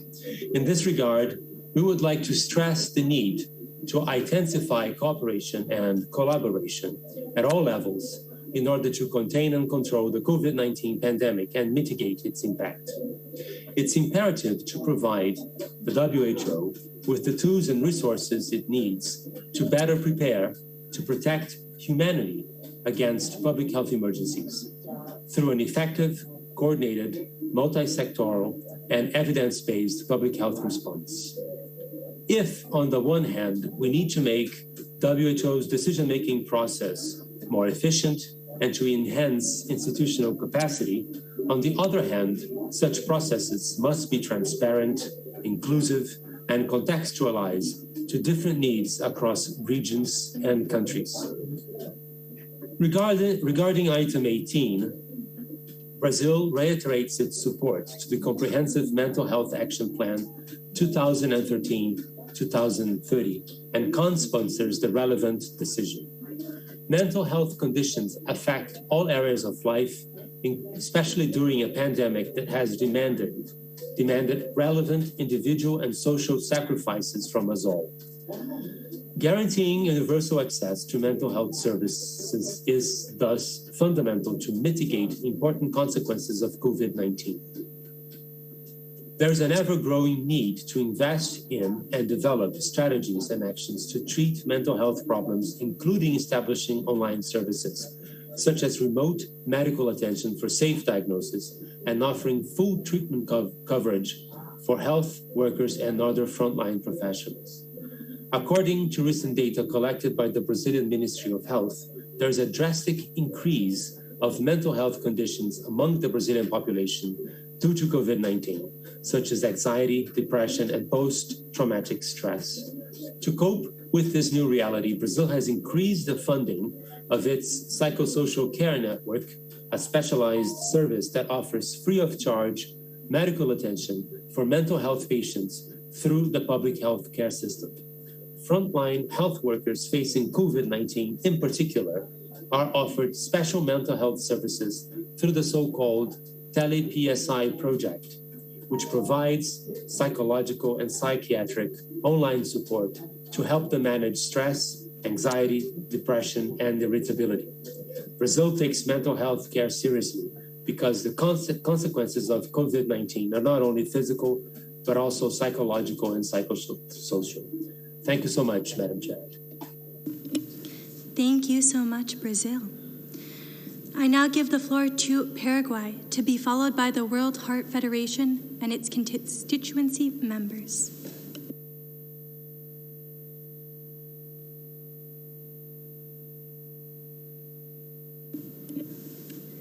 Paraguay, you have the floor.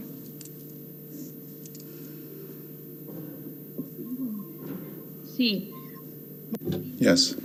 Good day to all. Thank you, Madam Moderator. Thank you, Madam President. The proposal covers the most important aspects related to recovery of member states from the COVID-19 pandemic. It focuses on capacity building when it comes to being able to respond to the challenges that we face with this pandemic and to promote the well-being and mental health. Paraguay supports the proposal.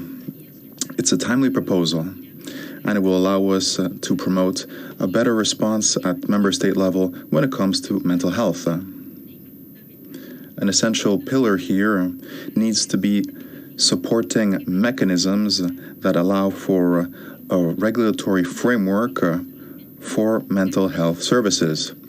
That way we'll be able to help people to get better care and better treatment in accordance with their needs. Also looking at care at community level and do this in a very inclusive way. We need laws, policies, and national mental health plans that facilitate the implementation of measures and the management of funds dedicated to mental health. This document is extremely relevant since our country is implementing a reform of its mental health system within the special initiative regarding mental health of WHO. We will continue in the implementation of this initiative and will also continue implementing our national plan in response to COVID-19. And we will strengthen proper coverage throughout the country with community-based responses. Thank you. Thank you, Paraguay. As previously mentioned, we will be mixing in non-state actor constituencies with the member state interventions.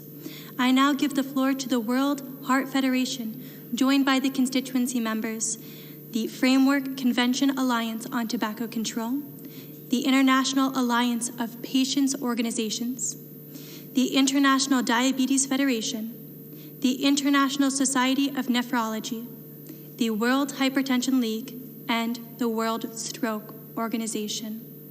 The World Heart Federation, you have the floor, to be followed by Uruguay. Honorable Chair, distinguished delegates, we, the members of the Global Coalition for Circulatory Health and supported by the NCD Alliance, thank you for this opportunity to jointly address the World Health Assembly on one of the most critical subjects of our time. The COVID-19 pandemic has taken an incalculable toll on the mental, fiscal, and of course physical health of our societies. This past year has united us in facing a truly global challenge, but it has also exposed deep, enduring fault lines and inequities in the population health and health systems of nearly every country represented here today. The WHO's pulse surveys have demonstrated that essential services for NCDs and mental health have been heavily disrupted in almost every member state, but only 18 of these have reported that NCDs are included in national preparedness and response plans. As the chief representatives of the global circulatory health community and patients, we have a unique responsibility to draw your attention to the tsunami of post-pandemic consequences lying in wait. The combined impacts of cardiac complications due to COVID-19 and interruptions to crucial medical interventions and ongoing care for people living with hypertension, diabetes, kidney disease, stroke, and other circulatory conditions, those most at risk of poor outcomes from COVID-19, will almost certainly exacerbate the already huge burden borne by stressed health systems worldwide. We therefore implore you, our partners in health, to urgently address the key risk factors and preventative measures that can help fight the hidden syndemic of non-communicable and especially circulatory diseases and COVID-19. We call on member states to prioritize ongoing prevention, screening, and treatment for circulatory conditions in national COVID-19 response and recovery plans through concerted patient co-creation and collaboration. Increase domestic allocation of resources and develop targeted policies to tackle CVD and NCD risk factors, including the commercial determinants of health, through funding mechanisms such as taxation of unhealthy commodities. Integrate monitoring and data collection on NCD prevalence, comorbidities, and risk factors into measures of pandemic readiness, resilience, and response, and strengthen primary health care to ensure equitable access to essential health services, particularly for people living with NCDs and in low-resource settings. We thank you for your attention and remain dedicated to supporting you in these vital endeavors so that together we may prepare for and with perseverance prevent the next global pandemic. Thank you. Thank you to the World Heart Federation. I now give the floor to Uruguay, to be followed by Kenya.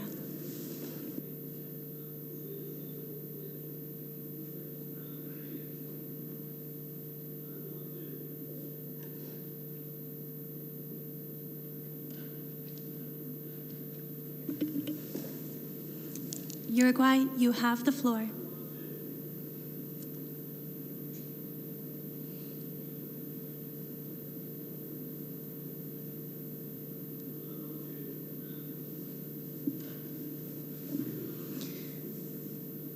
It appears we are still experiencing technical difficulties. We will move forward with giving the floor to Kenya, followed by the Global Health Council and its constituency members, and then we'll return to Uruguay.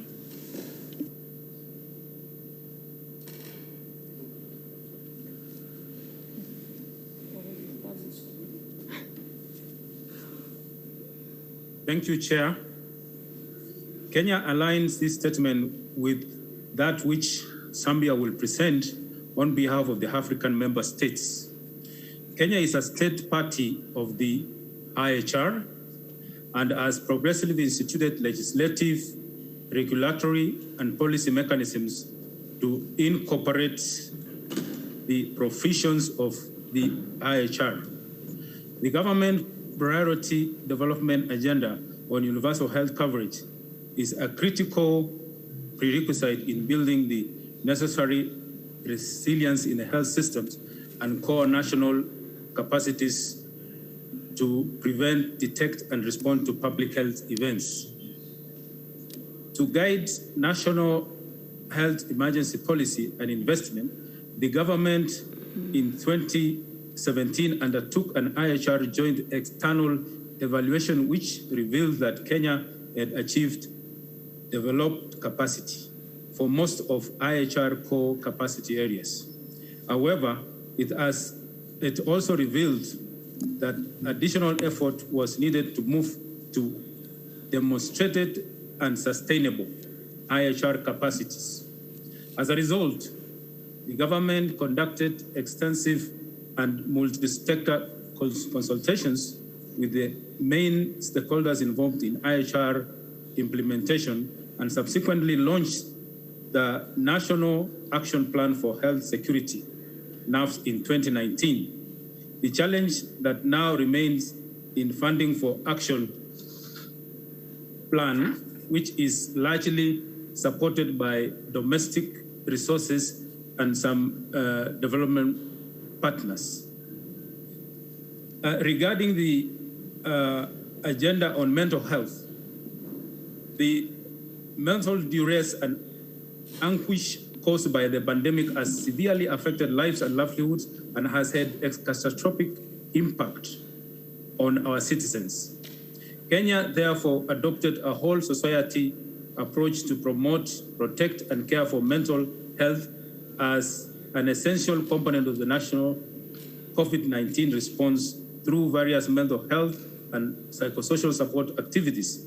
Under this initiative, social welfare assessments and reintegration of people in quarantine and isolation back to their communities was also supported. Kenya also developed mental health and psychosocial support guidelines for public emergencies and prioritized psychological first aid training for COVID-19 response teams, frontline workers, as well as community health volunteers to strengthen MHSPSS response at all healthcare levels, including the communities.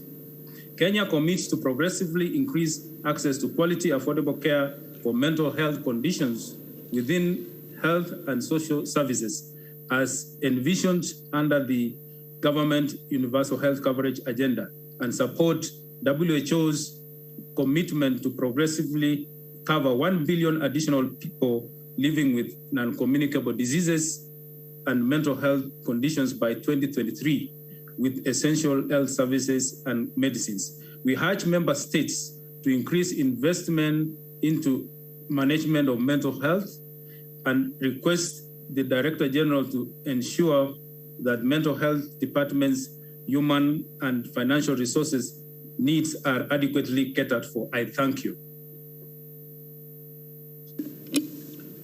Thank you, Kenya. I now give the floor to the Global Health Council, joined by the constituency members. The International Women's Health Coalition, Save the Children Fund, the Task Force for Global Health, United Nations Foundation, Women Deliver, World Vision International, Intra Health International, and PATH.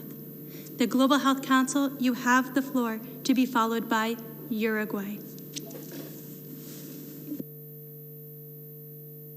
Thank you, moderator. More than a year into this COVID-19 pandemic, over 1 billion vaccine doses have been delivered globally. Yet, access to vaccines and other life-saving tools has not been equitable. The pandemic has spotlighted health inequities, which allowed the virus to continue to spread, mutate, and overwhelm health systems, leaving marginalized populations further behind. These inequities were not born of COVID-19, and inadequate investment and policy responses risk further widening the gap. We applaud WHO efforts to address inequities through strengthened international cooperation, and we support negotiations to improve international pandemic preparedness.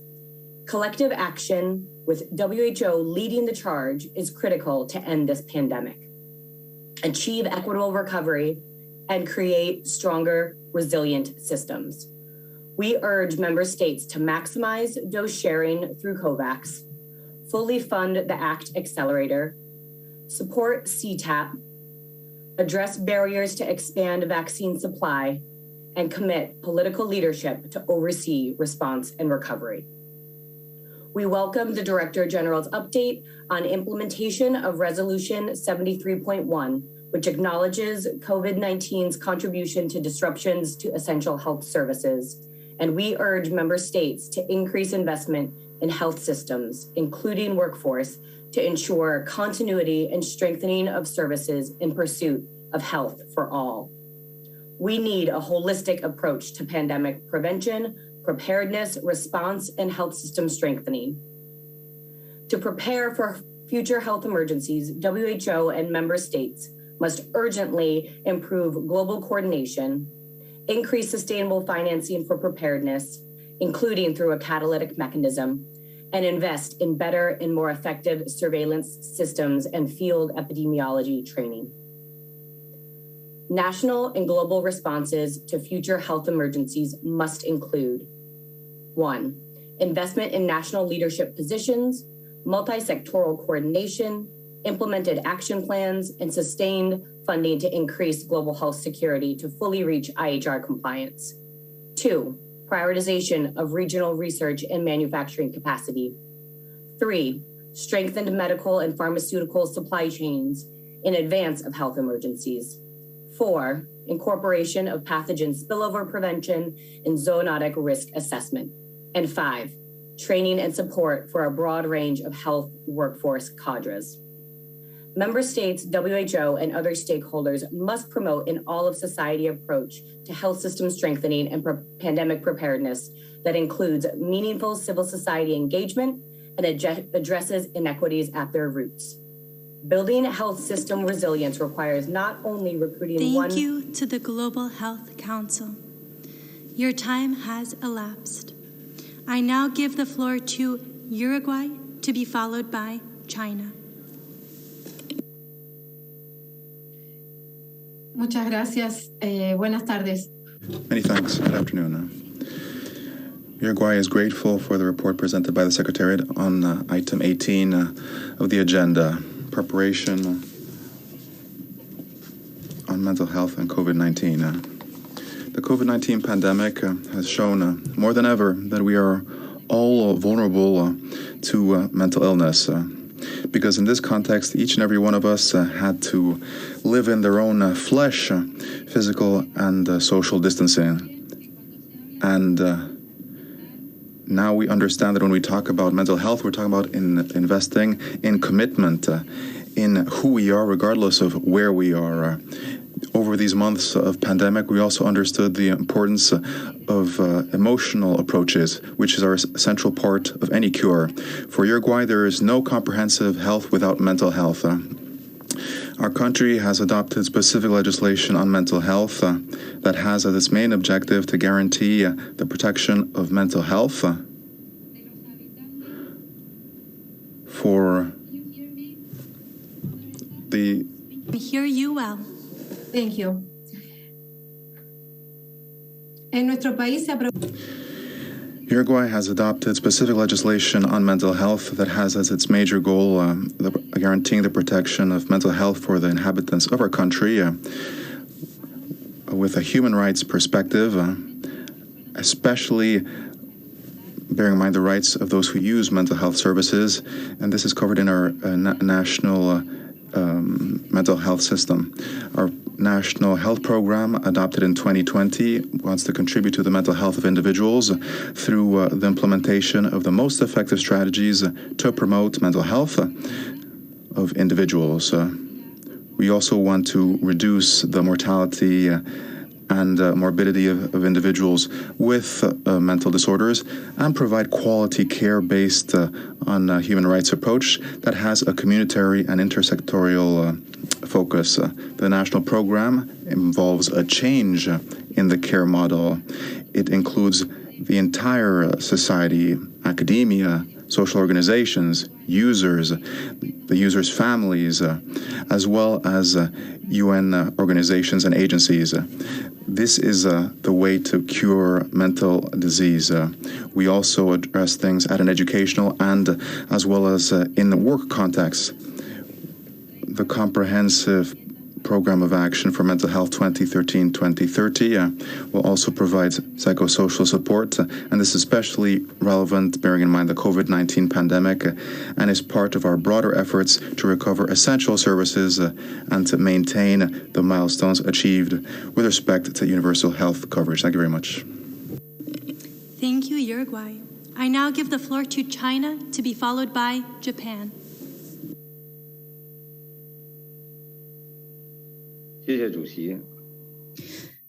Thank you, Madam Chair.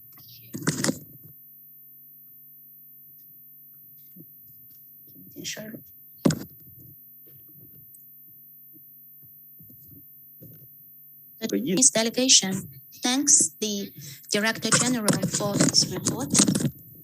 WHO's work in the field of health emergencies to strengthen mental health preparedness and response to the COVID-19 pandemic, and appreciates WHO's tireless efforts in responding to multiple emergencies other than COVID-19.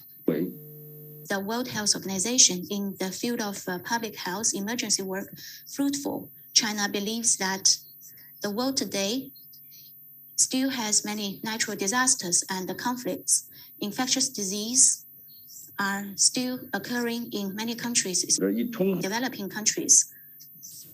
The World Health Organization should give full play to its core leadership, strengthen the 3 levels of the nation, utilize the existing resources, and help the poor countries promote their health emergency core capacity, protect the vulnerable groups such as women and children, and focus on their mental health. China would like to suggest that the DG's role in pooling the funding should be strengthened. National coordination mechanism should be improved, while the specific should be more detailed. Also, we suggest the developed countries to actively honor their international obligations, fulfill their responsibilities and play a more important role in protecting One Health. China would like to co-sponsor the resolution proposed by EU and some other member states. Thank you, Chair. I now give the floor to Japan, to be followed by the IFPMA constituency. Thank you, Madam Moderator. We appreciate the Secretariat for an insightful report with data. Japan supports the resolution on strengthening the WHO and the decision for the World Health Assembly special session as a co-sponsor. It is clear that the WHO's coordination and collaboration is WHO's coordination and collaboration with other UN agencies, governments, and civil society is needed more than ever. In this context, we would like to make 4 points. First, given the importance to take part in the international rulemaking to tackle pandemics and other health emergencies, Japan would like to actively contribute to discussion on international instruments. Second, for WHO to play a more leading, convening, and coordinating role in emergency response with independent capability while ensuring other important functions such as providing technical advice and support. We would like to underline the importance of governance. We support a stronger executive board which would work together with the Secretariat hand in hand, recognizing that stronger governance will ensure transparency and accountability while building a greater leadership in global health. Third, Japan would like to ask the Secretariat to share with member states their views on the future roadmap for various stakeholders to fulfill their roles in health emergencies, while preventing duplication of functions based on recommendations made by the independent panel, the IHL Review Committee, and the IOAC. Fourth, Japan supports the Secretariat's decision on the updated mental health action plan.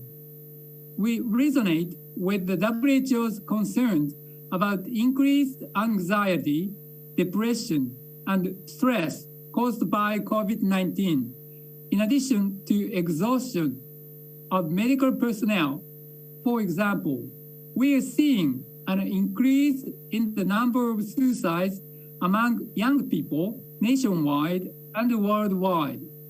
Therefore, Japan began to work on these mental issues.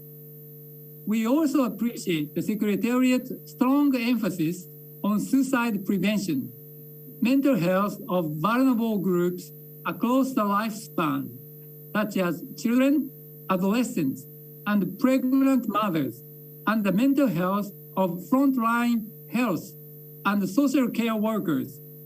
We are looking forward to new data and future guidelines by WHO for groups with these particular risks. Chair, Japan has been also working on the growing problem of social anxiety, loneliness, and isolation under COVID-19 through a whole of government approach. We are eager to share our lessons and experiences, collaborating with WHO to contribute to global health, in particular mental health. Finally, Madam Chair, Japan is pleased to see this Health Assembly reaffirming our collective efforts to end the current pandemic and to prevent future pandemics. I thank you. Thank you, Japan. I now give the floor to the International Federation of Pharmaceutical Manufacturers and Associations, joined by the constituency member, Global South Care Federation, to be followed by Australia. Thank you, Madam Moderator. GSCF and IFPMA, supported by IGBA, welcome the opportunity to make this constituency statement under Agenda Item 17.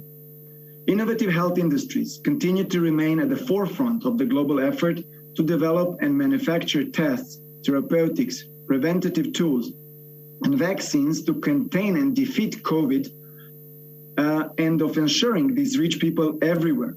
This massive and unprecedented effort is moving with tremendous pace.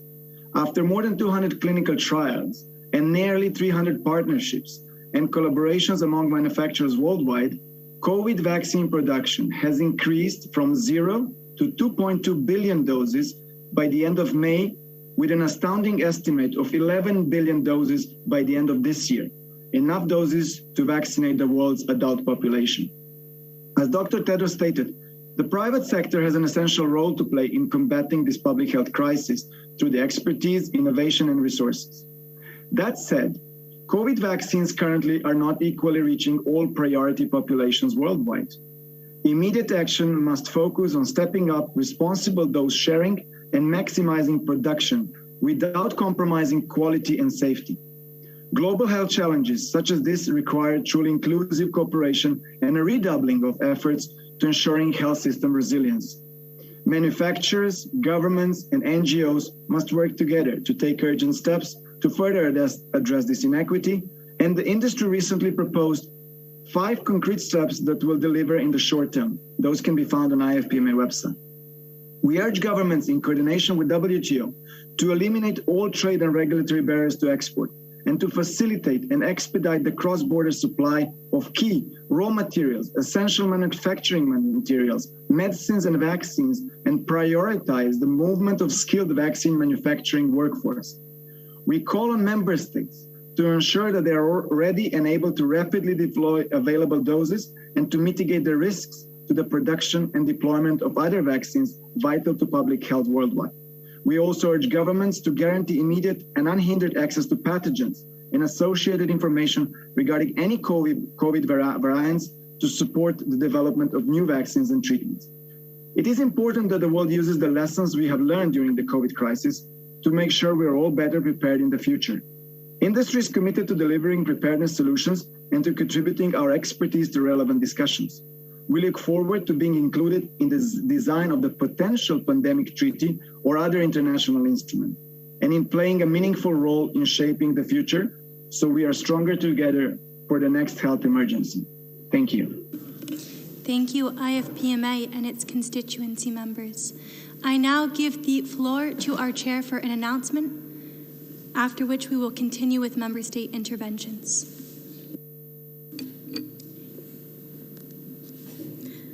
Delegates, with your permission, I would like to seek the indulgence of the interpreters to allow us to extend our meeting today by an additional 20 minutes to help us move forward on this agenda item. That means that we close at 17:26. Are you okay with that? Thank you very much. I see we have the agreement of the interpreters, and thank you very much for your amazing work. So now, I return to the floor to the moderator to continue. Thank you. Thank you, Madam Chair. I now give the floor to Australia, to be followed by Norway. Thank you, Chair. The COVID-19 pandemic continues to cause devastation and continuously reminds us of the importance of mobilising collective action. Australia is standing with our neighbours to prevent and respond to disease outbreaks and support the recovery from COVID-19. Australia has provided $623.2 million to assist countries in the Pacific and Southeast Asia to access COVID-19 vaccines through our Vaccine Access and Health Security Initiative to provide vaccines and comprehensive end-to-end support, and the Quad Vaccine Partnership, which aims to provide over 1 billion vaccines to the Indo-Pacific by 2022. This builds on our contributions to the COVAX facility's advanced market commitment, which has distributed already over 12 million doses to Southeast Asia and the Pacific, and our commitment to share our national supply with our neighbours in the region. We now need a plan setting out priorities and clear actions to direct implementation of reforms by member states and the WHO in the immediate and longer term. We support the IHR Review Committee's recommendations focused on countries strengthening the integration of IHR core capacities within the broader health system and essential public health functions to improve emergency preparedness, surveillance and response.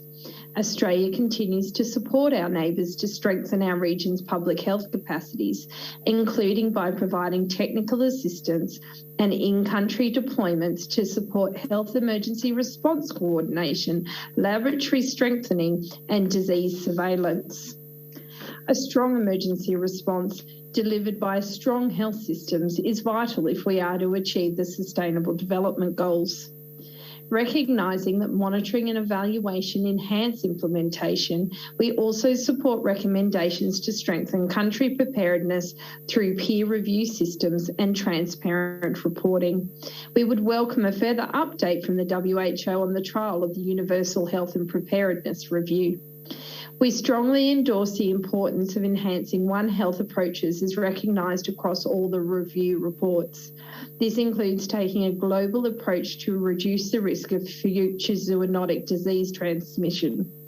We must address high-risk interactions between humans and wildlife that give rise to zoonotic pandemics and also their environmental drivers, such as urban encroachment and wildlife habitat loss.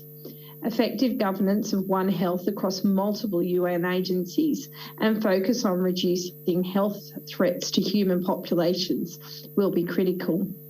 As part of our collective efforts to enhance the global pandemic preparedness, Australia is pleased to co-sponsor the resolution and the decision point on strengthening WHO preparedness and response to health emergencies, to take forward the recommendations in the independent review reports and to engaging in working groups to take forward reform efforts.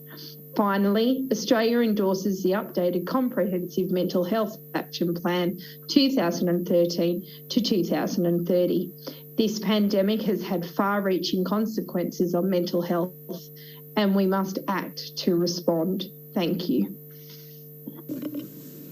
Thank you, Australia. I now give the floor to Norway, to be followed by Canada. Thank you, Chair. The COVID-19 pandemic has demonstrated that the world needs WHO to coordinate the global response to health emergencies.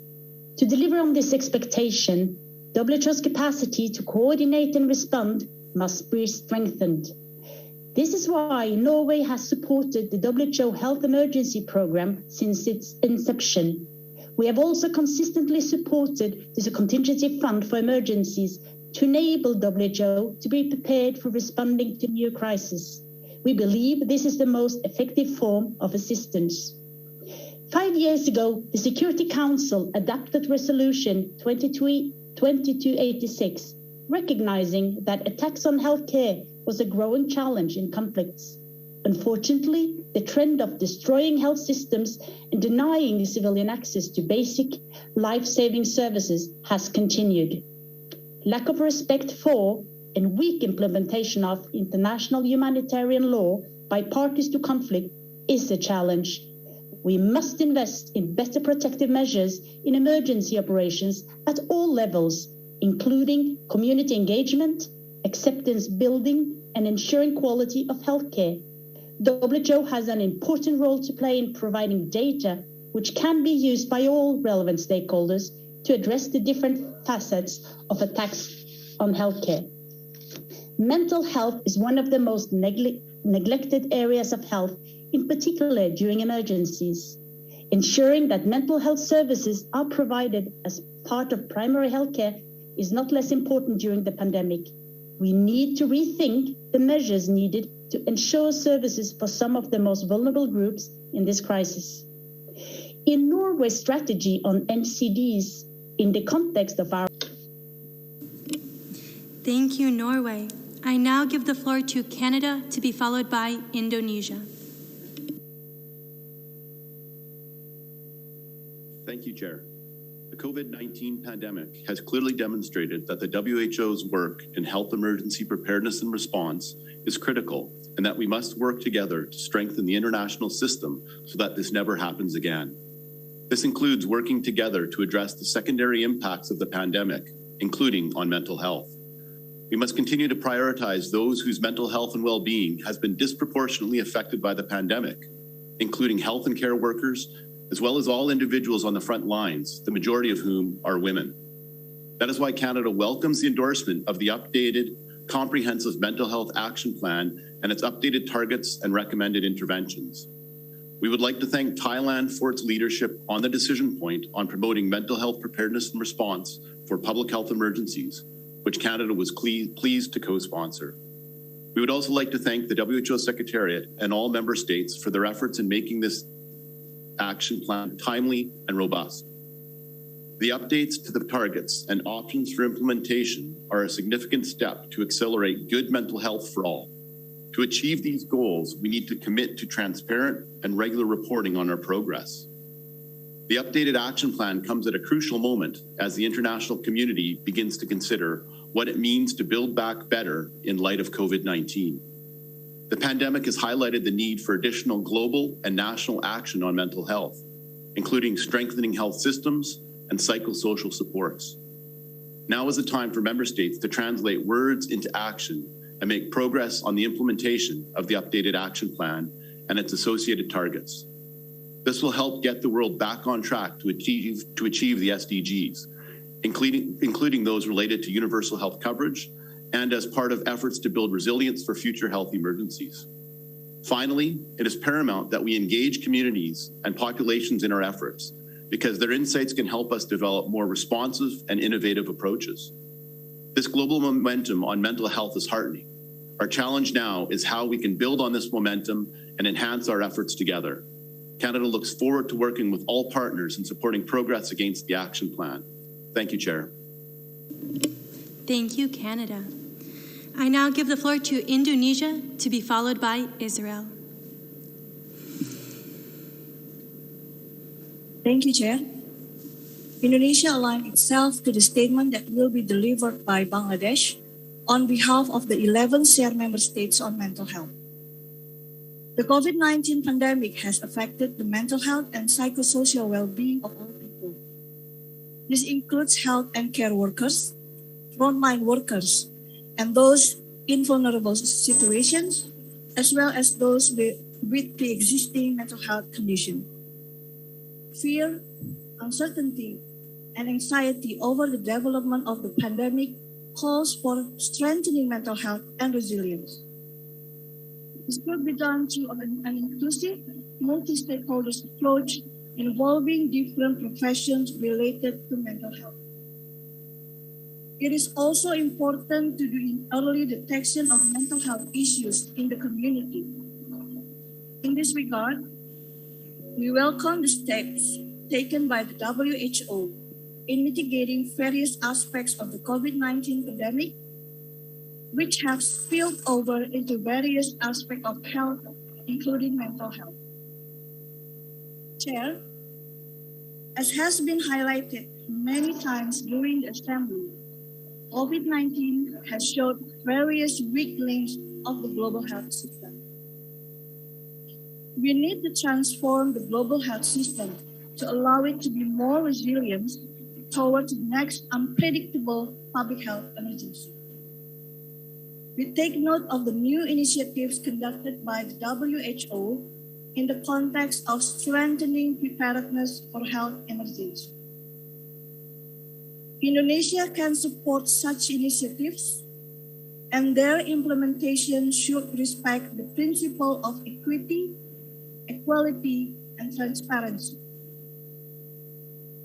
Indonesia supports exchange of experience and lessons learned to promote accountability and improve global preparedness and response system, including compliance to the International Health Regulation 2005. Therefore, Indonesia has volunteered to be involved in the Universal Health and Preparedness Review Initiative. Indonesia recognizes the need for a whole government and whole society approach to improving global public health preparedness, and that it requires the support and highest political commitment. In closing, Indonesia supports the resolution on strengthening of WHO emergency and preparedness and look forward to contribute meaningful at the open-ended working group to discuss further on how we can strengthen preparedness and response. In this regard, Indonesia would like to confirm our co-sponsorship of the resolution. Ending the pandemic should be our collective objective. Thank you. Thank you, Indonesia. I now give the floor to Israel, to be followed by Zambia. Je vous remercie. Many thanks.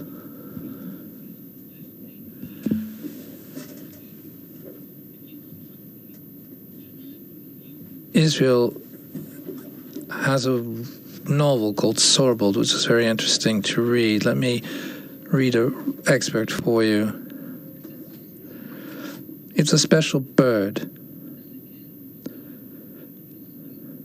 that is a guardian of all our feelings.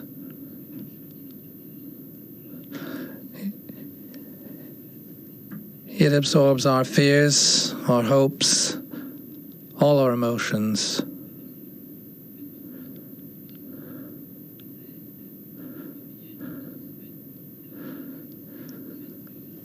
It also tries to help it transform all of these emotions into positive actions. We try to teach our children and hope that this bird will protect their souls.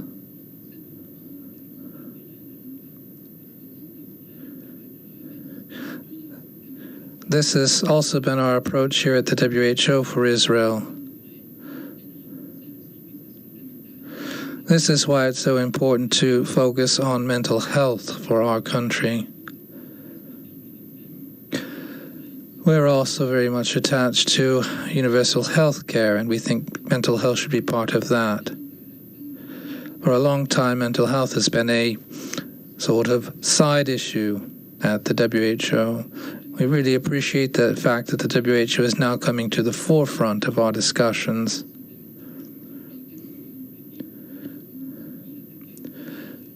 I think that we should keep this as a priority activity here at the WHO.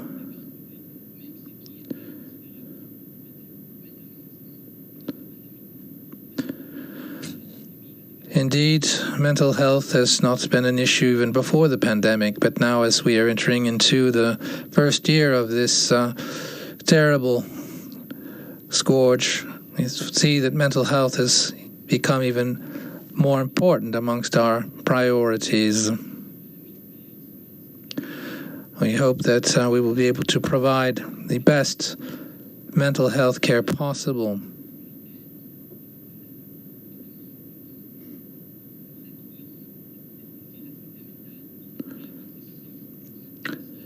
In Israel, we are trying to adopt a holistic approach to mental health. This will include work, leisure activities, and so forth. All our services have continued to work even during the lockdown to ensure mental health in our country. We want to ensure that we're ensuring that mental health is part of our national program. Please make sure that this important issue is highlighted throughout the work moving forward. Thank you, Israel. I now give the floor to Zambia, to be followed by Bangladesh.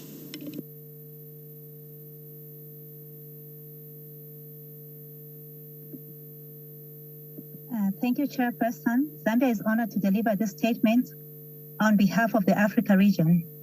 The Africa region commends the efforts highlighted in the reports contained in the reference documents and other initiatives. We are, however, concerned with the current global response to the COVID-19 pandemic that has fallen short on aspects of global solidarity, despite commendable efforts by WHO to support a coordinated global response. The accelerated R&D efforts for vaccines have not been supported with mechanisms for ensuring equitable and timely access by all countries, resulting in enormous access challenges in developing countries. While we appreciate the areas of focus of interventions by the Secretariat contained in the report, we note that some aspects of Resolution WHA 73.1 are not addressed.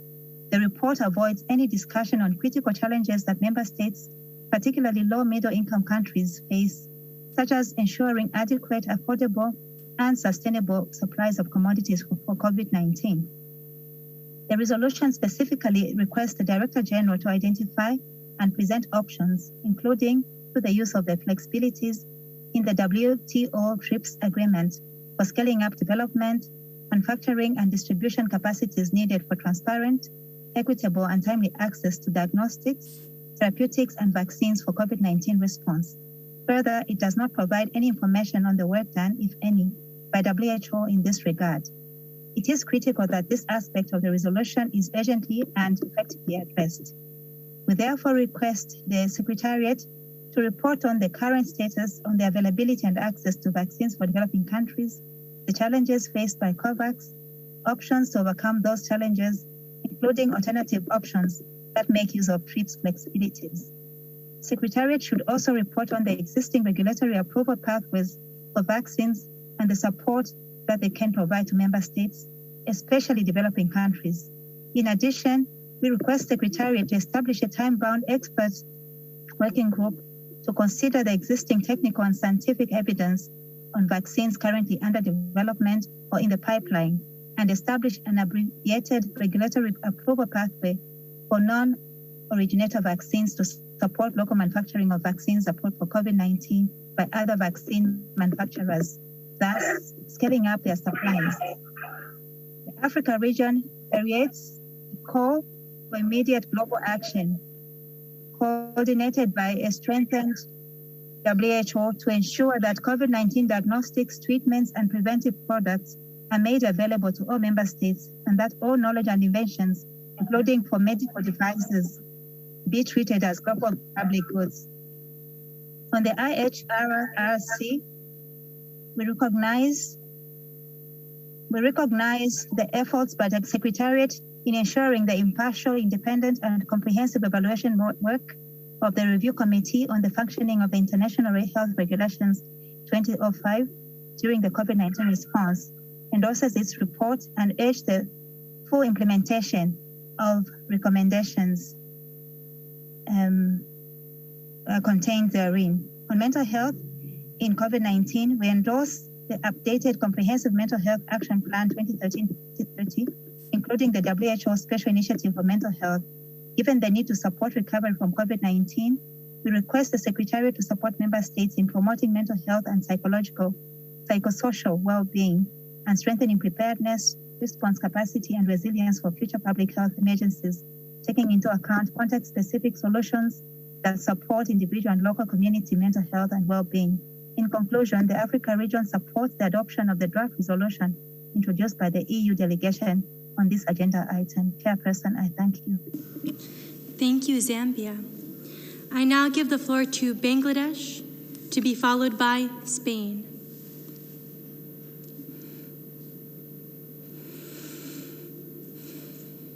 Thank you, Madam Moderator. Bangladesh is delivering the statement on behalf of 11 member states in the Southeast Asia region. We appreciate WHO's contribution and leadership in global mental health initiative, particularly in Bangladesh and Nepal, to enhance access to inclusive, integrated, evidence-based primary and community mental health services and psychosocial support. It is a fact that mental health is still the most neglected and underinvested area across WHO program. We hope the EB 148 decision on promoting mental health preparedness and response for public health emergencies would pave the way for strengthening capacity of the member states on mental health preparedness and response to public health emergencies as highlighted by the COVID-19 pandemic.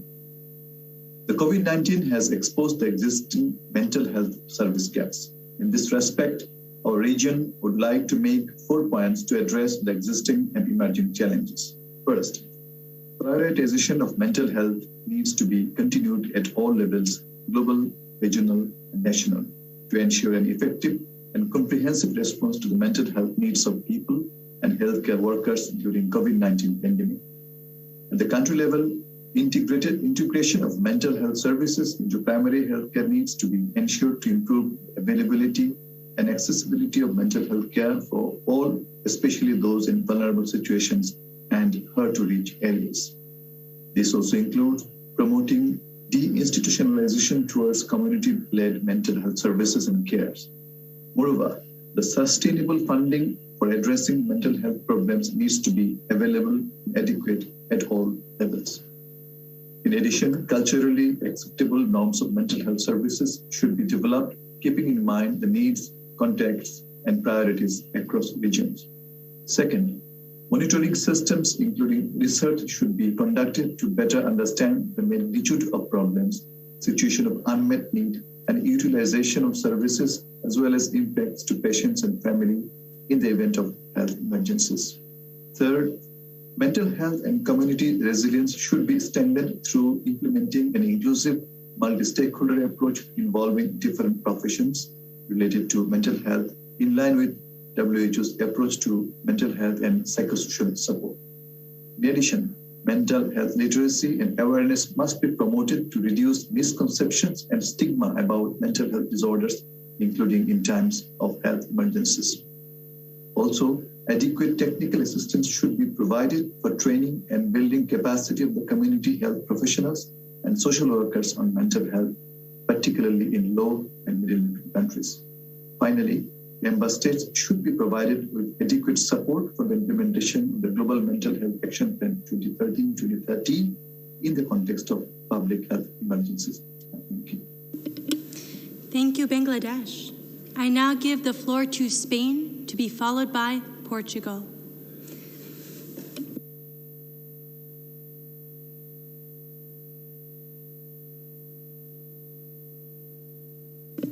Spain, you have the floor. Muchas gracias, presidenta del comité, distinguidos colegas. España suscribe la declaración.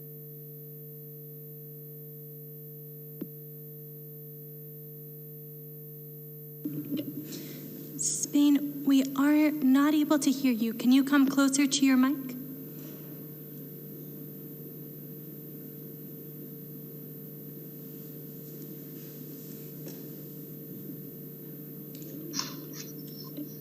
España suscribe la declaración. Spain supports the statement made by the European Union and supports the decision to promote mental health preparedness for a response to the COVID-19 pandemic. Mental health has always been a priority for my country, and we've not lost sight of it in the current crisis.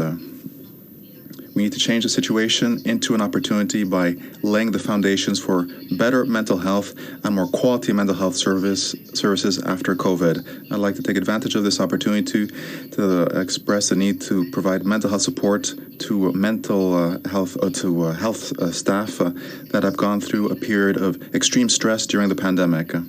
Similarly, we want to recognize the impact it's had on certain vulnerable groups that should not be left behind. We can say that Spain, thanks to the resilience of our healthcare system and universal health coverage, as well as access to mental health, has not been interrupted significantly over this period. New demands have led to new modes of organization, and we've also been able to find new resources such as remote medical assistance and health assistance. We're working on a comprehensive approach to mental health, which is why we are updating our national strategy. We're working on the basis of consensus and cooperation, and for that, we also count on the support of individuals that work with organizations. This update is in accordance with the recommendations that are included in the European Mental Health Action Plan. Thus it is that our new perspective is based on the rights of citizens, social integration, the fight against stigmatization, prevention of suicidal behaviors, and rehabilitation of individuals. We believe that we are laying the foundations for our country to move forward with this paradigm shift, following the guidance of the World Health Organization. We know that this will be the start of better mental health care for all in the future after COVID. Thank you. Thank you, Spain. I now give the floor to Portugal, to be followed by Denmark. Chair, Excellencies, I have the honor to address the 74th World Health Assembly on behalf of Portugal. We align ourselves with the previous statement made by the European Union. In the face of COVID-19 pandemic, we would like to congratulate the leading role of WHO and underscore the importance of preparedness, response, and recovery capacities to health emergencies, as well as ever-present need to build resilient health systems. Although we acknowledge gaps which were previously clear on the implementation of the international health regulations, we acknowledge member states for their commitment to multilateral cooperation and international solidarity in supporting countries and the work conducted by the WHO.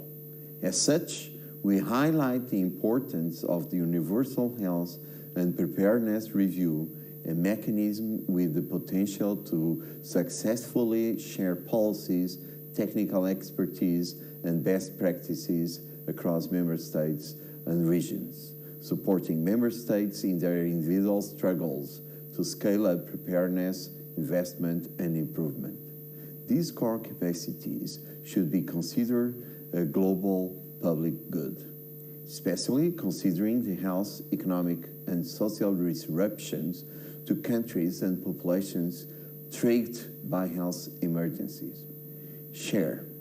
We deem timely and necessary to evaluate the experiences lived throughout the first year of pandemic to make sure health system as a whole come out more resilient.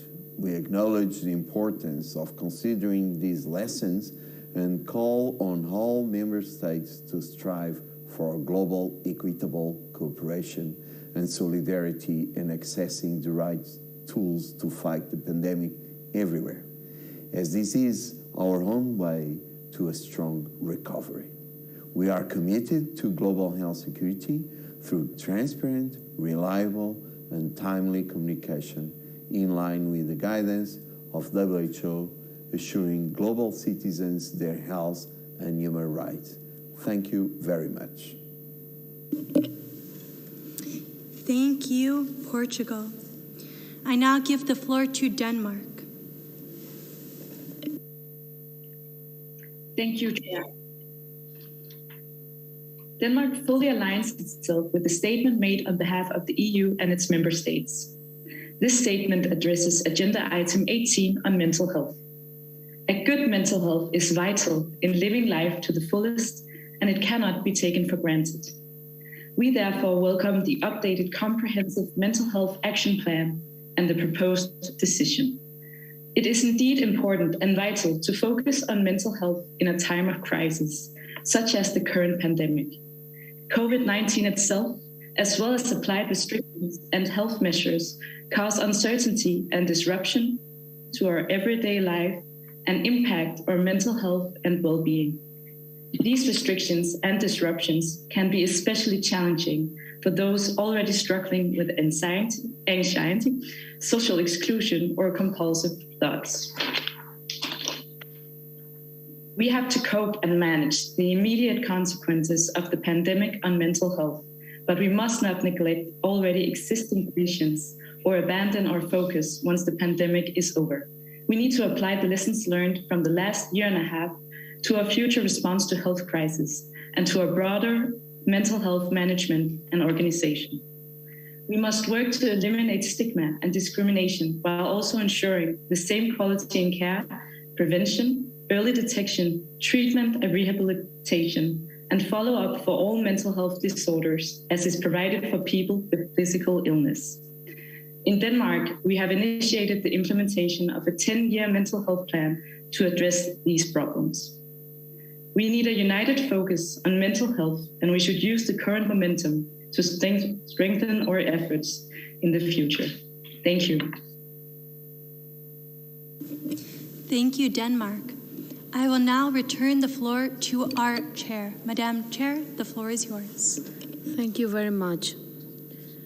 Dear delegates, the General Committee will take place today at 17:30, and we will therefore suspend the discussion on this group of items. 17, Public Health Emergency, Preparedness and Response, and 18, Mental Health Preparedness for and Response to the COVID-19 pandemic. We will resume our discussion on these items at a later stage. When we reconvene tomorrow morning, we will open Agenda Item 11, Proposed Program Budget 2022-2023, and Item 12, World Health Organization Results Framework, an update under Pillar 4, More Effective and Efficient World Health Organization, providing better support to countries. Please refer to the Daily Journal for full details. I thank you for your extensive interventions today. I wish you a nice rest of the day and look forward to our discussions tomorrow. This meeting is now closed.